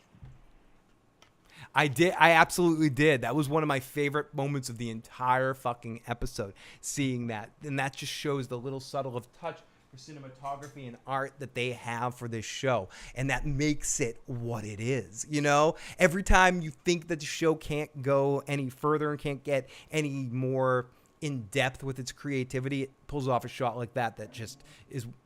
Stop it, dog. That's just one of the best shots of the night. Hey, come here. I know. You missed my attention. You're a sweet dog. You're a very sweet dog, Gretzky. You're a very sweet dog. Oh my God, bots. Thank you, Dracarys Bitch, for taking care of my ass tonight. And thank you to all of our other mods that have been very awesome. Okay, finally, our last voicemail of the night. Here we go. Hey, Phil, it's Private Investigator Mike again, Northwest Florida. Thanks for reading my question on here. I had a follow-up one, or actually just a comment, observation.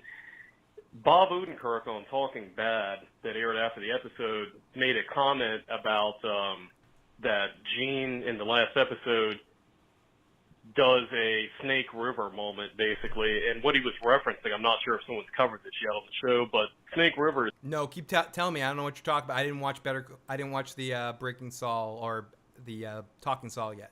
Where Evel Knievel attempted to. And yes, these amazing people whose dog this is, who may or may not watch this at some point, but if they do, you guys are awesome. The very awesome owners, very awesome dog. Gretzky, they named after the wonderful Wayne Gretzky. Rocket over the river back in the 70s. And I know at the end of the episode, the brief snippet that we saw at the end of tonight's episode showed the crashed car with the narrative of Gene speaking over the video footage of showing the wrecked vehicle. So, you know, I don't know if that's going to come into play for the final denouement for Gene or not, as far as his character goes in the last episode, but just wanted to throw that out on the table. No, definitely. I thought it was kind of odd because I noticed Vince and the other gentleman kind of gave him a look when he mentioned that, so it's kind of like... Oh, sorry. Oh my God, I'm sorry. I totally messed everything up. But yes, that was incredible. I can't wait to watch it to see that particular look. Let's see. Like a little bit of a slip sort of code that he kind of threw out there as a teaser. with the Snake River comment. So anyway, thanks again for fielding the question, and have a good evening. Bye. No, thank you for asking the question, and I appreciate it. So, it's Walter. Walter White? Look, I just finished making Glenn breakfast. Look, I'm calling you to tell you I've changed. I'm out. I'm breaking breakfast. He's breaking breakfast. What a fucking sick prick. You're always freaking me out, Walter White, and I'm glad that you're on my side here. Hey, Phil, I called on stream before, another thing, and I don't know if you talked about it earlier in the stream, but how much Kim's hair is black now, probably to show how much she's holding in and depressed and unhappy, and they're living her fake life with her fake hair and doesn't have her bounce, doesn't have her tickle, doesn't have her vibes that she has. Holy shit. I can't believe that I've been streaming for almost 4.5 hours and I still have over 300 people watching live. That just shows it's not about me. It's not even a little bit about me. It's about this Better Call Saul. It's about how excited this show is making us. I don't want to end this stream. Like, I'm ready to end the stream. Our voicemails and our text lines are cleared. We made it. We did it. Our super chats are oh no, I forgot one super chat. Trocar X just gave our $19.99 super chat. That is amazing. Let me play a drum solo for you.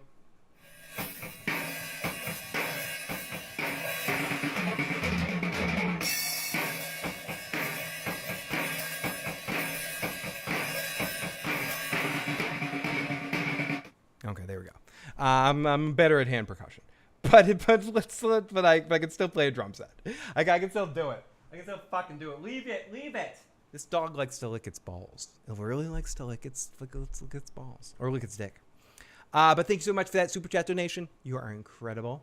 And thank you. That means more to me than you possibly understand. It really does. It really does. So everyone, if you enjoyed this, please hit that like button. Please hit the subscribe button. And I hope you all come back next week to join me.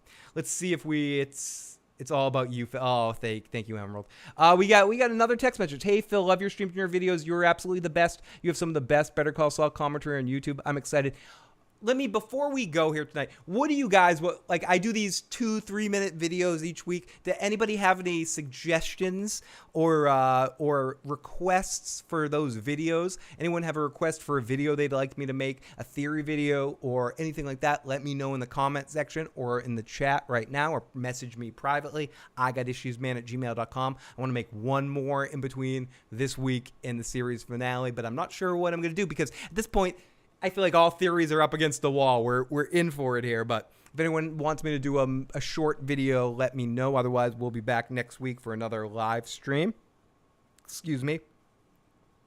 Area code 774, one more time. So, it's Saul. Yeah, look, I need you to get me a Hoover Pro match. Come on. Okay, now's the time. More reps with that. Send your feet picks. Also, heel. I need your help. Oh my God, Walter! If anyone wants to call it right now, it's you'll actually talk to me live on the air. Anyone want to talk to me live on the air? Everyone, but thank you so much for joining tonight. We're gonna start to wrap this up. I need to see your brawls. Where are you, dog? There you are. I'm relatively new to your channel. Did you review El Camino when it came out? I did. I think my El Camino review is somewhere on the channel. I started my channel at Breaking Bad, the final episodes, that final half season. And then I've done the good seasons of The Walking Dead through the bad seasons. So we get into some trashing The Walking Dead. We don't often trash shit on this channel, but The Walking Dead, we fucking trash. We talked through Game of Thrones, all through that. Vikings, also covered all of Better Call Saul, the first couple seasons of Westworld. I haven't talked about this season of Westworld. A few movies here and there along the way. Going to do a lot more shows and movies and different things moving forward, especially if I'm lucky enough to have all of you guys. This has been, honestly, hey, dog. Honestly, these 6 episodes have been the most we've been lucky. Oh my goodness. Oh my goodness. Oh my God. Oh no. What is that? Hello, caller. Welcome to the show. Hello? Hey, welcome. What did you think of this episode of Better Call Saul?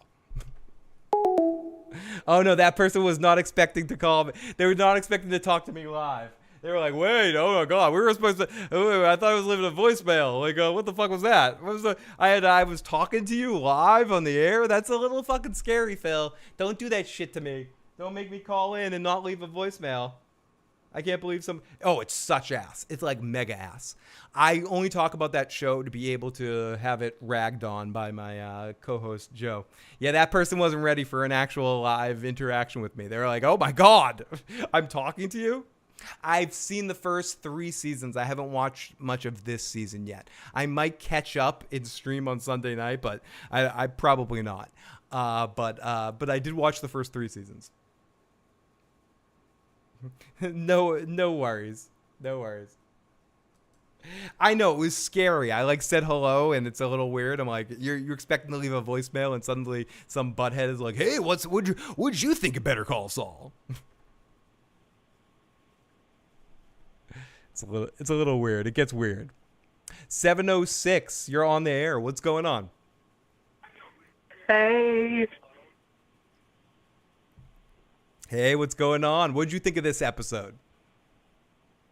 I absolutely loved it. I was on the edge of my seat the entire time.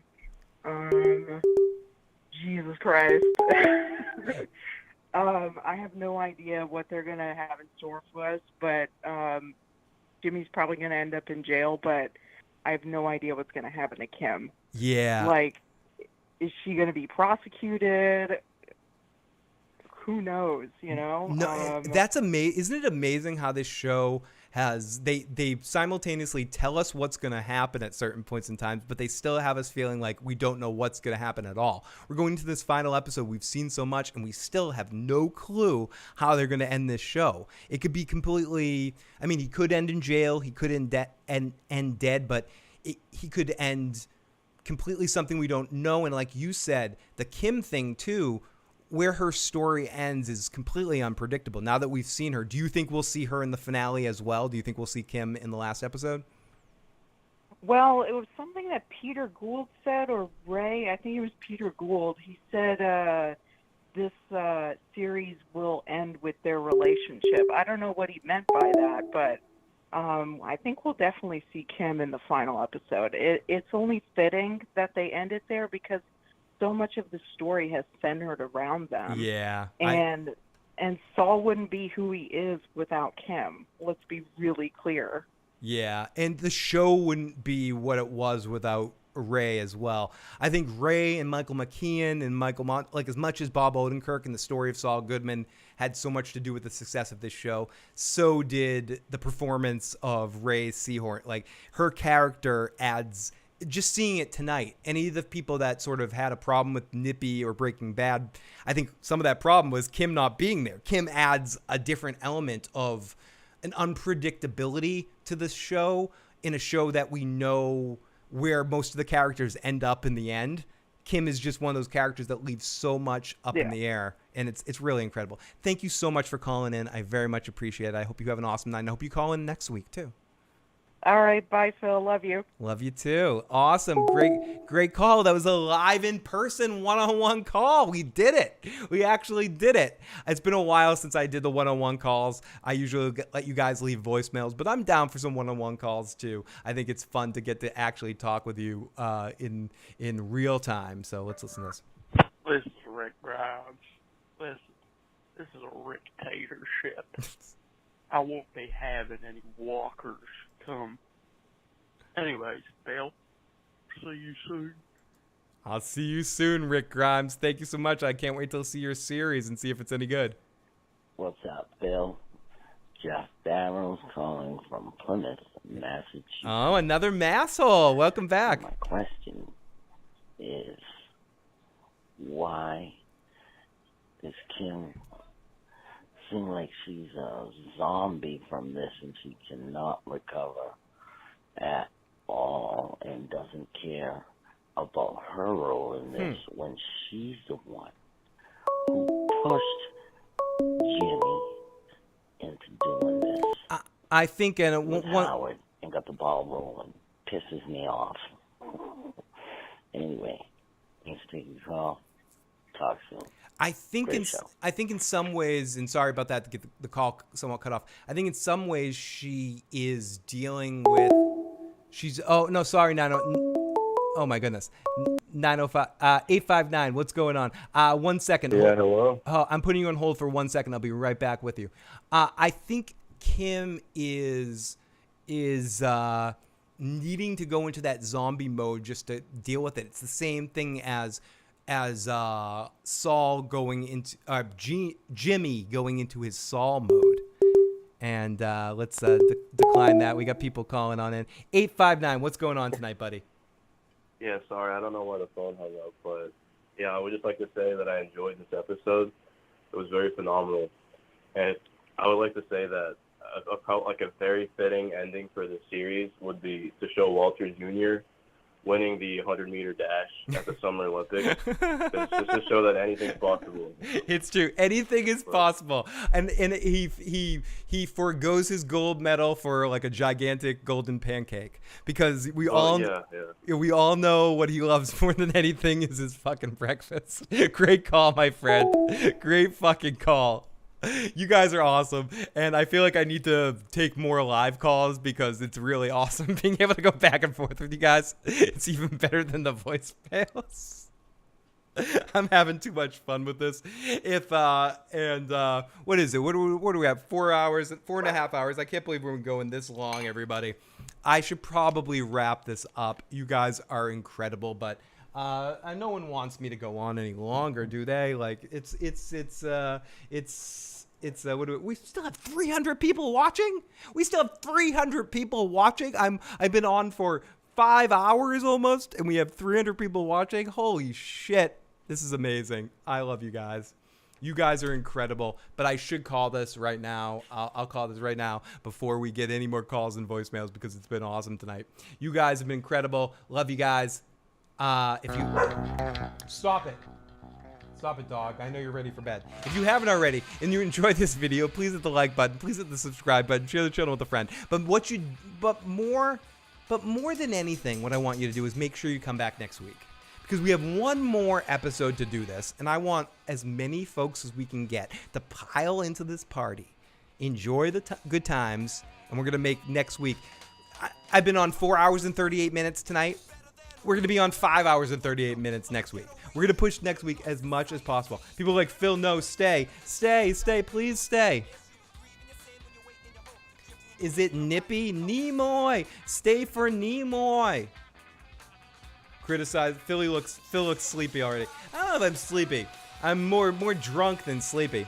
One more Monday next week, everybody. We're going to go really wild. It's going to be a good time. See you next week, everybody. Love you guys.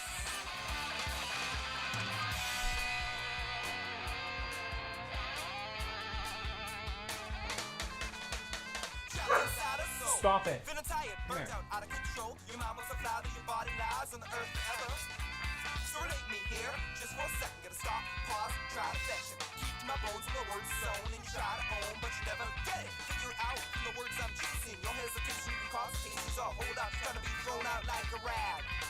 What? Have I got an encore?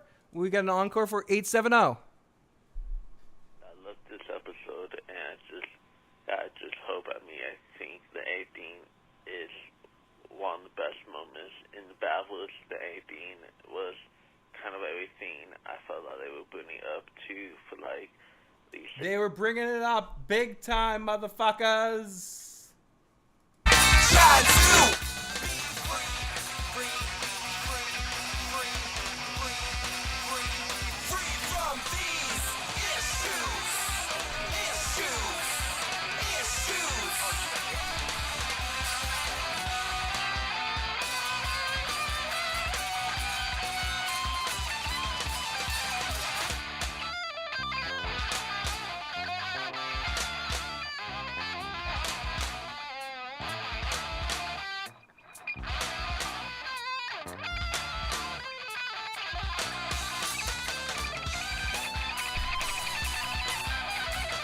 Just some of them.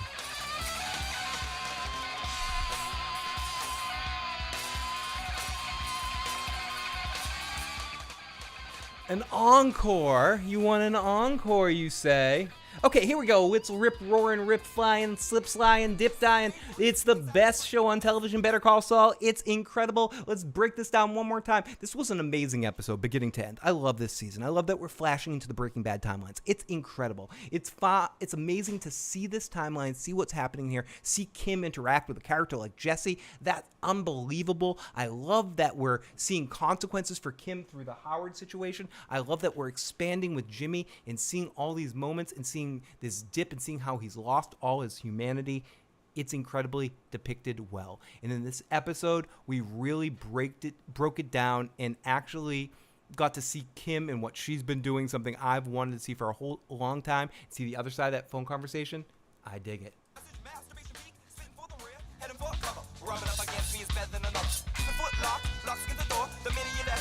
Let me know. Let me know if you have issues. You got issues? I got issues. I got some issues. Flippin' flying. We got 2 minutes left. I'm going to end this at the end of the song. We're going as long as the song, everybody. Encores are fun. They're good times. I wish it was early in the day. Actually, if I keep this going, it's going to be the morning anyway, and I can start playing the drums again. But everybody, it's amazing to think where they can end this episode, where they can go with this final story arc that they push for Saul Goodman. Will he get away with it? Will he go to jail? Will he get away? Or is it something we haven't even thought of yet? Vince and Peter are smarter than us. They know. They are the goats of television. And can't wait to talk about next week. I love all you guys. Talk to you next time.